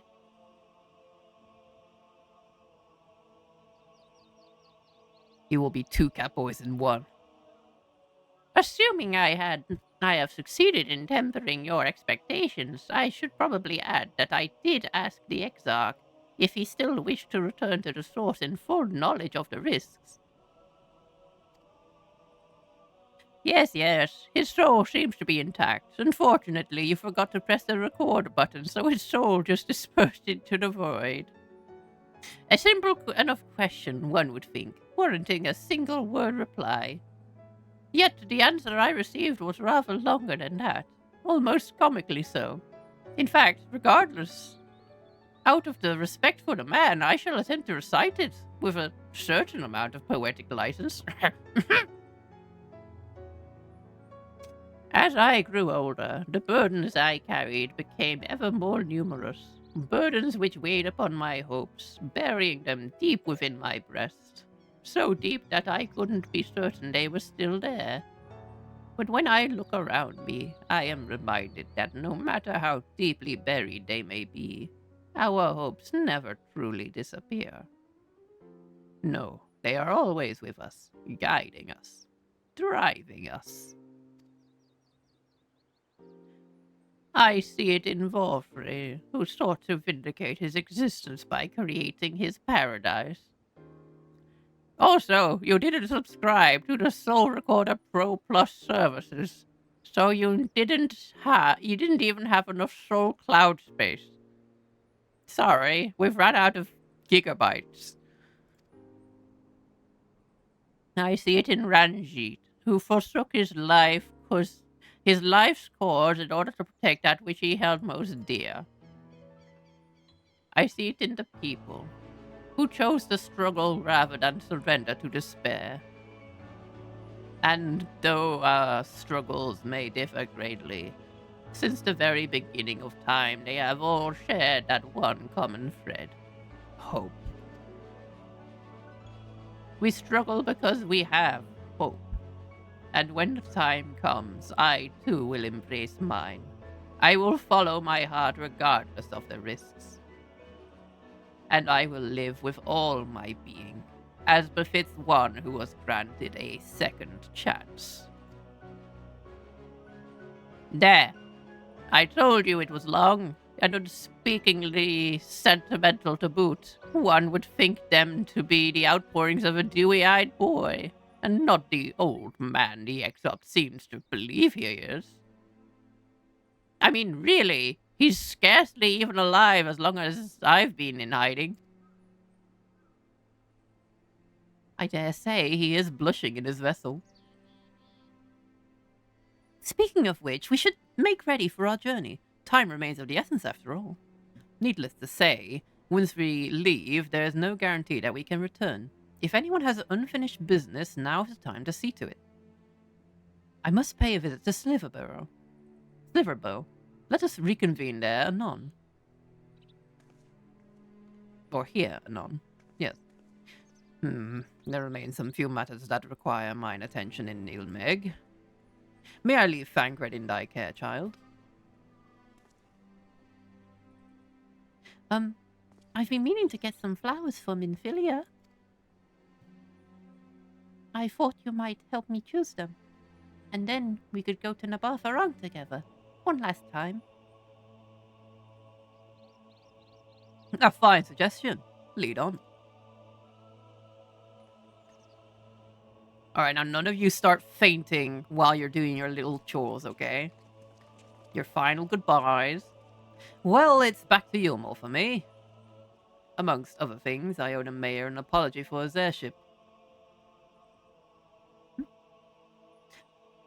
I assume you have places of your own to be, Alize? I shall see you later. Off he goes.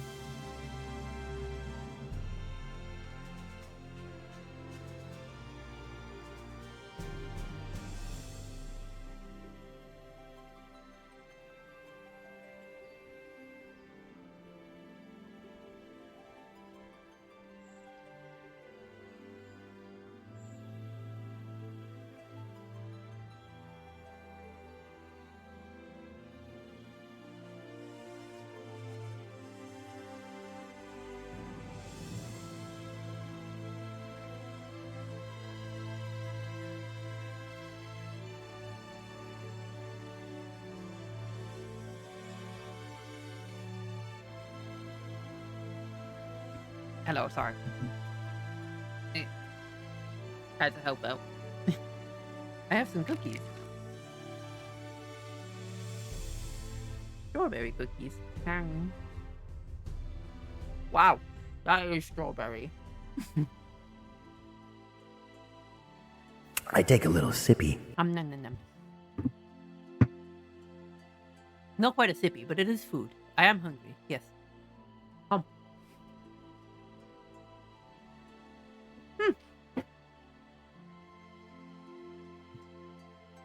Very nice.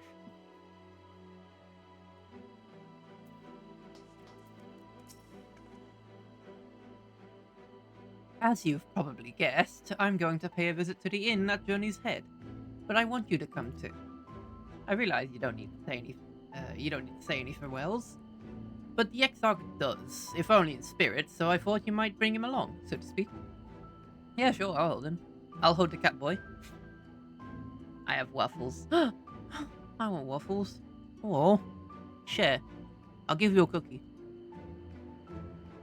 I'm sure he'd love the thought of being lugged about on the hero's back. So let's be off, shall we? I can't wait to see how Howrick's doing.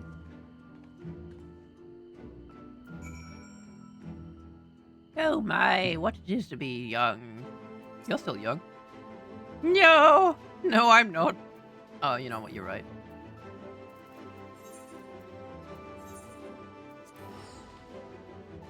Two cookies for one waffle. No, but I only have one left. No, I'll eat the cookie instead. Sorry. Ow. No. Nom, nom, nom, nom.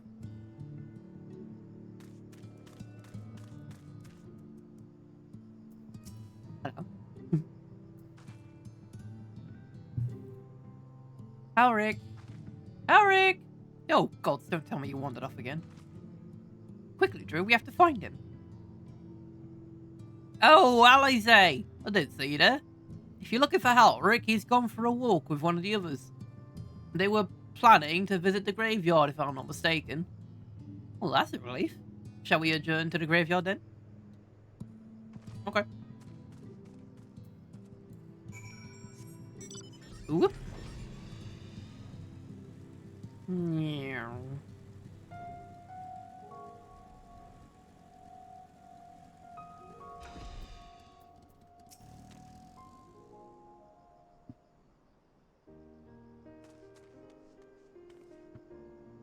There he is. I was afraid he'd wandered off again.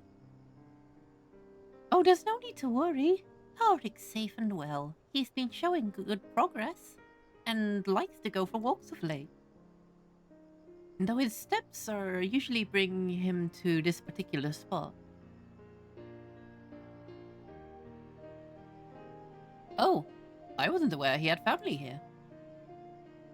He doesn't. It's Tesleen. The sword, that is. We buried it here in their honor.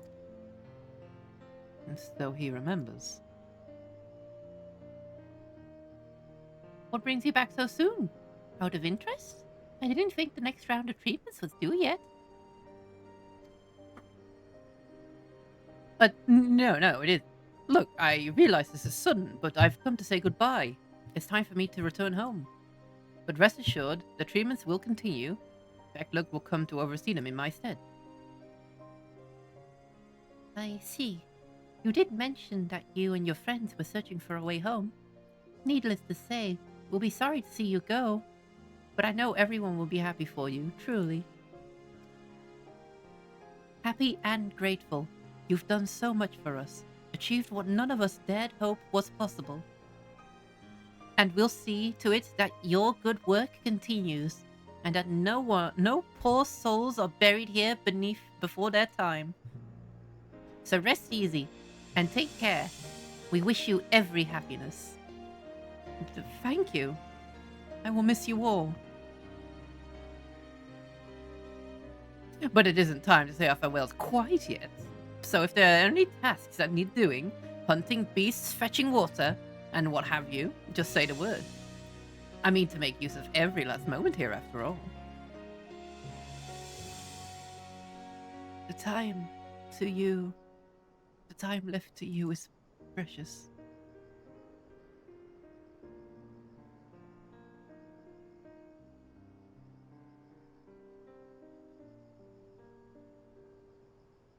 That's right, Halric. That's exactly right.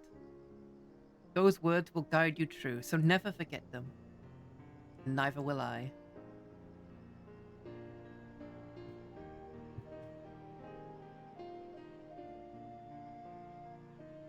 So have we committed any murdering or genocide lately? A little bit of murder, not a genocide.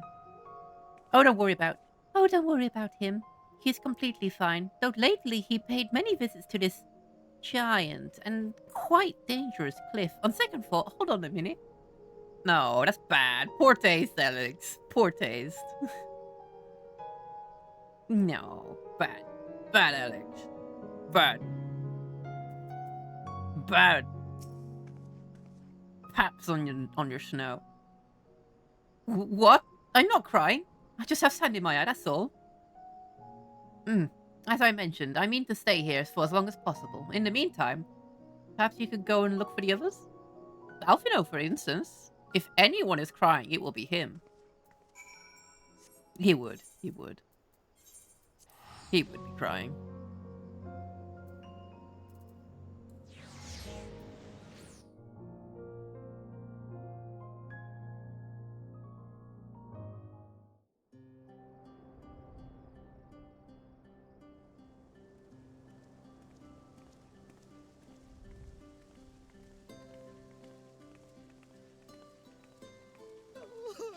Oh, Alpha, no!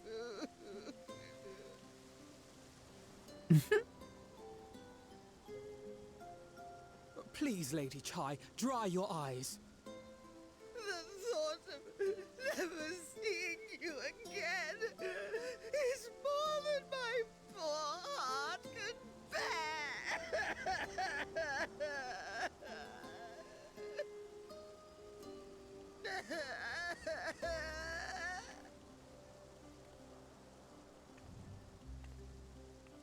Oh, it's you. As you can see, Alphino has broken the news. I don't know how to console her. She thinks we'll be lost without him. To be fair, I would be lost without him too. A picture paints 1,000 words. You'll never let me forget it, will you? I'll have you know I completed the promised painting in the end. Be that as it may, there are times only words will suffice.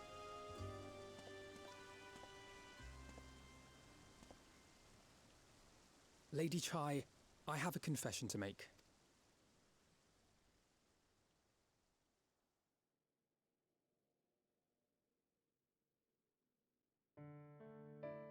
On the day we ousted Lord Vorthree, when I revealed the truth of his tyranny and your complicity in his crimes, I did so with great trepidation.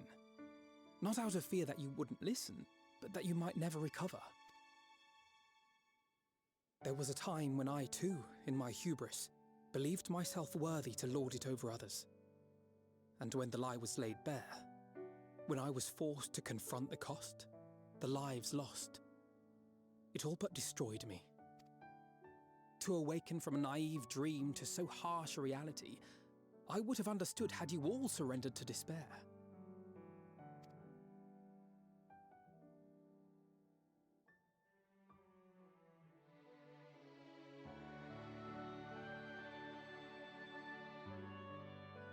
But you didn't surrender. Far from it. You picked yourselves up and rose to the challenge. You found a path forward and the strength to walk it, and to keep walking it, day after day.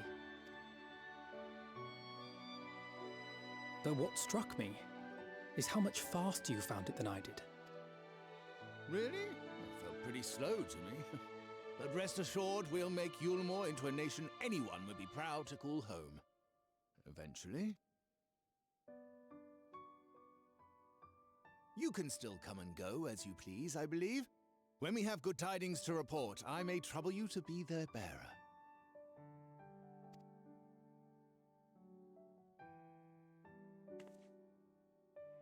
There may also be less than good tidings, in which event I hope I can trouble you for your counsel. I should be honored to provide it, Master Chai.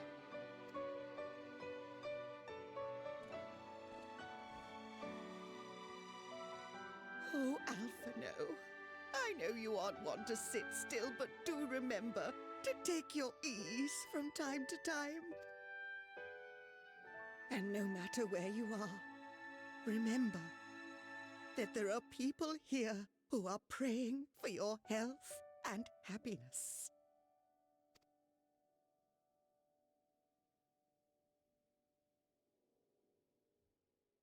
Our brave and gentle artist. You have our love, now and always.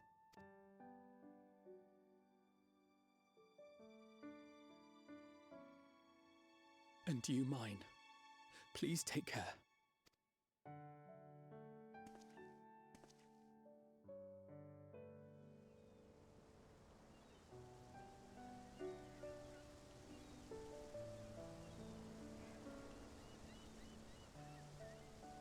Aww.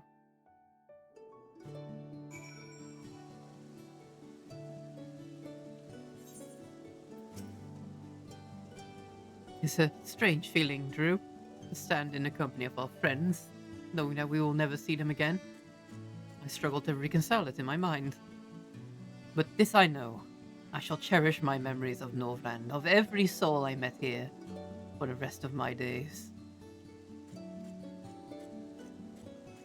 And I shall look forward to your tales of their endeavors.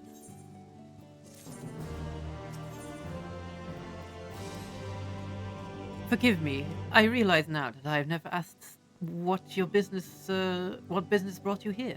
Can I be of assistance? Alice said that, did she? Well, as you can see, I am quite well. I'm quite all right now, unlike her, by the sounds of it. Perhaps you might consider visiting Uriel next.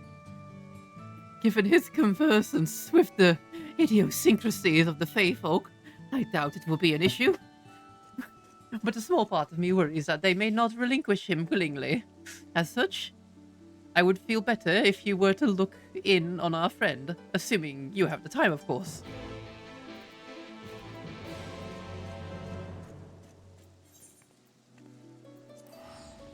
No, I don't have bad taste. Wait, I taste like vanilla ice. What?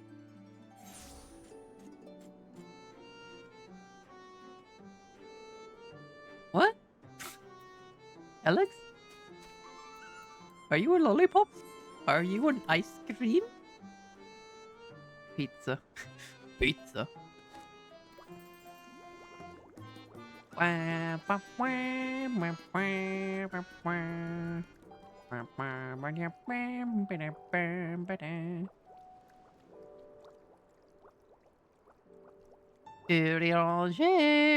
coming in like Mary Poppins.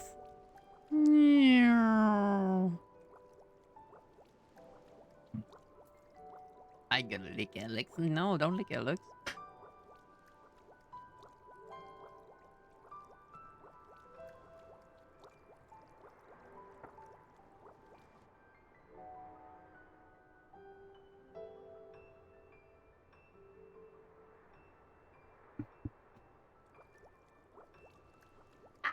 For science.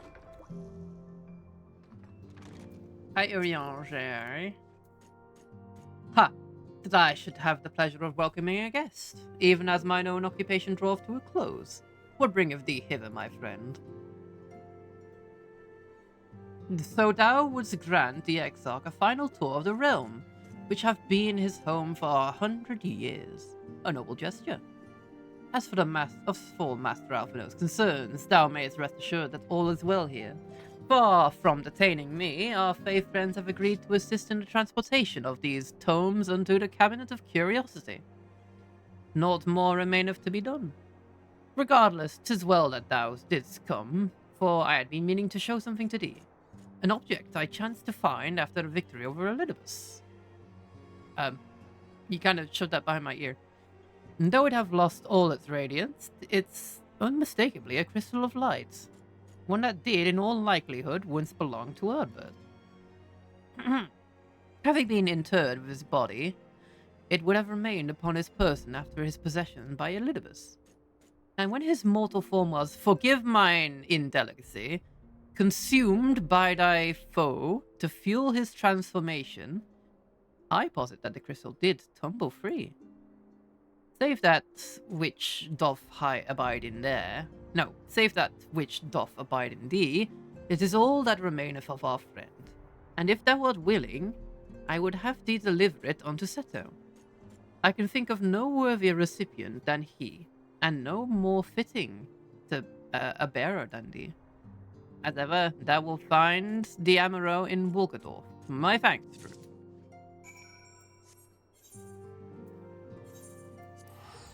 I'm not gonna fly there, I'm gonna teleport.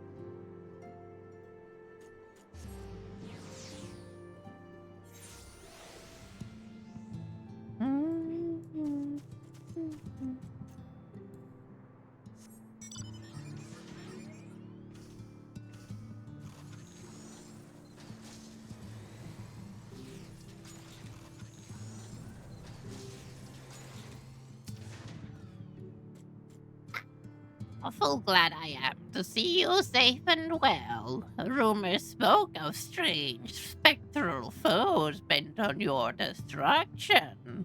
But with the sky returned to normal, I assume all is well again. So, to what do I owe the pleasure of this visit?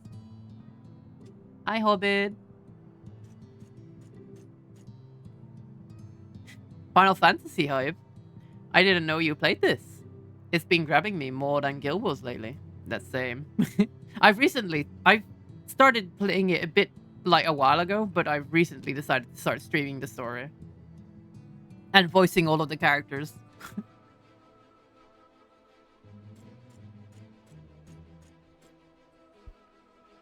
You know, Drew, I started building a small debug version of our game at 2 p.m. It's almost done. Whoa. That was fast. Have a crystal. Here you go.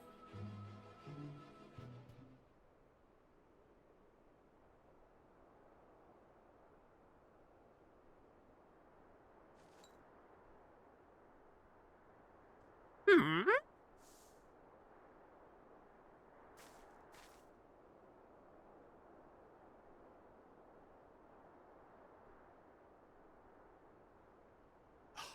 Is that Ardbert's crystal? Not quite the voice I imagined, but oh well.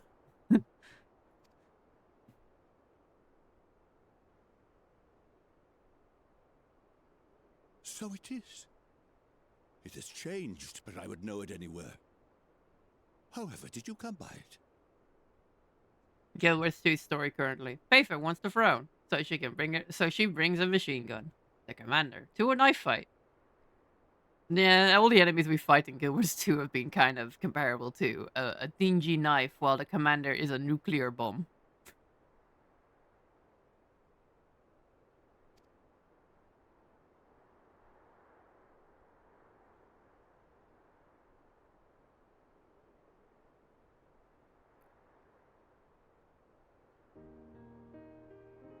Well, it's a long story, and it actually involves several weather balloons.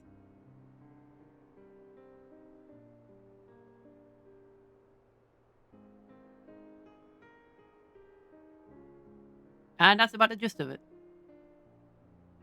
Then, even in death, his enemies found a way to profit from his sacrifice.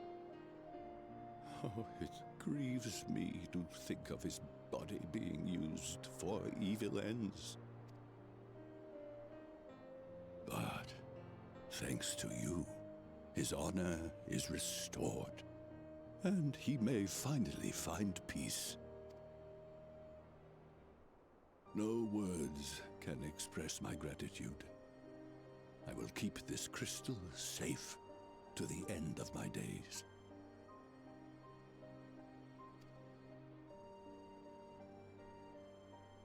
Rest easy, my friend. You have earned it. If it be like, Wayfinder, kill everything from here to Epoch. Commander, yes, Queen! Proceeds to murder everything. No, the commander. Yes, Queen! Explodes.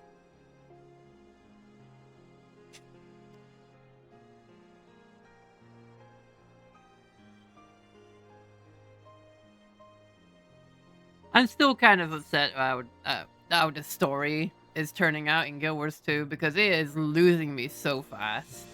When they first showed Epoch, I didn't know how to feel because he was just standing there. He was just a dude standing there. I was like, huh? Is that him? What? Him? Really? Him with the gangly legs? And the first thing he does, the first impression you have of him, besides, you know, hearsay, is, oh, my queen, I wouldn't know what to do without you. Please, don't. I will save you. It doesn't matter if you're in danger. Like, she's in danger. No, I'm a weakness to you. I must sacrifice myself. No, don't do that, please. And then she fucking explodes and dies. And he's like, fuck. The worst part is we're gonna destroy him in a 5-minute fight anyway. Yeah. It's sad because I love it, but Final Fantasy just has more to keep me coming back to at the moment. No, exactly. I also enjoy Final Fantasy's story a little more at the moment since, I mean, look, this has been written years ago. But Final Fantasy still promises a pretty interesting, like, future, while I don't really get that from Guild Wars 2. It's not specifically that. I'm also just a bit tired of Guild Wars. I've been playing it for years, and the stuff that they're giving me isn't getting me hooked. It's not interesting. It feels like it lacks manpower. That entire latest story step has you go through characters so fast that I can barely register them as characters, especially since they don't look like they use so many of the same character models. I can't tell who is who, except for Payfa. And I guess Epark, because Epark is quite distinct, I guess.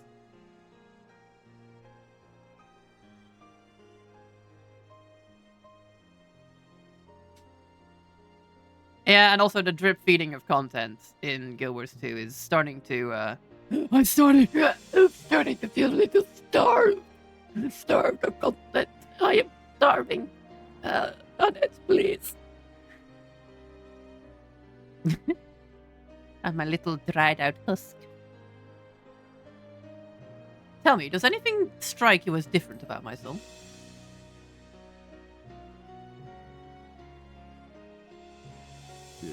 Your soul?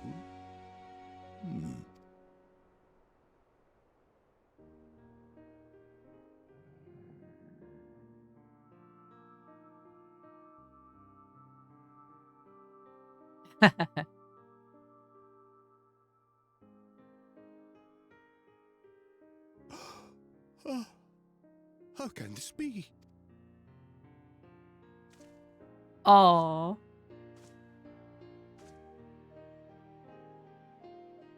Seto, my old friend. You've grown. Oh, Artbert, how I've missed you.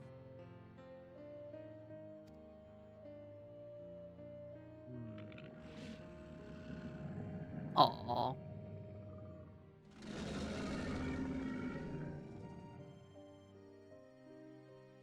I'm sorry I couldn't keep you safe or even console you. Had I only learned to speak sooner, I would have told you how much you meant to me, how much I cared.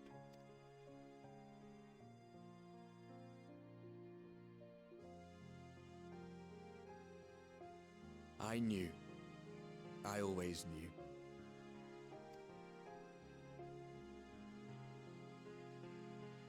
But I'm happy to hear it nonetheless.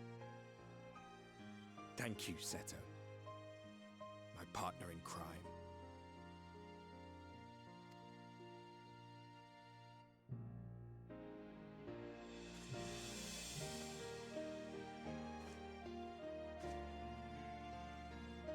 My biggest complaint is that there isn't much other than the endless grind for just really cosmetics. To be fair, his journey continues. That is every MMO. Every MMO's end game is fashion and achievements. You know, like titles and stuff. The social aspect of the game. That's the end game of all MMOs. You'll find it eventually in Final Fantasy as well. But what Final Fantasy is offering me that Guild Wars 2 has not is an incredible spectacle. It may not play as well, you know, it's not as fluid as Guild Wars, but you don't have to have that to enjoy a great story and stunning visuals. It's so nice. When Epark showed up in the arena, I was so hyped. Finally a fight! But no. Dan, I think you're just a fight-aholic. Granted, I just got to Stormblood, so there's a lot to do still. Yeah. To be fair, I would love... Like, I know Noxie doesn't really like playing the game, but I would honestly love if Noxie would get back into it, and then we could make a group for people in Final Fantasy to do all sorts of hard content together. I would love to do that. I would love to trial and error some, like, extremes or savages and go through them, because at least I know that they're not going to be as big a shitfest as some of the things in Guild Wars is. Like, I'm sorry, I really hate Ceres' CM fight. It's such a mess. Having the mechanics overlap so much that it's just better to stack in certain cases and heal through it than just, you know, do them and avoid it. Oh, by the way, Final Fantasy's fight stuff as well. I feel like I'm using my brain That's the problem I have, that I don't. It's in Guild Wars 2. There's nothing that challenges me there, except for, you know, let's see, Harvest Temple, because it's brutal. But I mean, I almost managed to do it. I got to a certain part, but then people started dying and they fucked up mechanics and we had to start all over. So, wait. And then there's also the new Sarah CM, which I just don't want to try because it doesn't look fun. Where's the fun? It's boring. Nothing's new about the fight except you made the rotations. Oh, that's another thing, by the way.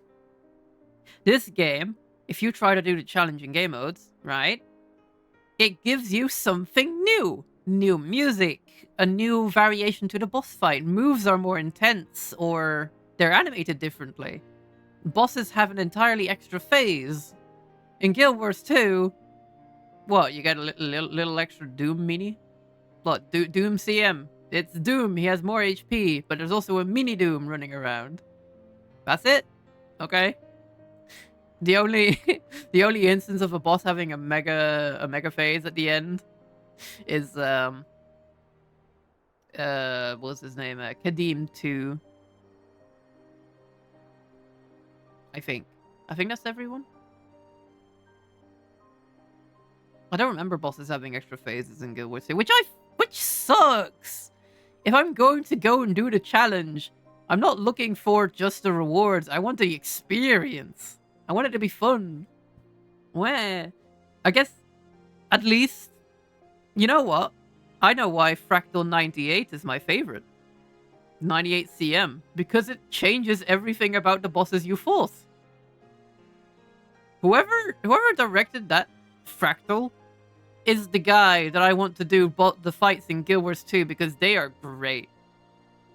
But I guess they might not even have them employed anymore because it's been so long. I don't know. I play a warrior. I want to punch stuff. Also, something you hate. If something gets really hard, just smack Condi Virtuoso lol. Yeah, pretty much. Condi Virtuoso is so overpowered that why play anything else? You do the most DPS and from a safe distance. Extra health bar lol.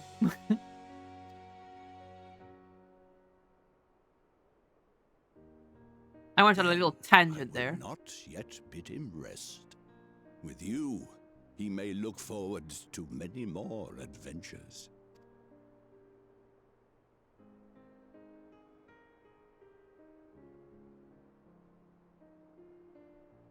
It has been a while since last I flew. Perhaps I too will go on a little adventure. Ride the winds, seek the horizon. Yes, I think perhaps I will. Go on a little adventure, buddy. Doom CM, but he holds a granola bar in his arm.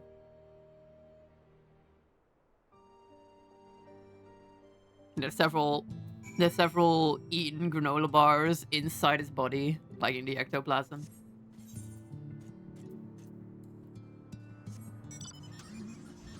Beep beep.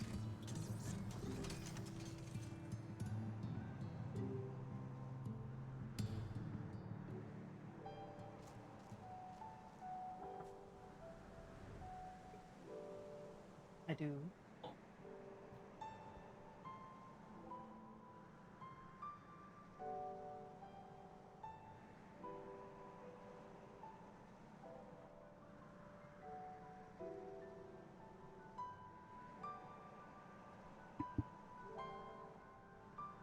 I wish for more Celestial Overlook CM difficult fights. Just enough difficulty, but still easy puzzle. Nah. Celestial Overlook is a sponge fest. It's super spongy. And she doesn't do anything. She sits there in the middle and has you do spread mechanics over and over again. It's not exactly fun. I don't enjoy doing Celestial Overlook. So, I would really much rather prefer something like as a baseline for a fight, I mean.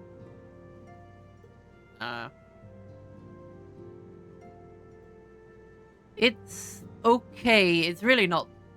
It would be a low bar for me, really. That should be the normal difficulty for strikes. I mean, yeah. There should have been... There's no consistency in the difficulty on Guild Wars 2 content.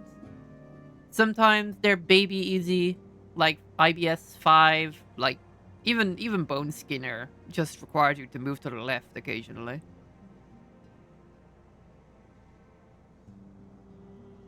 It's really not that bad. I haven't really played any of the EOD strikes. Not since I didn't have to do them anymore. Like, why would I? I got all the rewards out of them. And they don't give me a special currency. Why not just play the stupid easy 5 ones and get the same amount of rewards, right?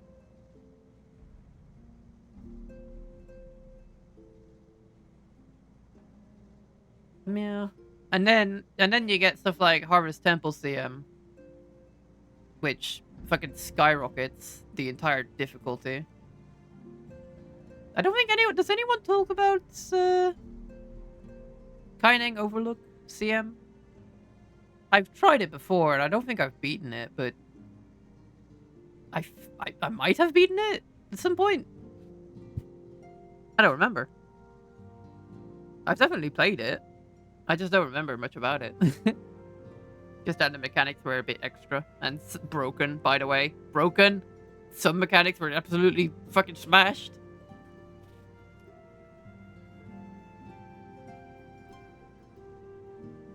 They need to fix shit in the game. They really do. Hey, Oriange, I'm at the doorstep. Do you want something?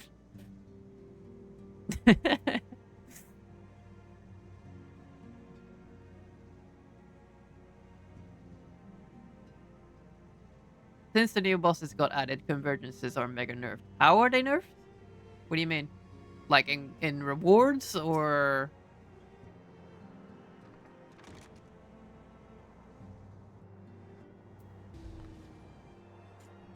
Ah, thou art returned. Tell me, how did Saturn receive thine offering?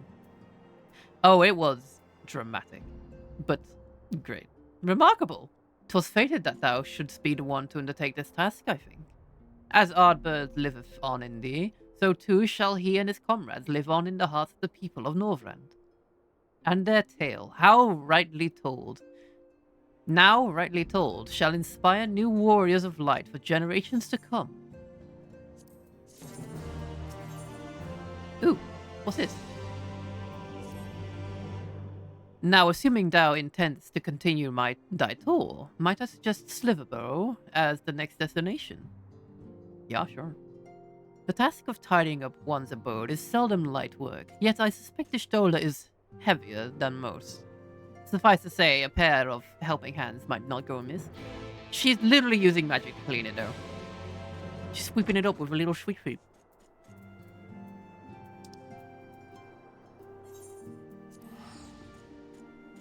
Since the new bosses got added, convergences are mega nerfed. Bosses are easier and much less health. Meh. They find it difficult? Wait, people find that difficult, though. I've not found it difficult rather than... people just don't like to pick healing classes in group content. It's not difficult. Especially in, like, 50 group people. The only reason it fails is because the... what's this? Zoja keeps dying. Where people could just heal her by walking back and forth with orbs that they don't grab a lot of the time. Though sometimes I swear she just dies for no reason.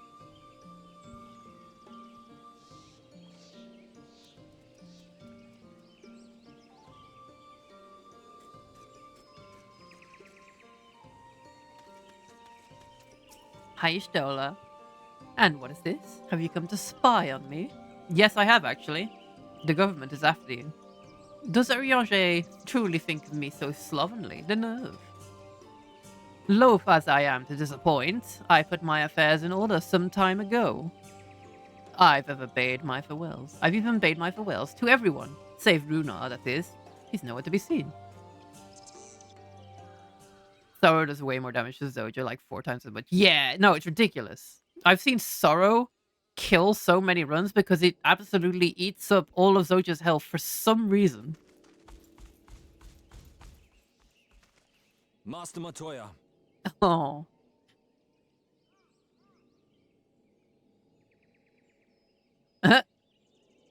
For too long, I have remained silent, but no longer.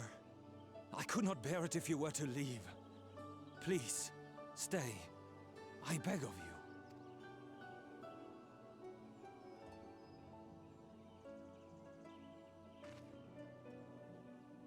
Runa, please.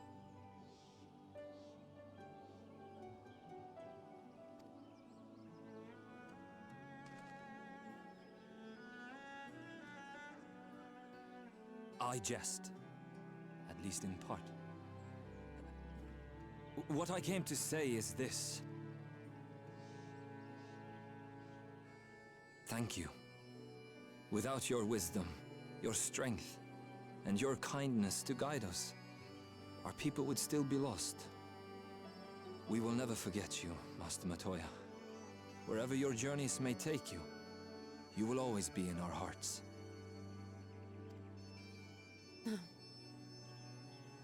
And you in mine. Remember that your people's journey, that our people's journey is yet ongoing. Your lives will change, and so too will your dreams. Yet come what may, you need not forsake your time-honored traditions, nor less your beliefs. But neither should you be beholden to them. For it was with curiosity and courage that the Knights Blessed first triumphed over adversity. New knowledge and new wisdom are ever worthy of pursuit. Indeed they are. And so, until we return to the Sunless Sea, we shall endeavor to live our lives to the fullest. That is well. But however great your strides, there may yet come a day when the challenges you face cannot be surmounted alone. On such a day,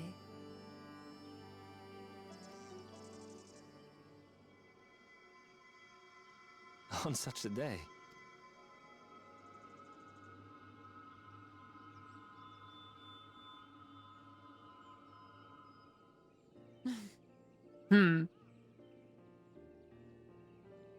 You may call on me.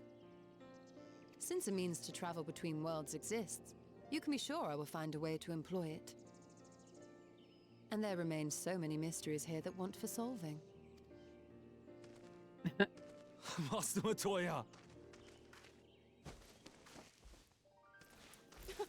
Runa, really? Oh. Oh.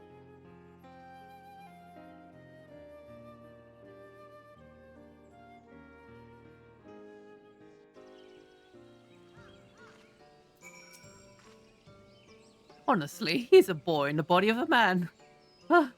Anyway, it's time we headed back to the Crystarium, shall we? No. You still have to take the Exarch to Nabatharang? I see, very well. You can look in on Thancred while you're about it. His will be a difficult farewell, and I'm sure he would appreciate your support. The path goes through Twine. If you wait there, you will like to meet him on his way back, if not before.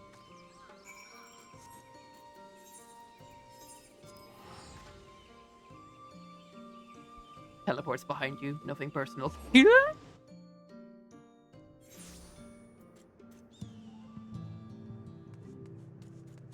I'm Magnus.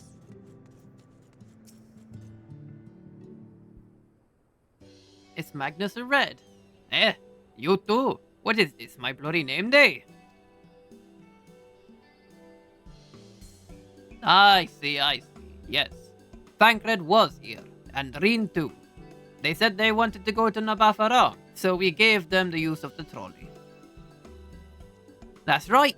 The old girl's up and running again. But we didn't just put her back together, mind you.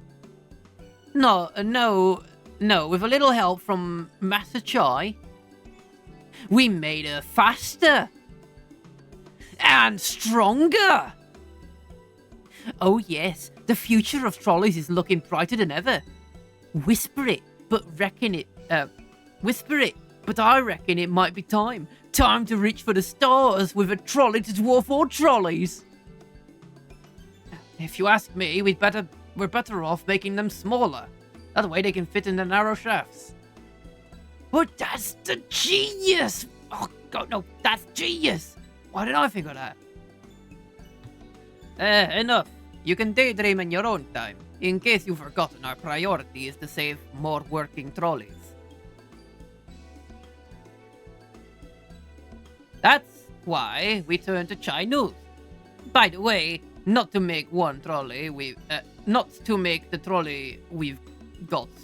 Oh my god. Not to make the one trolley we've got go faster. We needed help getting a few Talos back in working order, you see. We were out testing them when our airship came down. As a matter of fact, you seem to have a habit of crashing things.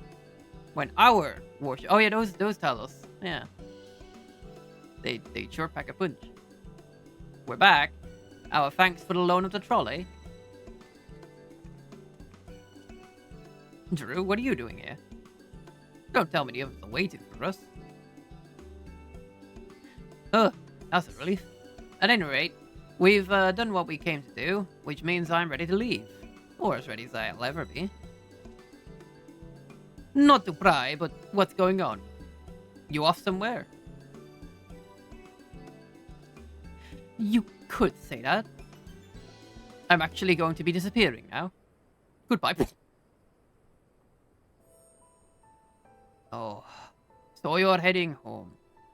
I'm just a simple miner, and I don't know much about the world-traveling business.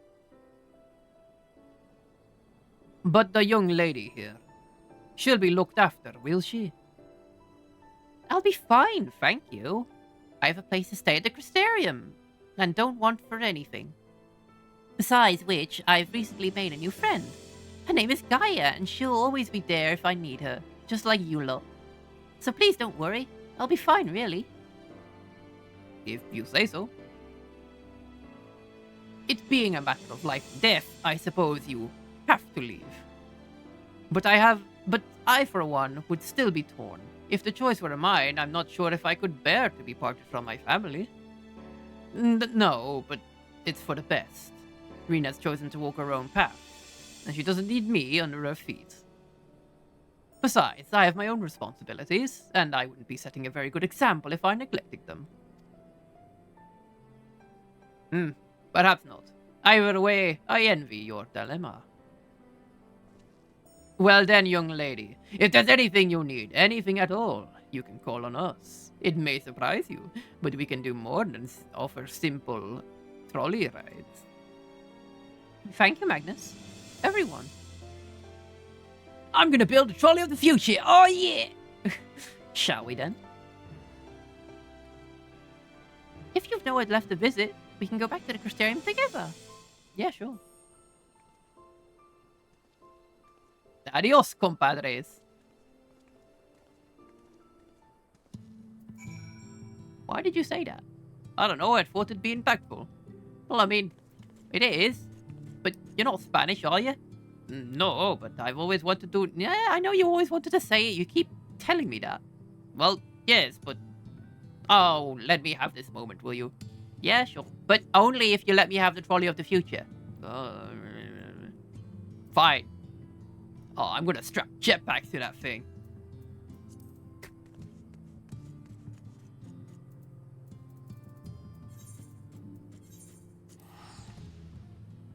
And so, he created the first rocket car in a different world.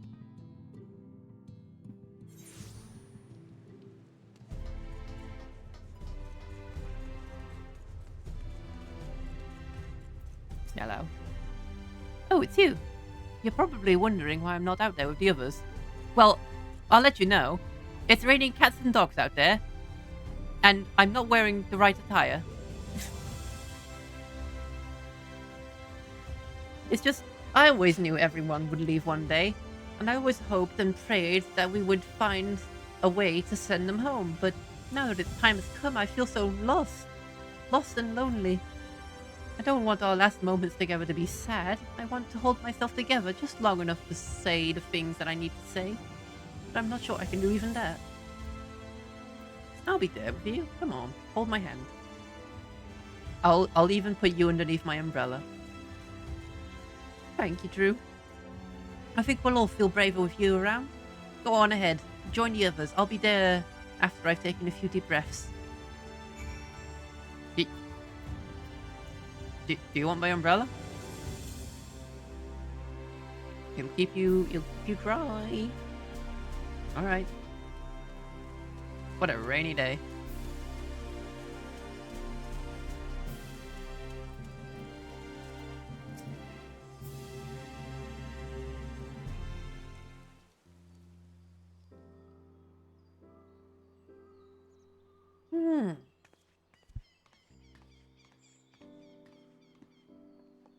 That's everyone then. We've all said what we needed to. Even as we speak, Becklug undertaketh their final inspection of our spirit vessels. When thine own preparations for the journey are complete, thou art to present thyself in the ocular. Mm-hmm.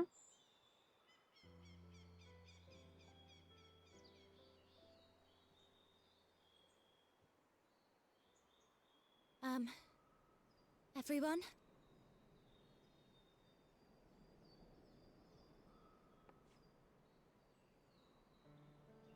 I want to thank you all, on behalf of the First.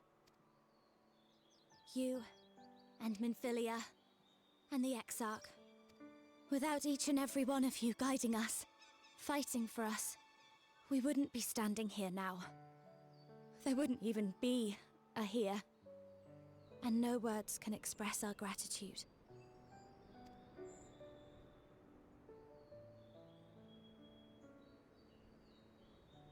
We still have a lot to do. Countless trials to overcome. But if it ever seems too much, I'll think of our time together. The happy moments, and the sad. I will remember it all.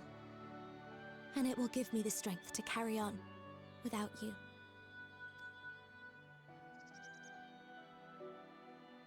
Because you made me who I am. Minfilia. Reen.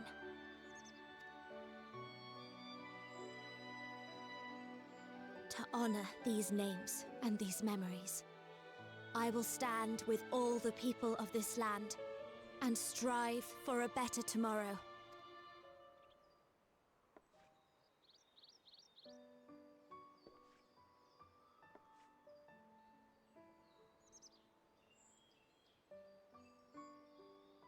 Thancred, I believe the honor of responding should rightfully be thine.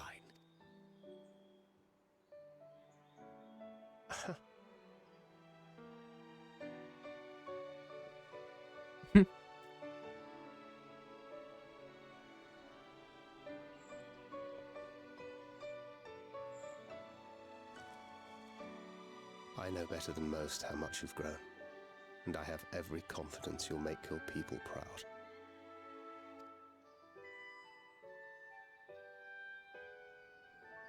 Pat pat.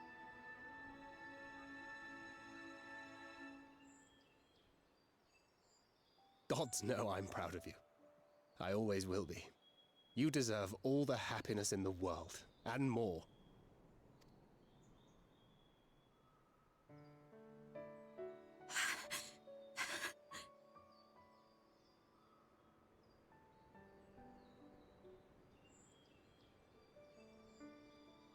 Might we also say a few words? Oh, the whole gang.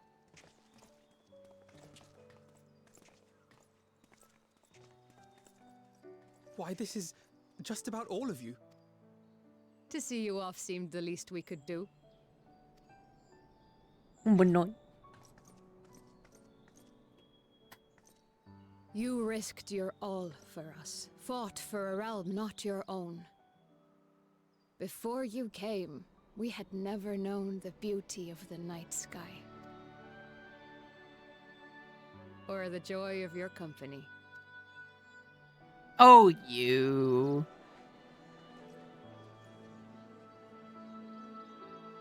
Though it saddens us deeply to bid you farewell, it has ever been our way to send off friends with a smile. Wherever your road should lead, we shall pray for your safety. And following your brave example, we shall continue to fight for the Crystarium. With or without us, you've always taken good care of this city. I don't doubt for a moment you'll continue to do so. Aye. A more resilient people we have never known.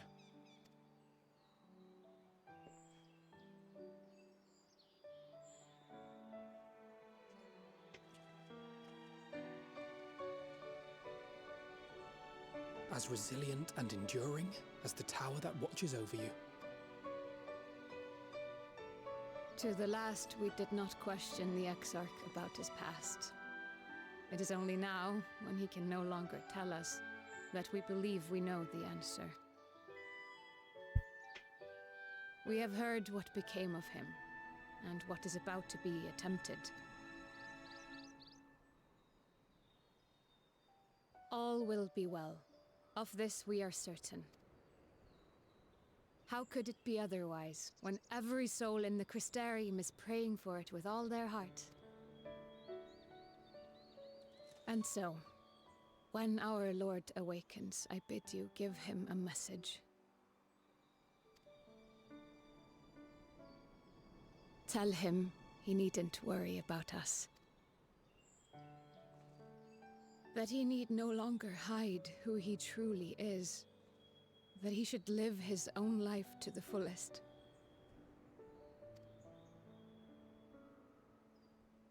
And that if he should ever find himself reminiscing on the past with a smile, we shall be smiling with him.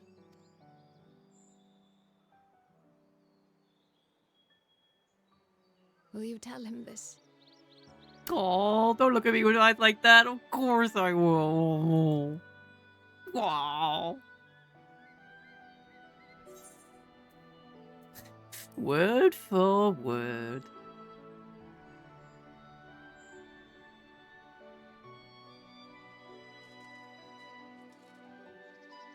Thank you. Please look after him for us.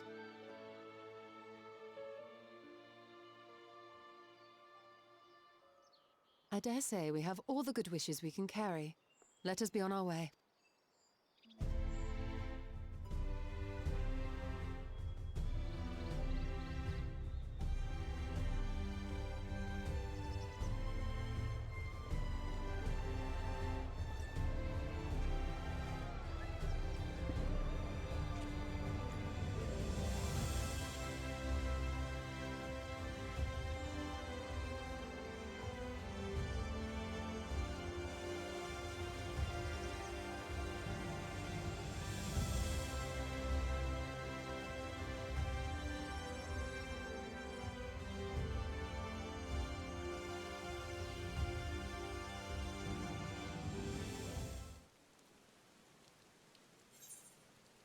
What's that? Wind up miss still. Modeled upon no one in particular. No, really. Oh? No one in particular, you say? Hmm? Who is this?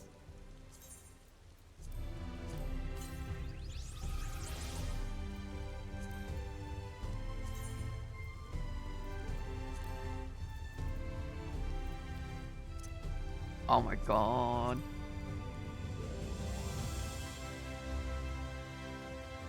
Oh, right.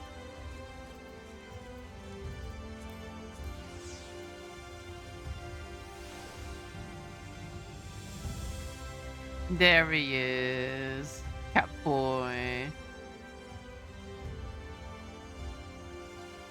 Desiring to honor a certain individual with a mammoth likeness, but knowing that it would go against his wishes to do so, the authors of the crystalline bean came up with the perfect solution. Make a mammoth likeness anyway, but give it a vague name that makes everything alright, right? I don't know about that.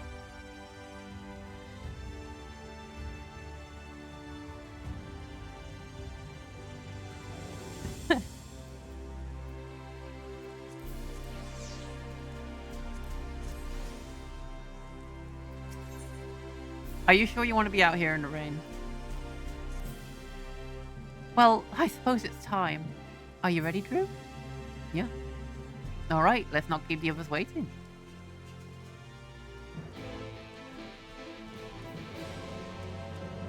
Well, I'll still be able to come back and forth.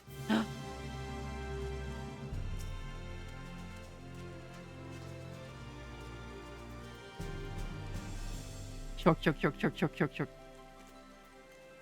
Shork, shork, shork, shork, shork, shork, shork, shork, shork, shork, shork, shork. Oh my god, if you pet it, it starts running around.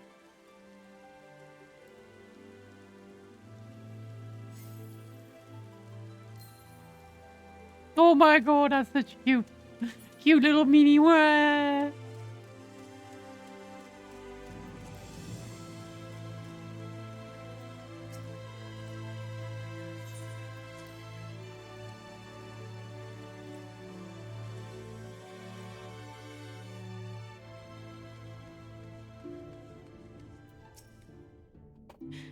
Ah, there you are. I take it you are ready for the journey. The spirit vessels are primed and our company complete. At a word from you, we shall begin. Upon beginning the soul-imbuing ritual, several cutscenes will play in sequence. It is recommended that you set aside sufficient time to view these scenes in their entirety.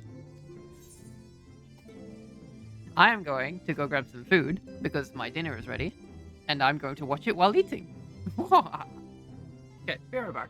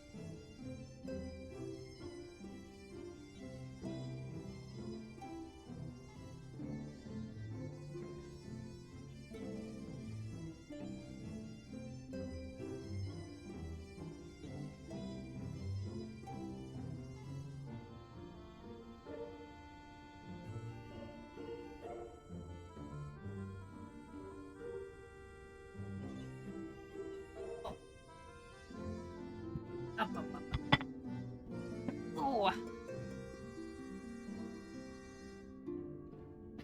About sharks.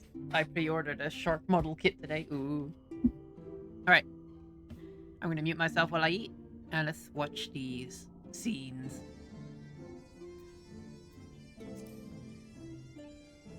Oh, after the dialogue.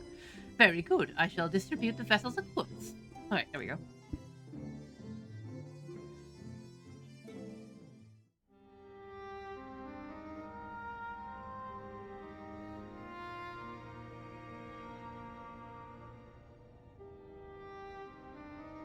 All right then. Pray proceed as instructed, beginning with your memories.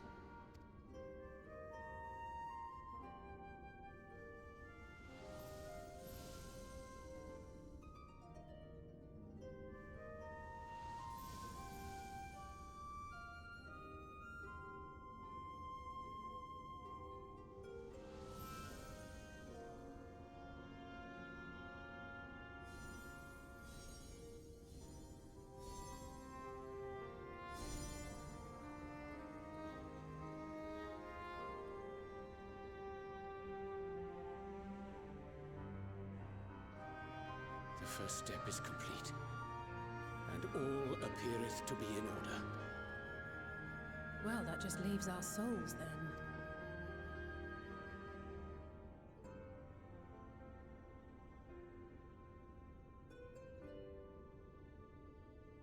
We're in your hands, Angelo.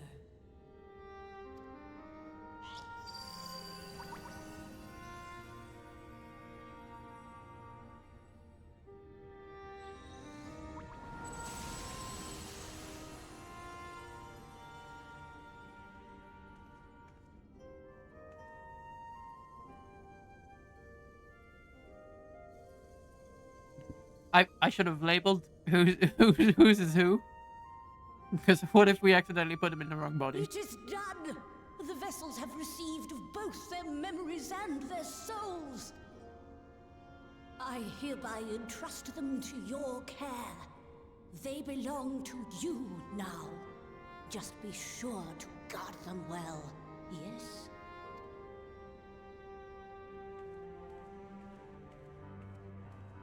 This will work, won't it?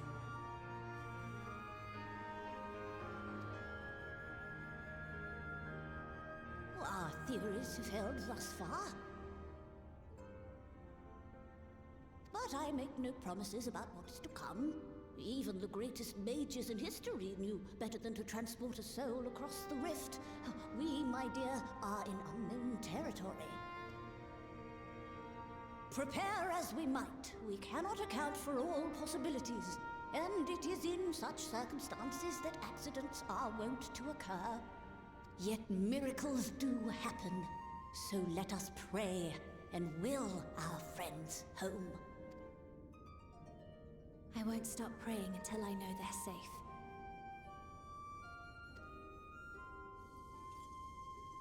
All safely stowed away? I do hope so. All that remains then is to step into the mirror. Go now, and safe travels.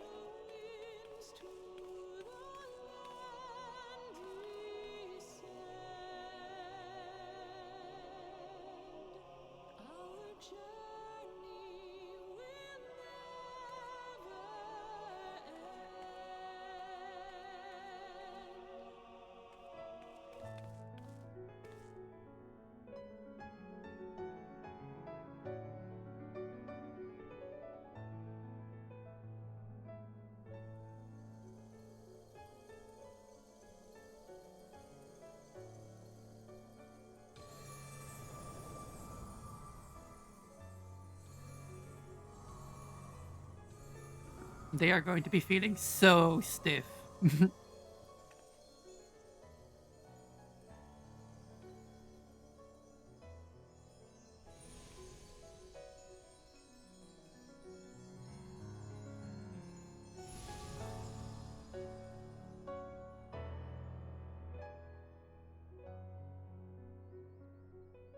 Did it?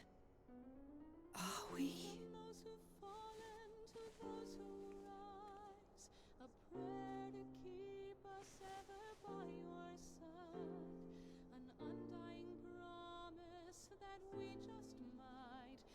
We're home.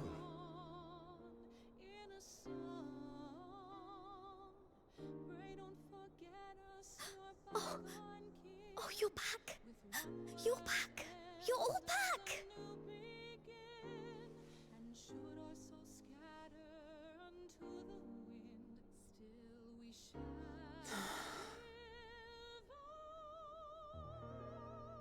Thank you. My body feels like a sack of popotos, but otherwise, I have never felt better. That said, I doubt any of us will be fit to travel for some while.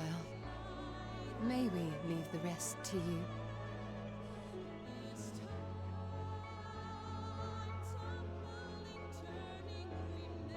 The vessel beareth our comrade's blood. With it in thy possession, the way will surely open before thee.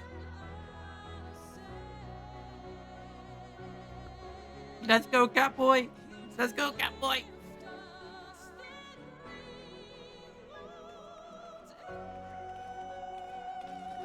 What? But you've only just got here.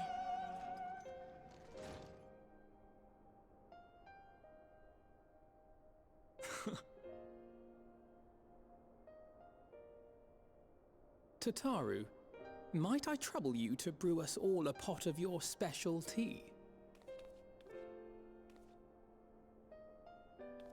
Ah, and we may require an extra cup.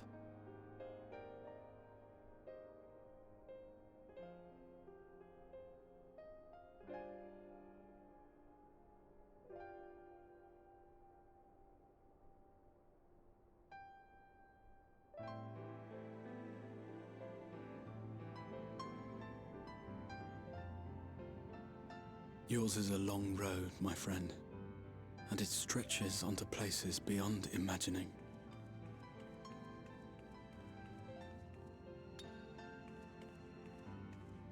With your every step, these grand adventures shall grow more distant and faint. And there may come a day when you forget the faces and voices of those you have met along the way. On that day, I bid you remember this.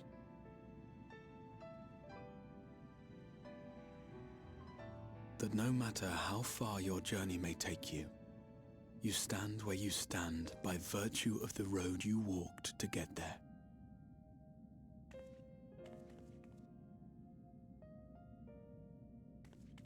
For in times of hardship, when you fear you cannot go on, the joy you have known, the pain you have felt, the prayers you have whispered and answered, they shall ever be your strength and your comfort.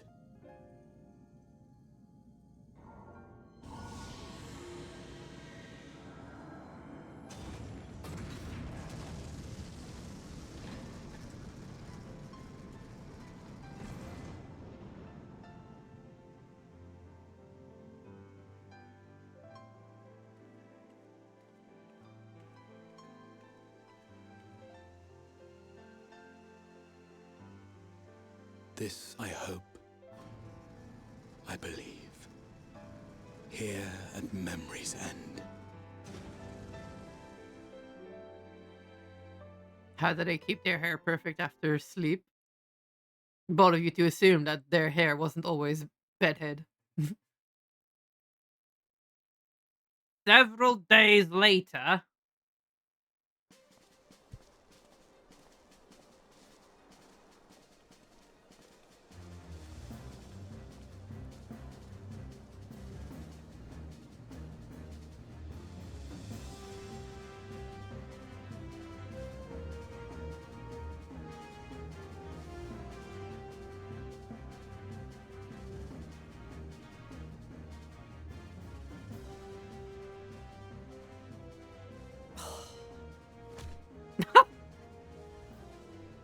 What is it, Alize? Are you all right? Do you still feel under the weather? Physically, I couldn't be better. Thanks to Kryle's ministrations, I'm already looking forward to our next fight. But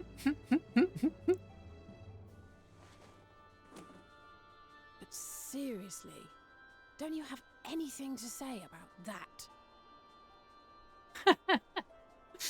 I love her. Yeah, she's great.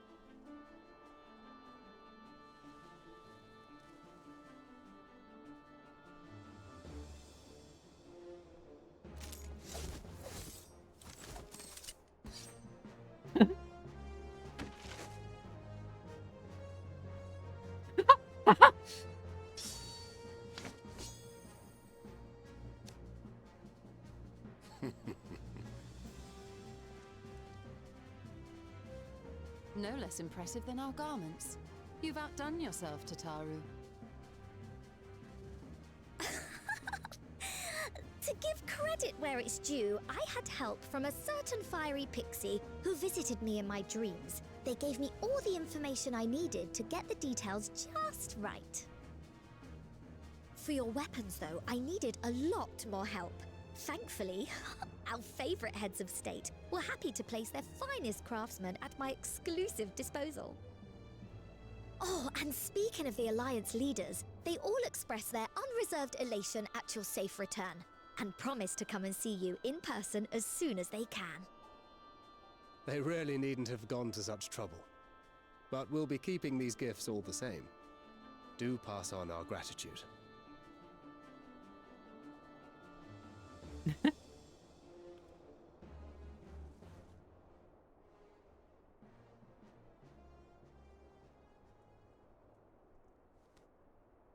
I realise we haven't taken up new martial arts, nor have I ever been one to set much store by appearances. But I can't help feeling a certain lack of, I don't know, personal development. Time to give Alice some more screen time. But as you observed, the others had the more pressing need. Rest assured, our turn will come.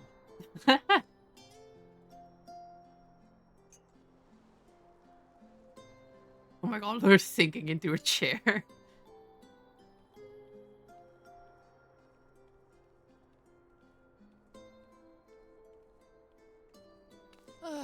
If I expend any more ether, I swear I will blink out of existence. I need a bite to eat.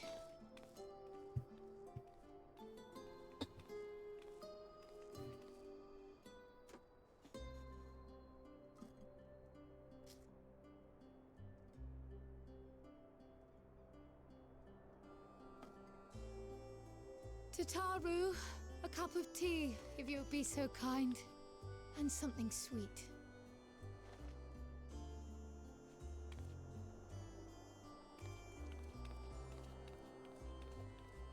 By Mistress Kryle's exhausted state, may I assume that the ward hath been restored? Indeed. We succeeded in weaving it anew, albeit at a slightly diminished potency than when I had Becklug's assistance. It is no cause for concern, though.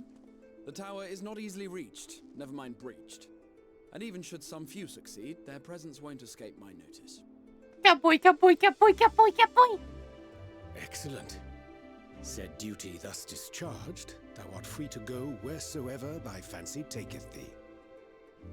Upon which note, hast thou perchance come to a decision? The offer remaineth open.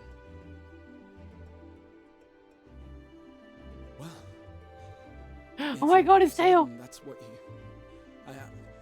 I mean, if you think I... Cowboy, cowboy, cowboy! Graha, really?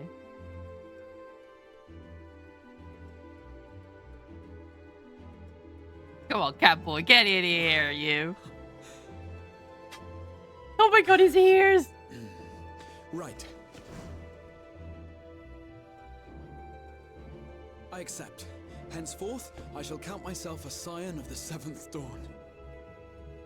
Grahatir, at your service. Yeah! When I was a boy... What do you mean, what happened? Many long years ago, I yearned to stand tall as the heroes of Eld.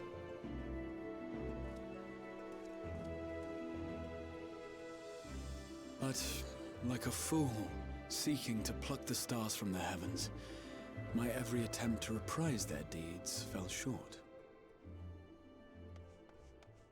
Grahatia was the same Grahatia that was with us here at the start. You'll meet him. You'll meet him. And he spent hundreds of years Hippogriffs! in the on the overworld. rampage! A giant flock of them! Please, we need help!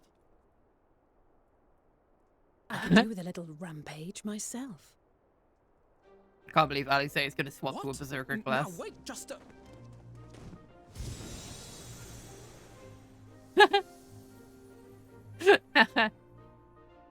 Here we go again.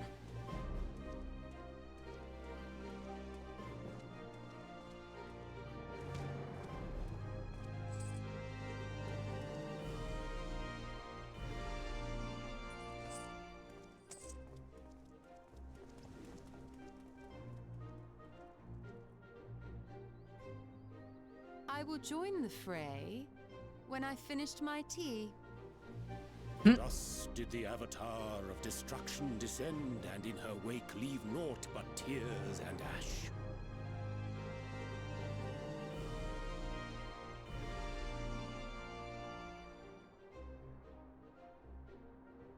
And then, one day, an all but forgotten dream from my youth stood before me, in the flesh. I take a little sippy.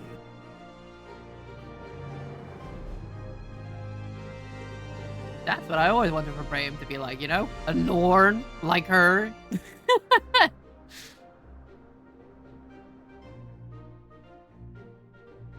I've been working on my mental health. Fuck you. Die. Yes. Hi, Earbiz. Hi, Windshark. So it was that a new adventure began. Ah, the boy Xenos.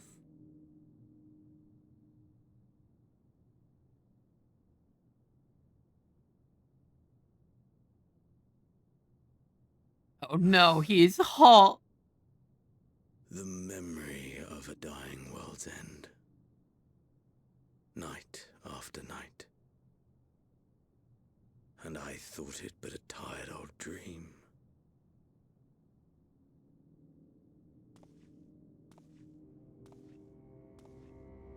I say, I knew that securing the palace would provide your radiance with depressingly little sport, but that you should fall asleep out of boredom. Splendid. Truly splendid. And my own preparations, you will be pleased to hear, proceed apace.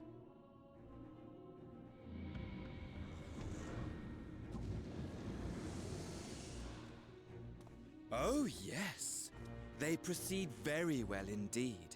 Frighteningly so. And we owe it not least of all to this singularly useful body I chanced to find. With the Populares now all but destroyed, it will be the simplest of tasks to discredit their groundless assertions that I met with a grisly end.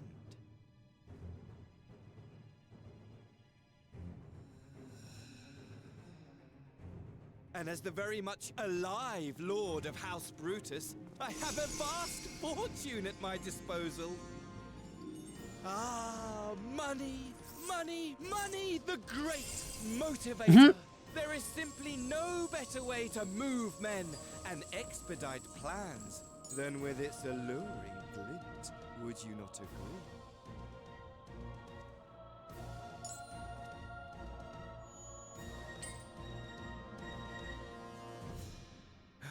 But wait, were we not acquainted, you and I?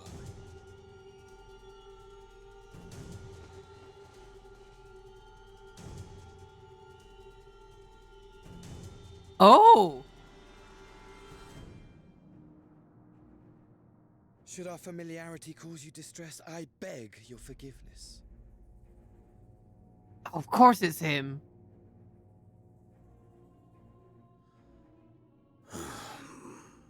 What did you say your name was? His greatest fanboy. My heart, that my deepest desire should forever remain unfulfilled, to live unrecognized, to die forgotten. Oh. He's the psycho brother of you could Whatever you this met flesh may have fuck been before, it serves only as a vessel now. Yumitsu? And This is their brother. faithful Fandaniel, Fuck. Labor only to advance my lord's ambition. But oh no, wait. Hold on. It's an Ascian that has possessed his body. I see. Speaking of which, with the palace in our hands, we may now proceed with the next phase of the plan. But how very odd. Despite all our havoc-wreaking, old Elidibus did not deign to appear. Dare I hope that the last of the unsundered is gone?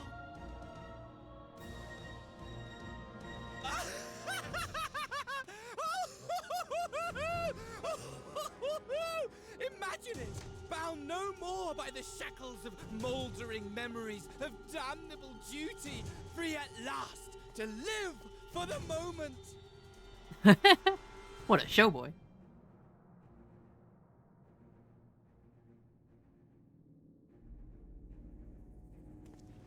Your radiance. But give the word, and I shall go forth and prepare for you your hunting ground.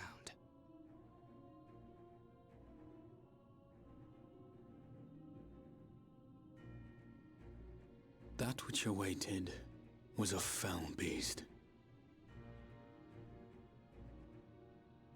Ferocious, ravenous, remorseless. Do as you will.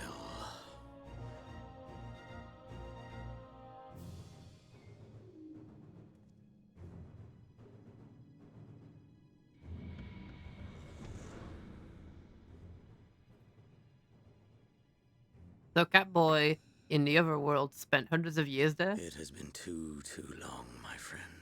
But then who is the original? How did he get his copy of insufferably himself? dull in your absence. You will have to play through the story yourself, Alex, and find out. Return to me.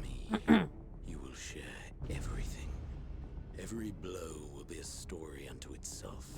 Every triumph. Every kill. Rest assured, we shall have a fitting stage for our reunion.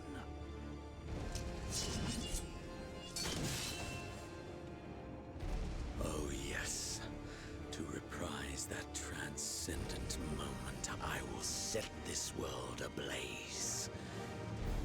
And we shall dance before the pyre. Aw, Xenos is my best friend. He's setting the stage for such a fun little fight for us. I can't believe this. What a good boy. Shall kindle the flames of the apocalypse. What a good boy. Into its domain shall the hero set forth for the final chapter in the tale of this star.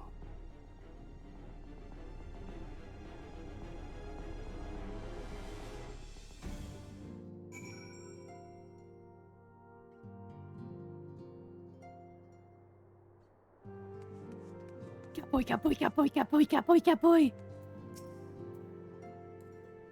Ow, ow, ow, ow, ow, ow, ow.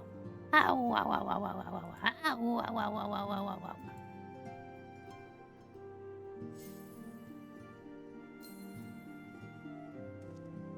Ah, you're back.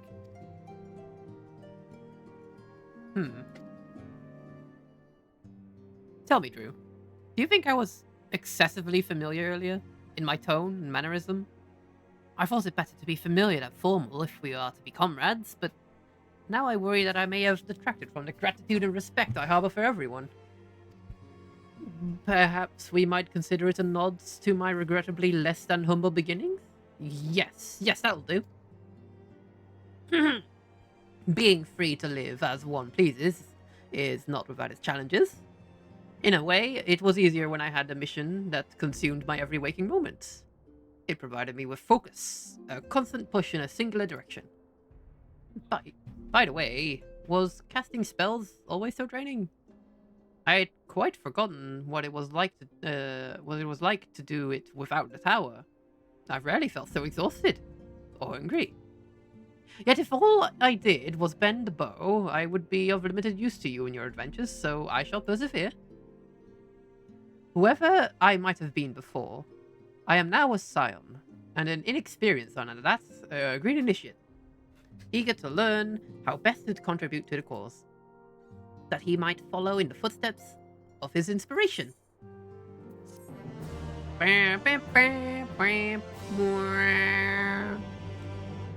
Gratia is now available as a trust companion. Yeah!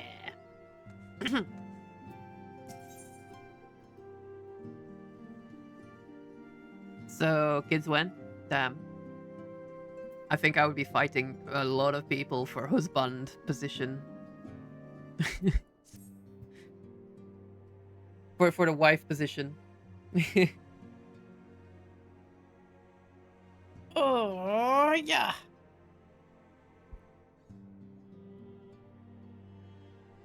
Oh, greetings, Drew. Come to look in on our friends? Rest assured, everyone is quite well. I've been keeping a close eye on them, and have satisfied myself that they are all in fine health. As a matter of fact, they're just about to convene in Dawn's Respite to discuss how best to use their pent-up energy. Let's join them, shall we?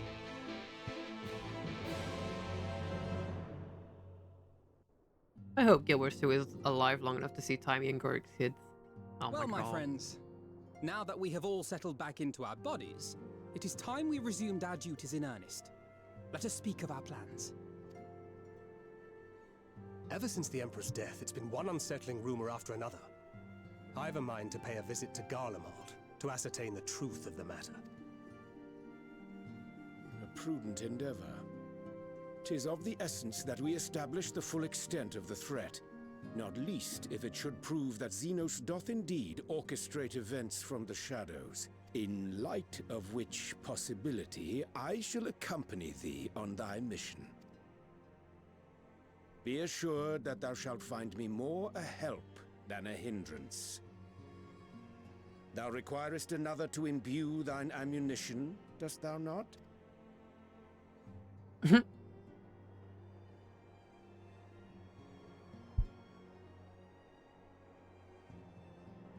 Assuming that's settled, there's something I've been meaning to look into as well.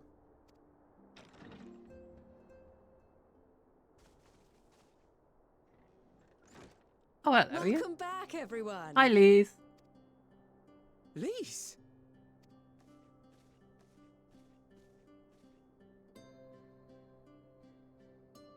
You're fine now, right? No more headaches or keeling over? That's right. We're fighting fit and raring to go.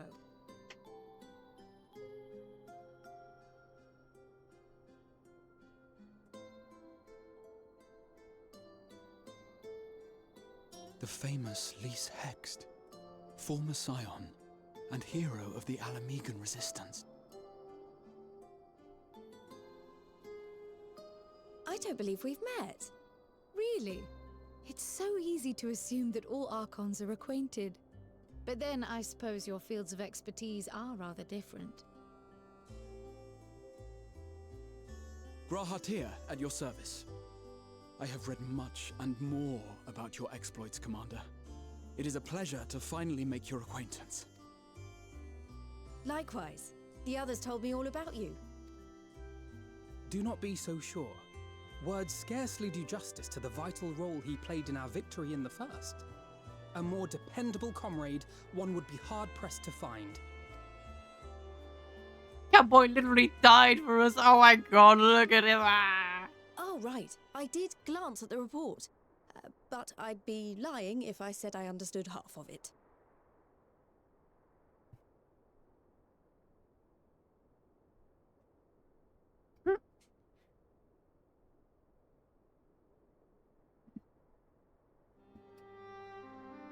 Well, well, that's a lot to take in. Just to be clear, this means we're not heading for another calamity, does it? Shorn of their unsundered master's leadership, what Ascians remain shall struggle to see their plans to fruition. And though I would ever advise caution, I believe we may rest easy for No a time. calamity. Yet. I'll take that as a yes.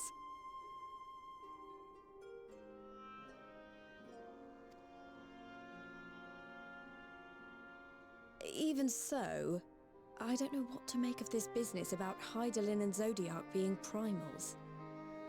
A difficult truth to bear, yes. But at last we understand the nature of our adversary. And if there are no further calamities, neither will there be rejoinings, meaning Zodiac will never regain his full strength. Even so, as the oldest and mightiest of primals, he remains a force to be feared. Though his is a power born of the desire for salvation, we have seen the havoc it may wreak. And it falls to us to ensure that it is never again brought to bear upon this star.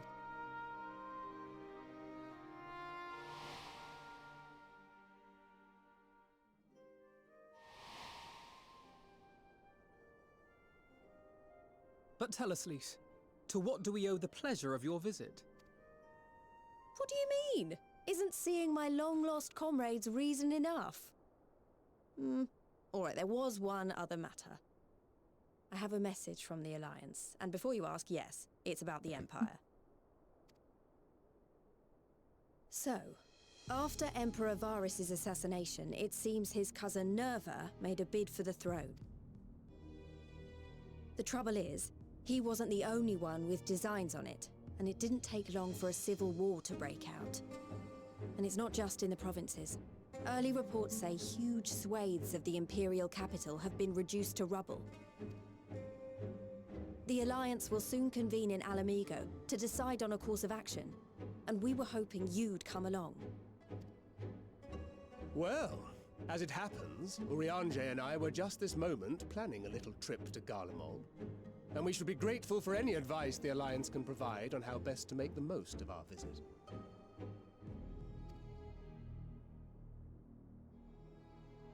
To Alamigo, then.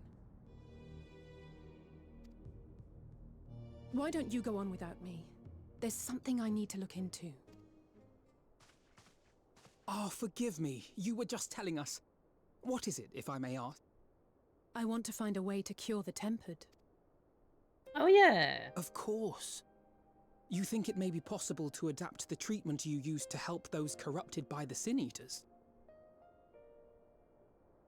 I'm sorry, a cure for tempering? But that would change everything. Alizé, consider yourself uninvited. Go and find us this cure. I'll do my best. Get out of here, nerd! Go do your nerd thing. Save lives. Fuck. I was hoping you might join me. Don't worry if not, though. I won't hold it against you if you'd rather attend a stuffy meeting. I actually want to see how that goes, really. I really do. What meeting? Lead on. I knew you'd say yes. I'll come too. If you don't mind, that is.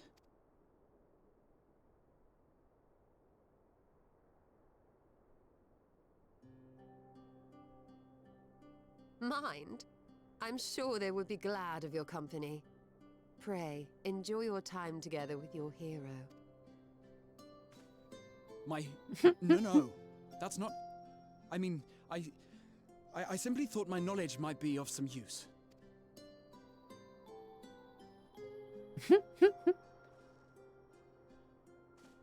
We shall be on our way then.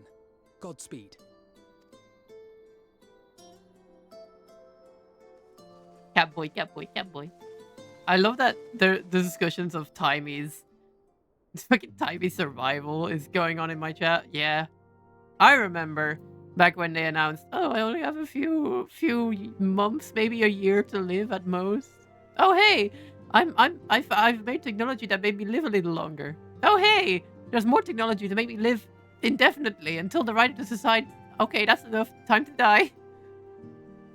I love the fact that they also introduced Gorik and his brother Blish to introduce the concept of moving a consciousness into a robot's body that they totally set up for Timey. But then I guess they got different writers and they decided, nah, that's dumb. Let's do a different thing. Let's do a different thing for Timey. And then they came up with the fucking blandest excuse for keeping a character alive ever. I would have... Why can it not have... Why can it not be anything of impact in Guild Wars 2? None of the characters die except for side characters. Or even then, characters that you haven't seen in forever. Zoja might as well be dead since she's not Zoja anymore.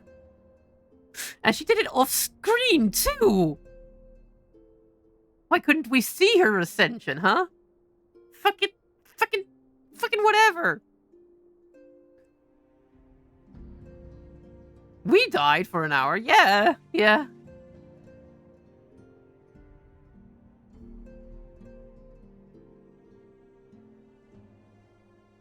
Turning a character that already speaks like a robot into a robot is the bluntest thing. I mean, no, it's not the perfect solution. To be fair, I think the only solution would have been none of these options worked, and she was to die. Not to be cruel, but don't introduce your character that way.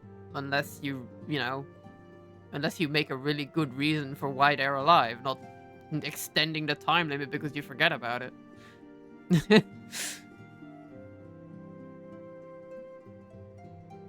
Also, I don't like June either.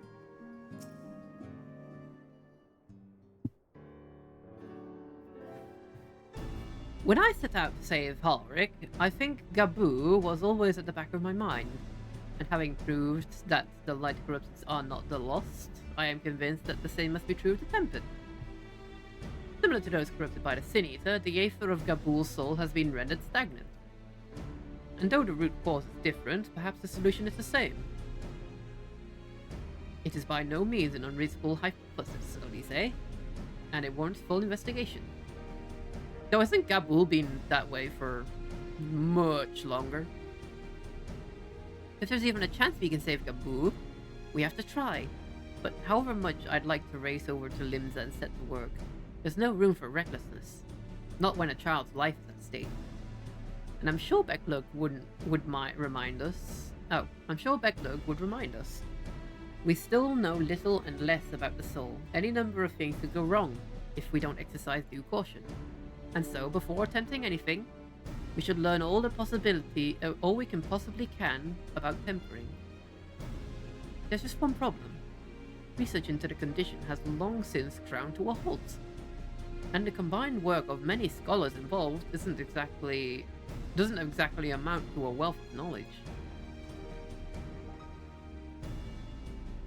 Not of the modern scholars, perhaps.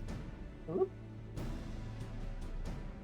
And I close my window couldn't get cold. Not of modern scholars, perhaps, but what of their ancient counterparts?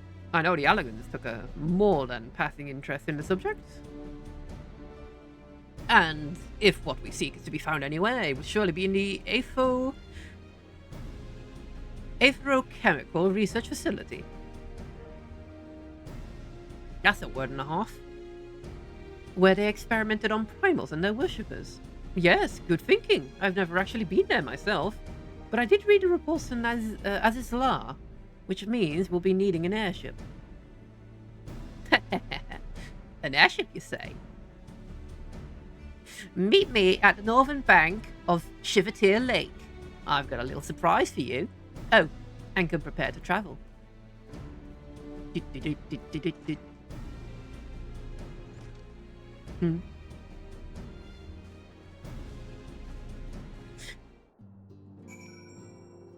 I hate you.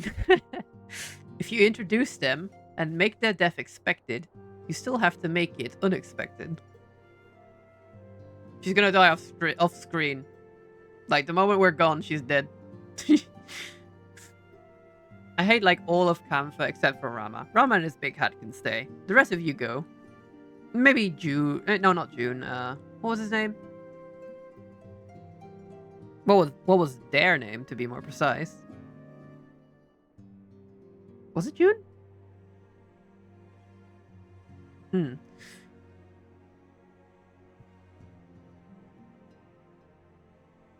So you have to get rid of them sooner than anticipated. Not extend their life over and over again. If Timey gets killed, then people at this point just gonna go like, oh, fucking finally. Yeah, I mean, it has reached that point. It has reached the point where We're just waiting for it to happen now. Imagine reality falling apart right fucking now. And you're...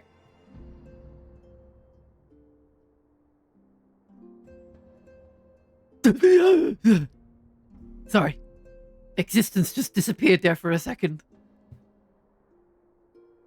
Your ego is so fucking giant that you rather let the world go boom than help. June is the princess engineer.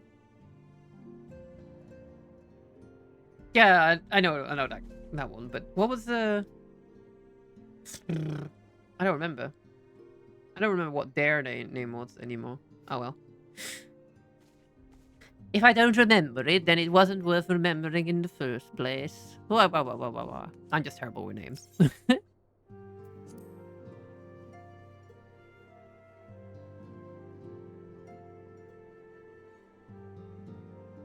I'm trying to get into the start of Endwalkers now.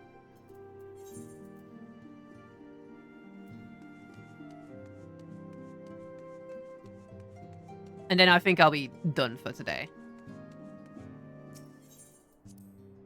I just want to get there. Get it started.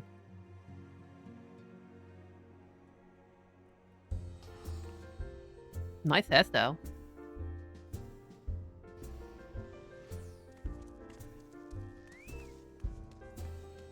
Yao, that's right. Yao. I like Yao too.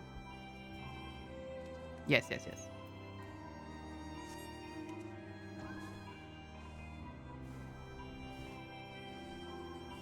That's such a cool mountain.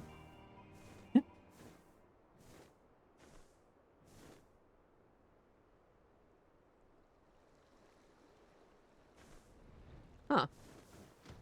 Hi, Tataru. What Tataru?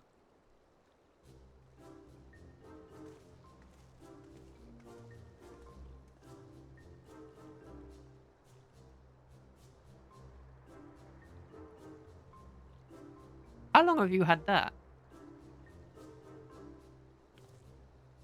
I give you the Bonanza, the Scion's very own airship. I built her as a company project, with help from our friends at the Rising Stones, and named her for luck and prosperity. That's true, this is amazing. We'll be able to fly just about anywhere we want. Our garments were impressive enough, but to build an entire airship, I see the annals did not exaggerate the many talents of the Scion's fabled coin keeper. I'd also introduce myself as your pilot. Except the training didn't go quite as well as I'd hoped. But that's alright, because we've hired this capable fellow here instead. Hello, name's Dave. The Bonanza is equipped with a full complement of mana cutters. By the way, feel free to use them to get around Azizla. But enough talk, it's time to fly! All aboard! The banana, got it. Hello, Darwin.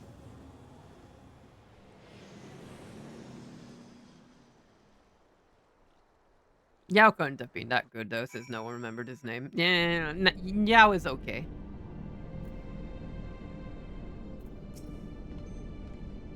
Honestly, Sid would be so jealous that of the way the airship flies. Tataru's outdone herself.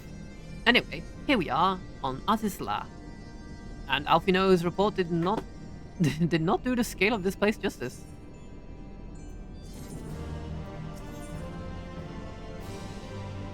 Hi. Hey, what's up, Darwin? Hey, baby. Come here. Come on. What's up, baby? You're kicking everything off my table. Okay, cool.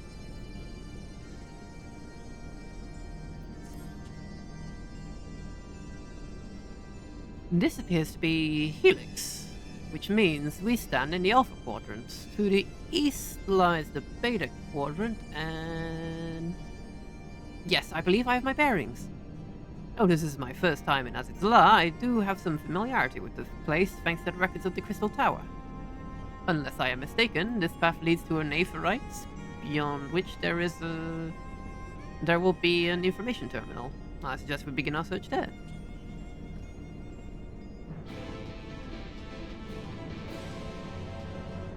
Remember when we got the date options and Ayumi was one of them, and the entire forum reaction was literally, who? At least, because I think Ayumi had a bigger role inside Dragon Response missions, which no one plays. And she only does it in one mission too. I liked Ayumi, she was cute. I like dating cute bird girls, but the fact that you didn't let me date Snargle, what the fuck? What the fuck? Ayumi was in IBS? I think so. Well, I think so. Yes. Yes. I'm going to say yes. Don't wiki me on that. Or do wiki me just to correct me.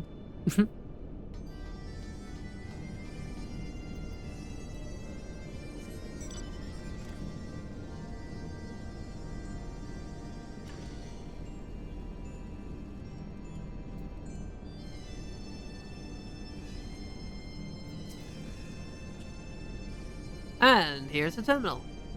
A moment while I search the archives for references to tampering.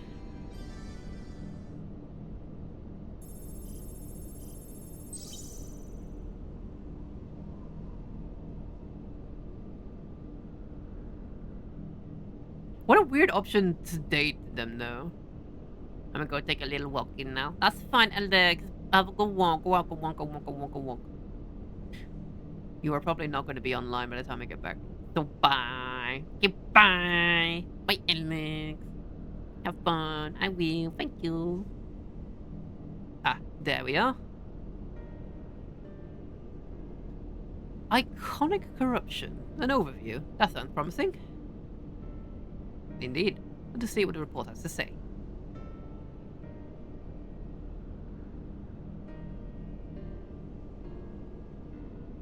Confound it. The contents appear to have been deleted. What? No! Is there anything you can do? Not from here, I'm afraid, but it may be that another copy of the report exists elsewhere. The question is where to look. It says here that the report was written by someone named Owen. It is likely that he kept a copy. I would say it's a distinct possibility. Assuming he was a researcher here, he would have had quarters on the Habisphere.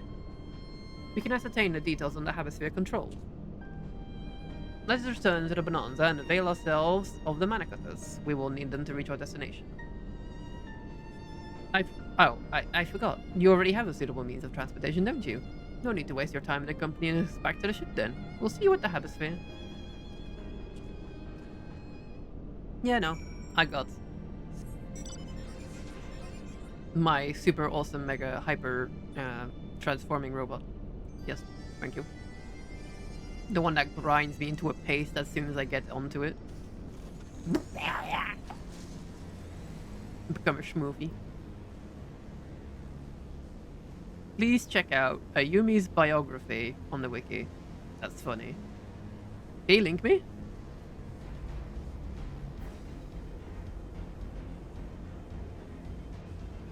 Ooh.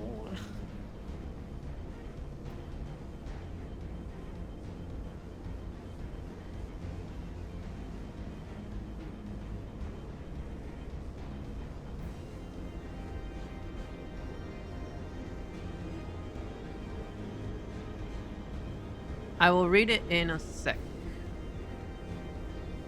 Just to make sure I don't overshoot where I'm going.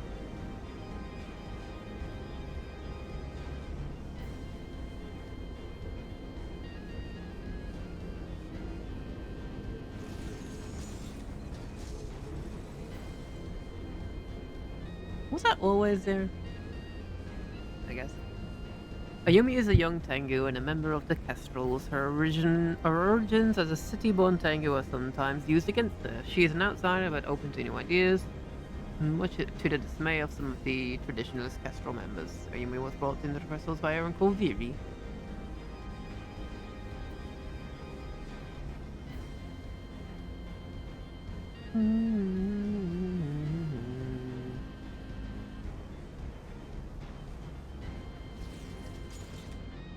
Let's see.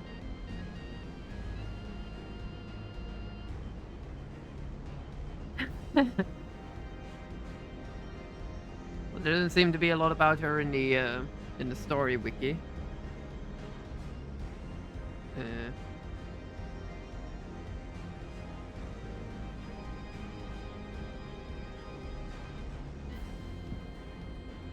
Maybe we the tank of echo circle.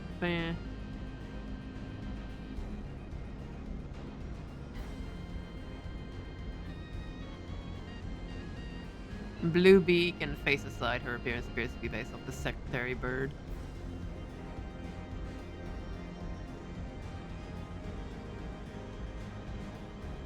I swear she would have been. I swear I've seen her around in the fucking Dragon Response missions. And the Dragon story, nothing. I am absolutely sure she appears in a Dragon Response mission. That I can assure you. Yes, she appears in the one where you have to fight an ice giant on a bridge. Isn't that another bird? I hope not. I don't want to turn out to be bird racist.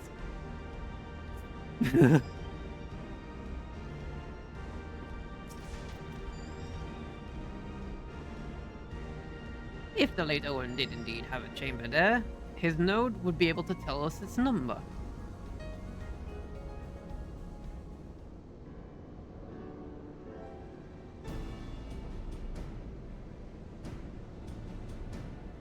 It must be, right? There, from what I recall in the layout, it should be somewhere in the vicinity of... warning, an evacuation order is presently in effect. Entry to the Hemisphere is not permitted at this time. But foiled again, in all likelihood. The order would have been imposed during the Fourth Umbral Calamity, and I doubt it would be lifted in the near future. Energy level critical. Returning to base for recharge. That's Calidus Sparrowhawk. Fuck. Why are there two cute birds then? What the fuck? Why did I feel the same role?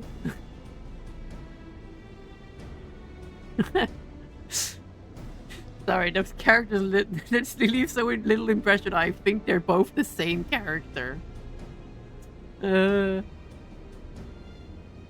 fill the same character role, is what I'm trying to say. Wah. Squawk. Well, surely there must be some other way to get access. Force, for example? How we result to that, I have an idea. Were we to send a surge of energy through yonder control mechanism, it should prompt the system to restart, releasing the locks. As for suitable energy source, a concentrated lightning shard might suffice. Happily, I seem to recall that they are known to form at all points of stagnant aether throughout the continent. You seem to recall? Are you honestly telling me that was in your records too? Ha! I am. A report sent to the capital mentioned that lightning-aspected ether was prone to pooling on the continent, resulting in surges that interfered with equipment. A minor detail, I grant you, but in my role as caretaker of the Crystal Tower, there was no such thing as too much Allagan knowledge. Besides, my studies helped me feel connected to the source, to home. I must have explored this facility 1,000 times in my mind, but to finally stand here with you two, this is more exhilarating than I can well express.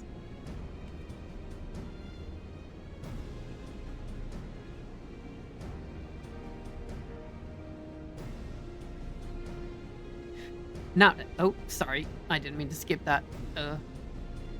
Now you're just showing off. Which makes me think we should make a contest of this. The first to return here with a shard wins. What do you say? Yeah, sure.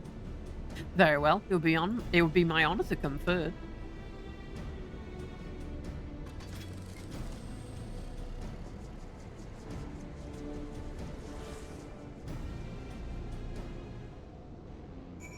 That is the only important bird, the fluffy one.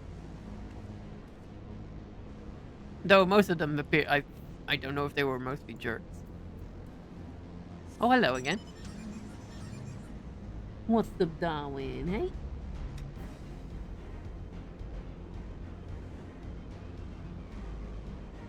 Hey, Darwin. Cat. What are you doing? Goodbye.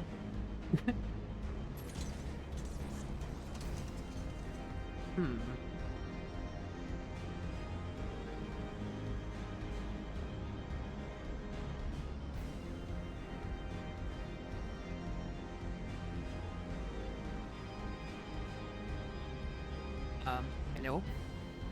Yes, what's up?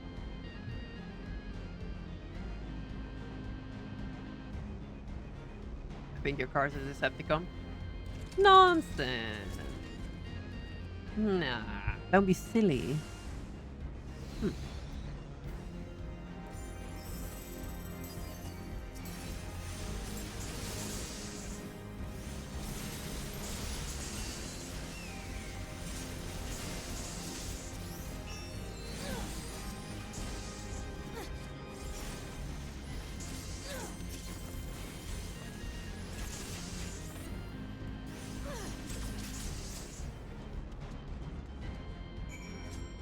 Thank you very much. I'll be taking that.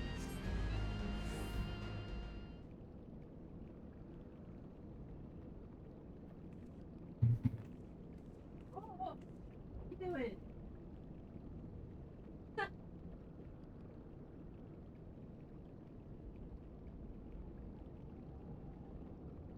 Oh. Ugh, come here then. Come on, darling. Pee-pee.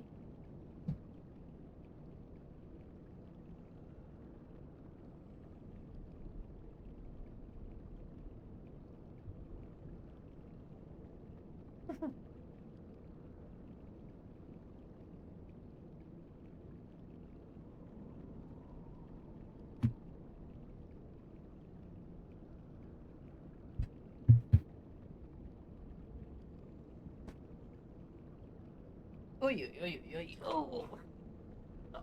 I am feeling the streaming fatigue.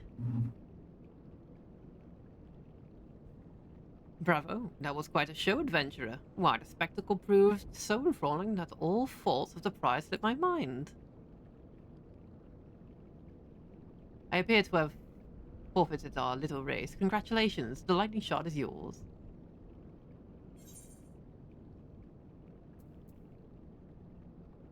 What, no dramatic entrance? You've changed. Hi, Grahatia. You remembered that? In my defense, I was caught up in the moment. It isn't every day you meet an honest-to-God hero, after all. Well, the contest continues, so you'd better hurry back. Ah, but one last thing.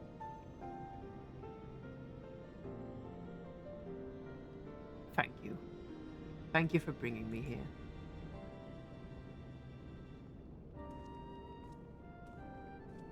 That's a weird place for a first date.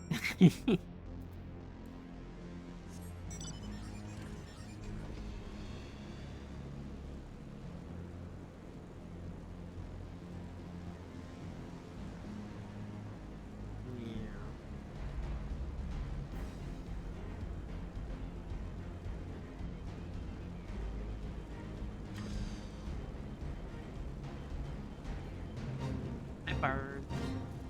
Bat birds.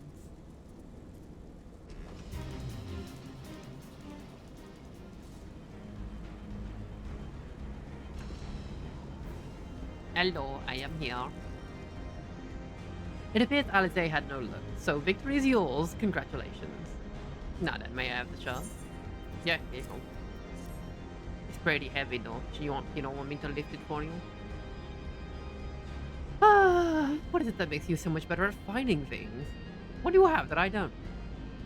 A mop.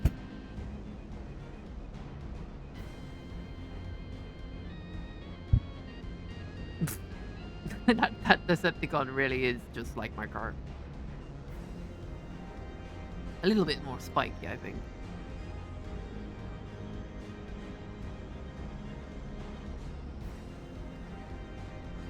That is a question I too have asked myself on numerous occasions.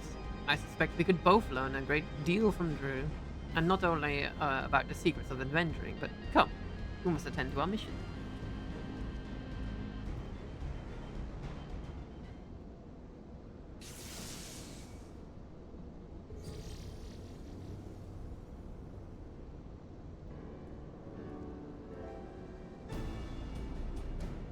Excellent. The system responded exactly as intended. We now have access to the Hemisphere. Only one obstacle remains, the security systems within. Should they be triggered, they could make life rather difficult for us. In light of which, pray leave the rest to me. If I am right, my royal blood should allow me to venture in unmolested. Assuming this place works like the Crystal Tower, yes? But if it doesn't, you'll be on your own. I want you to promise us that you'll get out at the first signs of trouble. I promise. Wish me luck.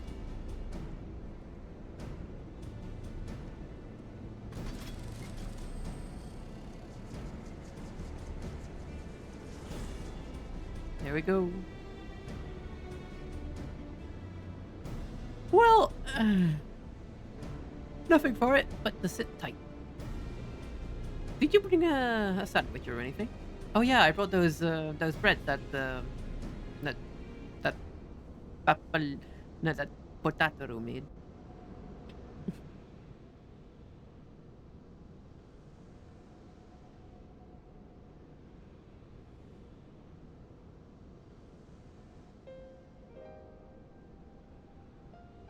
I'm sure this Owen fellow was very learned, but iconic corruption? An overview? Sounds like a stadium thesis.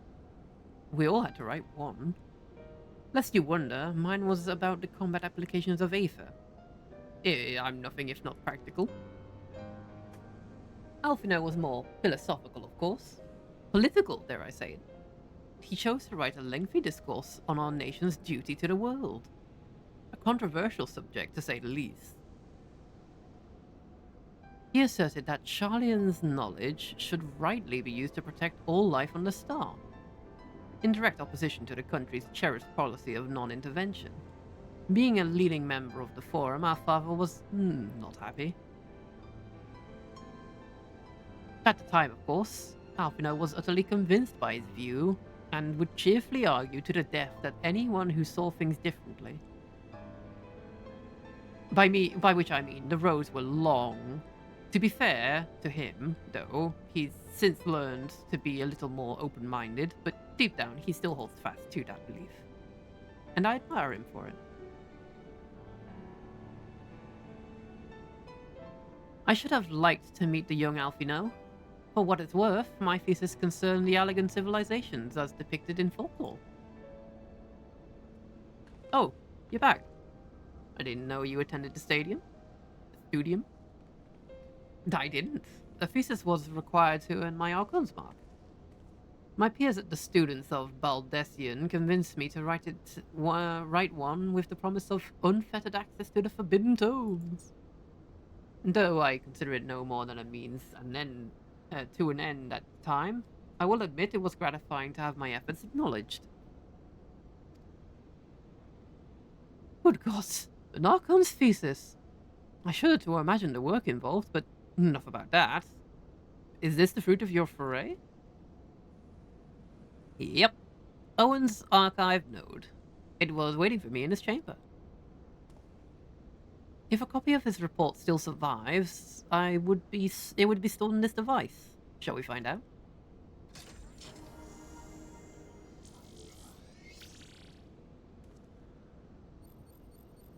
Blip.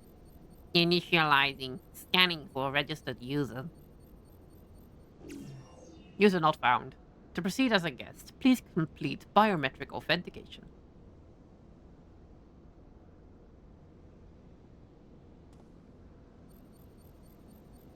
Blip verifying. Blip. Authentication complete. Guest identified as member of the royal family. I am at your most humble service, your highness. It never ceases to amuse me. 'Tis but a pity the effect will not last forever. Doga and Une said as such when they granted me this gift, but until such time as it fades, I shall use it gratefully. Search archive for iconic corruption. Searching. One item found. Iconic corruption. An overview. The report is locked by the author. Please state password. Well, go on then, Your Highness. Tell the nice node the password.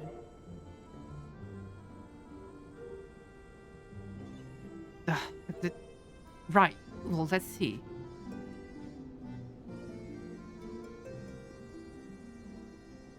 Glory be to Alag.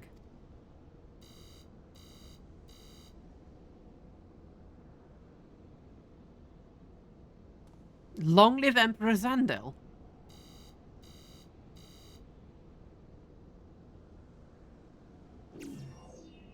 Password incorrect. Please try again. Confound it. Come now. Passwords are invariably short and simple. For instance,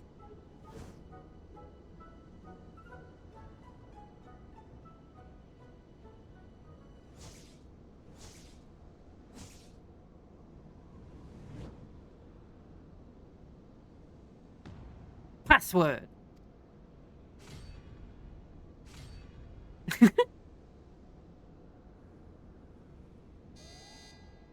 The notion that the password could be something so inane would be laughable were it not dangerously stupid. Furthermore, your conduct in the presence of His Highness is grossly inappropriate. Know your place, handmaiden.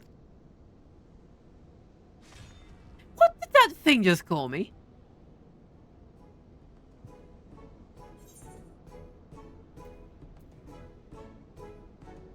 Wild Rose. Password incorrect. Again, be warned that any further inappropriate behavior in the presence of His Highness will not be tolerated. Alright, that's it. I say we dismantle it and manually extract what we need. Now, let's not be too hasty. A single misstep and we risk losing the report altogether. I believe this may be a task for Sid and his colleagues. If anyone can coax Machina into cooperating, it's them.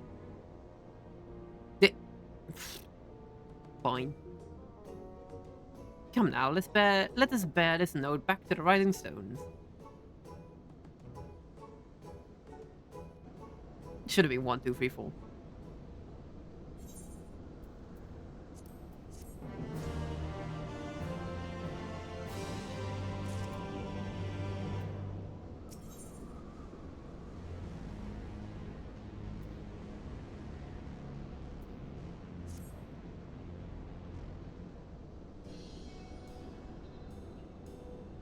I should probably mention that I have yet to meet Sid since waking up.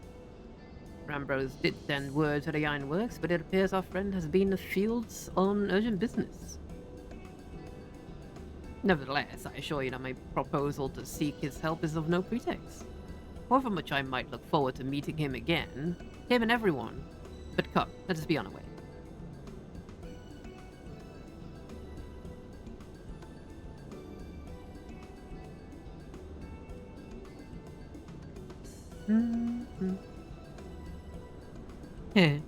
Look at him. All but running. How sweet.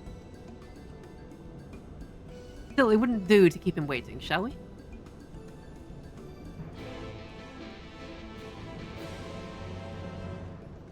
Alright, handmaiden.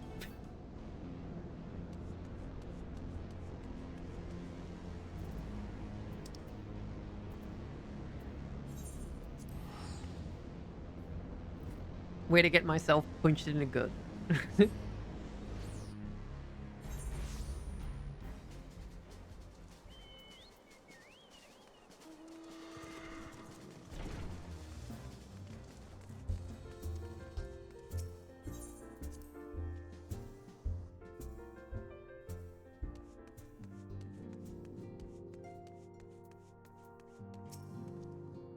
Wonderful news, Drew.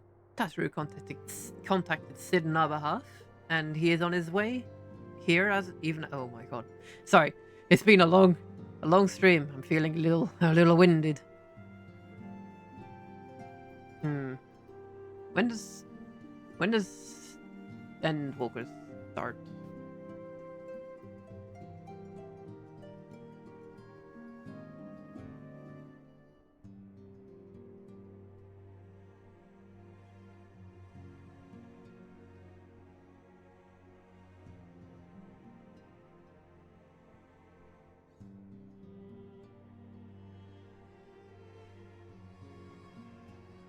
I think I'm still a little bit off, so I am going to take a break. Because I have been busy today. After this. Oh, wait. I should like very much to hear what transpired at the Alliance Council. Would you be so kind, Kryle? Hoo-yah!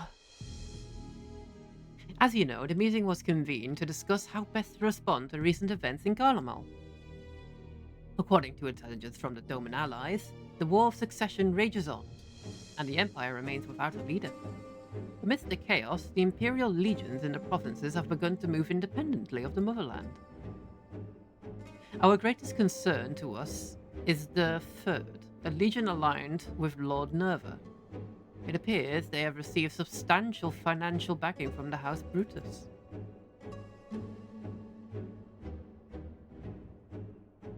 Brutus?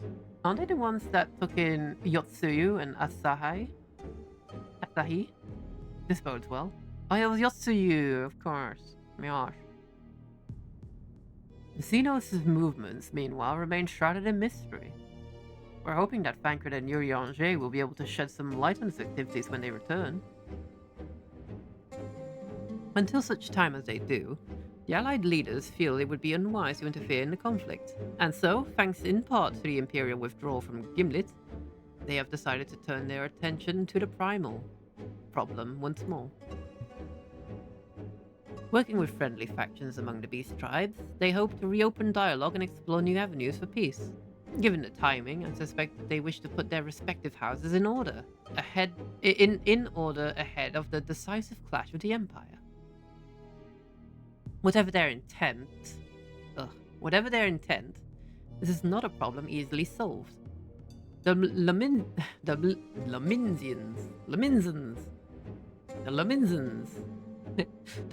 in particular struggle in their efforts, and Alfno and Ishtola have been called upon to aid them. So long as we are dealing with the Tempered, I'm afraid no amount of dialogue will avail us. But if we can develop a treatment for tempering, then then anything is possible. Which is why we must succeed.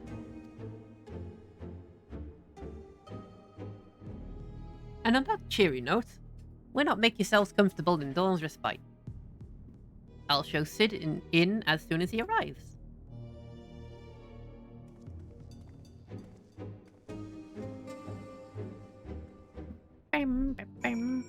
Yeah, okay. Oh, break time. My voice is going. Alright.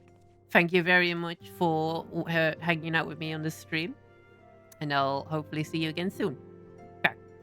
Have a good night, everyone. Bye-bye. Bye-bye.